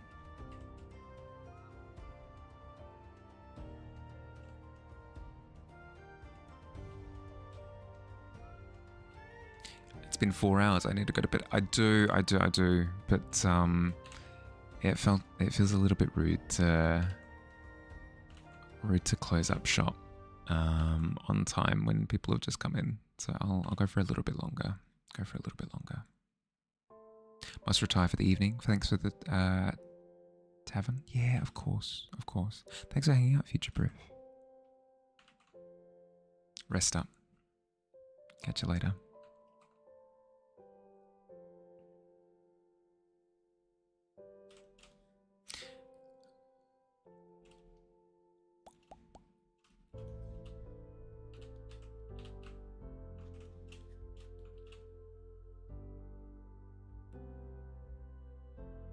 Oh, I just heard a car make really cool car noises for a second. Oh, I'm thoroughly impressed. And I love the loud noise. Thank you, person in loud car. Thank you. I actually wish that people made more loud car. You know what? Like, not even in cars necessarily. I wish that people in supermarkets just started going as they're like running down the aisles with their carts. with their trolleys. It's really cool. You know, I feel as though we could apply it in more, areas of our lives, more aspects of our lives. Yeah. Somebody on like a skateboard, car noises, like really loud ones as well. I think that'd be really cool. And then everyone can clap. Frick, hate cars so much.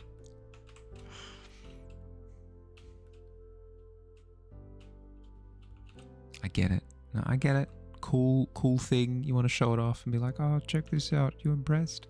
My answer is no, I'm not impressed, but like, I understand. Just wish for a little bit of consideration. We don't have to make it the noisiest thing. I'm getting delirious. I'm getting a little delirious, yeah. Just a wee bit. How could he tell?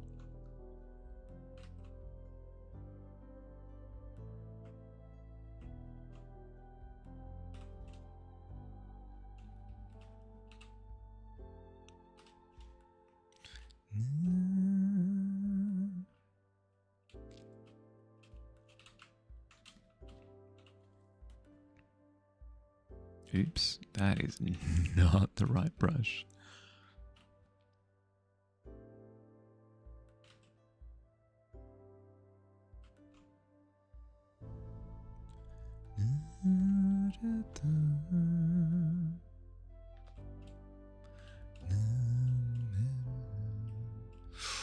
That's looking good. That's looking good. There's hope. I have hope in my heart. This is doable. It's doable. I can do it. It's just around the corner, I reckon.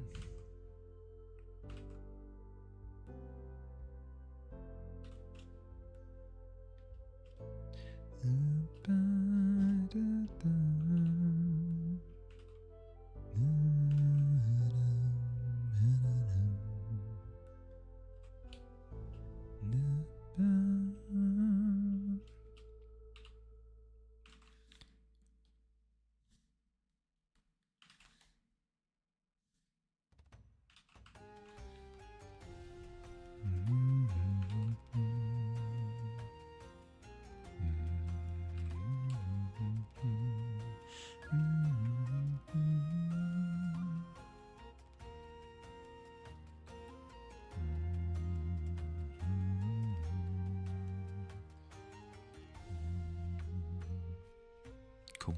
Yep, happy with that. This part here needs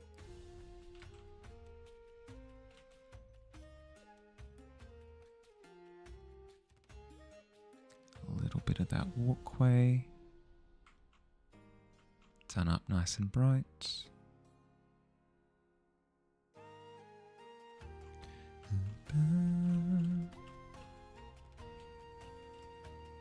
Something like that. Maybe it needs cleaning up a little bit further, but we don't worry about that for now.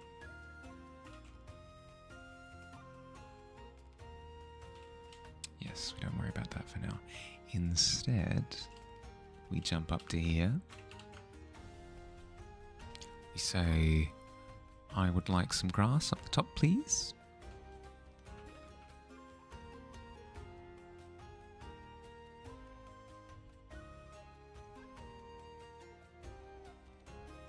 And that's what we go through and add.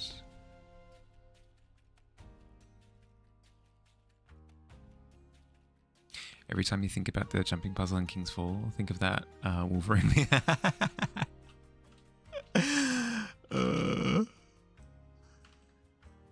Which one? The jumping puzzle at the start with the ships, or the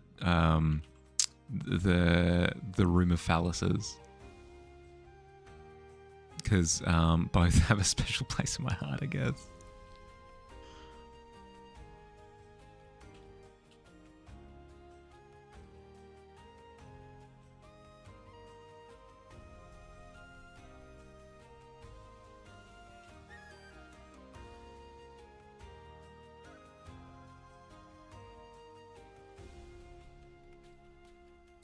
Ships as we wave across the void. Yeah.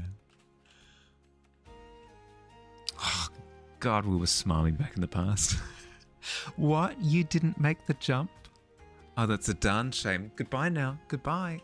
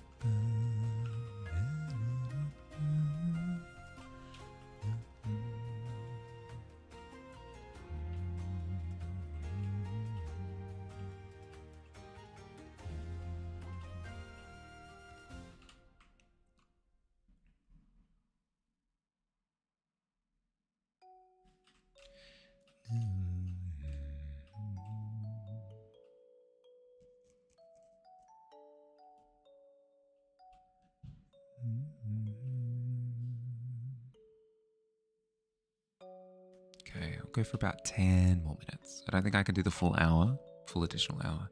I can do another 10 to 12 minutes. It'll be an extra half hour. That's something. But Mahali's brain's getting a little bit squishy. Squishier than usual, I should say. As squishy as it usually is. Not usually this squishy. What are we doing for the planks of wood? I believe I had... Did I not?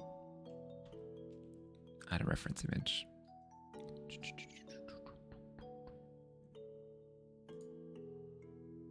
Show me files. Visual assets. Yeah, that's right. I've got the BRB screen. I have the BRB screen. This one. I will use the planks of wood from that as a point of reference. That way I get it down consistently.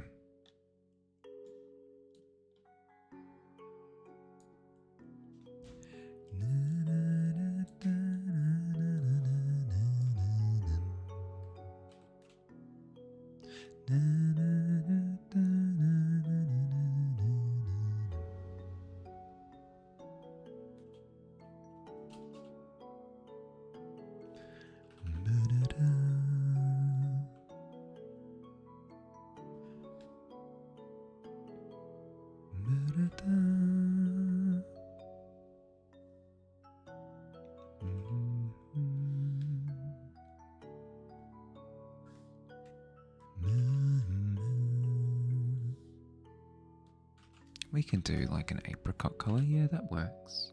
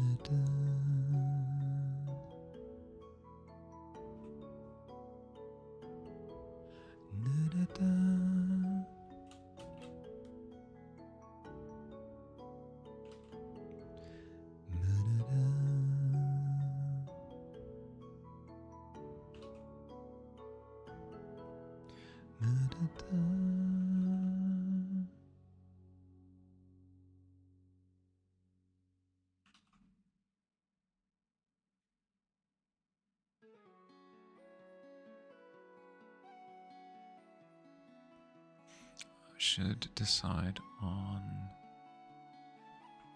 where this light is coming from. The sun. No, more direction. Where should the... Let's say that's coming from like that way, I guess, maybe.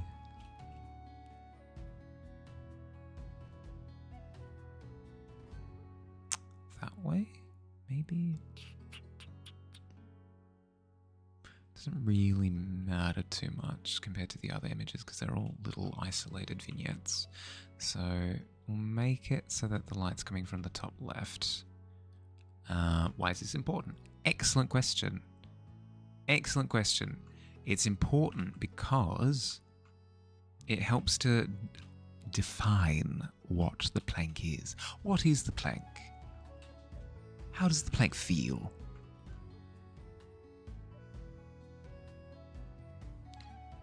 If you were to ask the plank what it thinks that it is, what conclusion would it come to? You can only answer these questions once you understand the lighting. I guess is where I was going with that. It's kind of true though. You don't have a good sense of what the plank looks like until you know what the lighting situation is. Frick.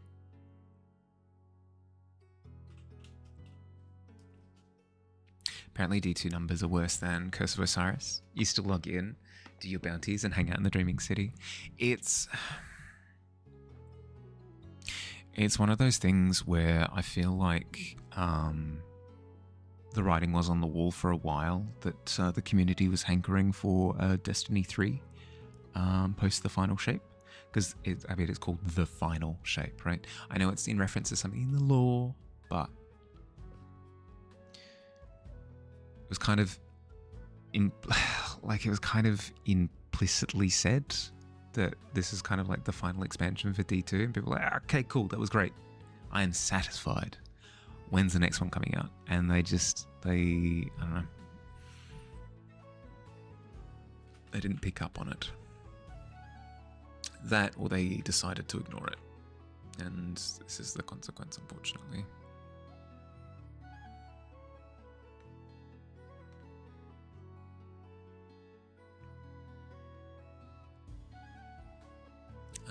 If you're still having fun with it though, if you're still enjoying the environments, if you're still enjoying running around, then excellent. But the low numbers are most likely because of that, I'd imagine, in my humble opinion.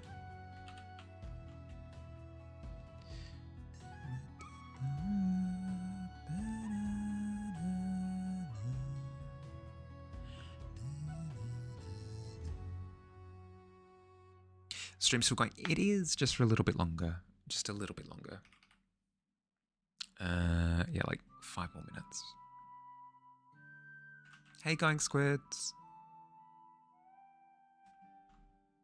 How was your day?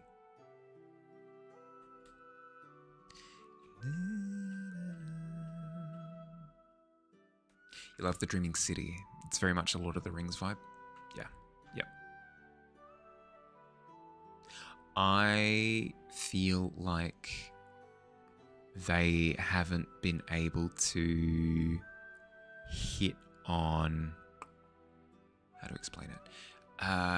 The Dreadnought as a location in The Taken King was their best location, hands down. Like, it's not even close. The Dreaming City is probably the second closest, like the second in the list. So I fully understand that, yeah. Going good. Getting last minute ZZZ grind in before update releases tonight. What happens when the update comes out? Does it like reset your progress? Or does it make it so that so if activity A is grindable for like a couple of things and then it hits a hard cap, does the update reset that so you can grind it again? Is that how that works? 100% agree? Yeah. I feel like the Dreadnought was like the tightest design that they've ever gone with, in terms of everything exists for a reason. There's still like awe and exploration, but you're rewarded for that exploration with little discoveries, whether it happen to be actual literal discoveries of items that you can pick up, or it was just like, this is a really cool space that has like a thing that you can interact with. And it didn't feel like any space was wasted. Literally any space was wasted. It felt like it was filled to the brim with really cool set pieces.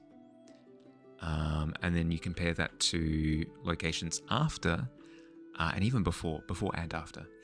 A lot of just space, just space for space's sake. And I feel like that was such a waste. It's such a waste because players aren't necessarily looking for big open space. Players are looking for like a good experience, and I feel like the Dreadnought was the best experience of like type design. Was boss, yeah. Yep.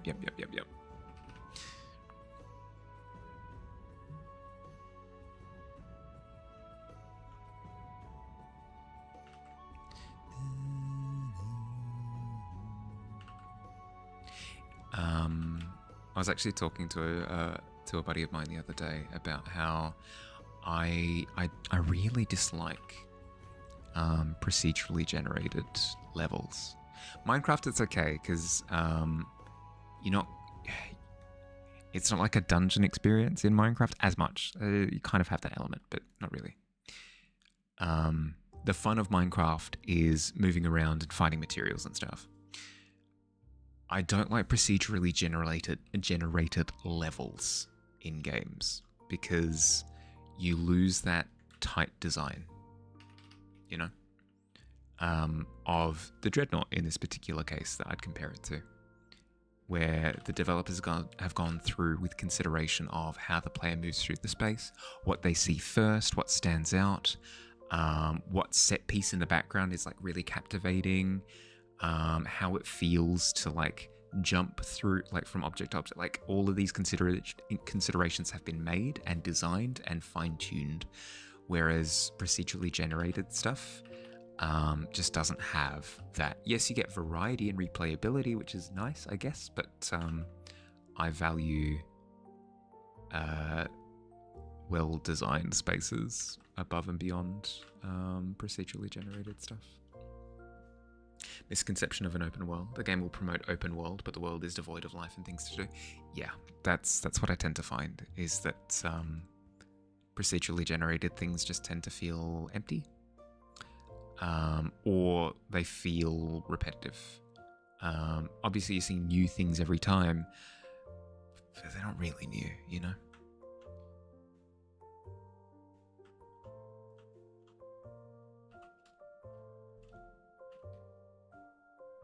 Variety can feel samey if it's the same kind of variety every time, whereas curated level design tends to, you can feel the influence of the designers,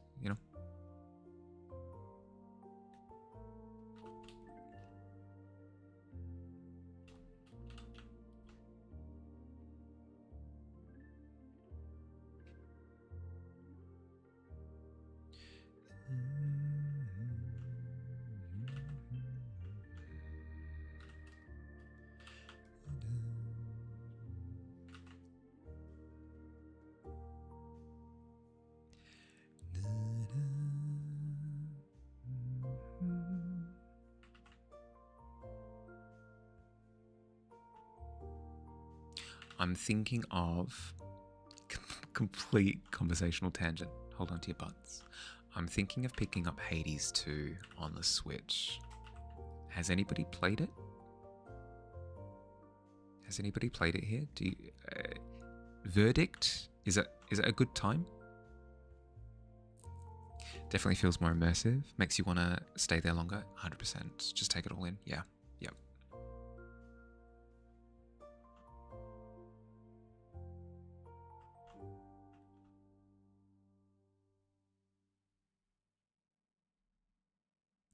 I really enjoyed Hades 1.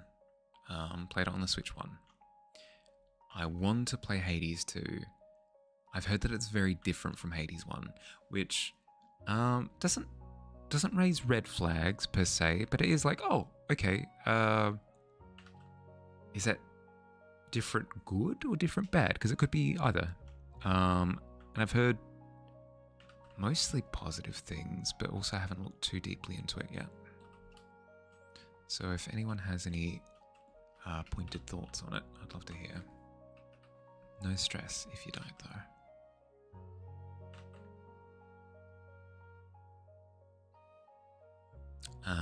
What did I ended up getting to heat 18, I think, in Hades. No, so it was a really good time. Really, really, really, really good time. I liked how it felt like the game didn't force you to do the ascension levels. Like if you wanted to, you could. If you didn't want to, it wasn't mandatory.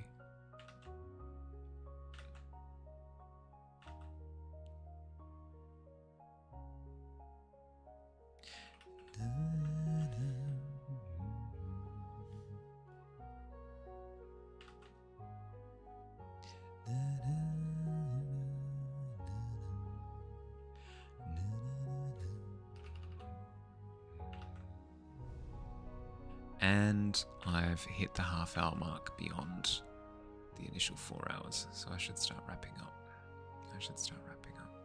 Thanks for hanging out, everyone. Hope you had fun.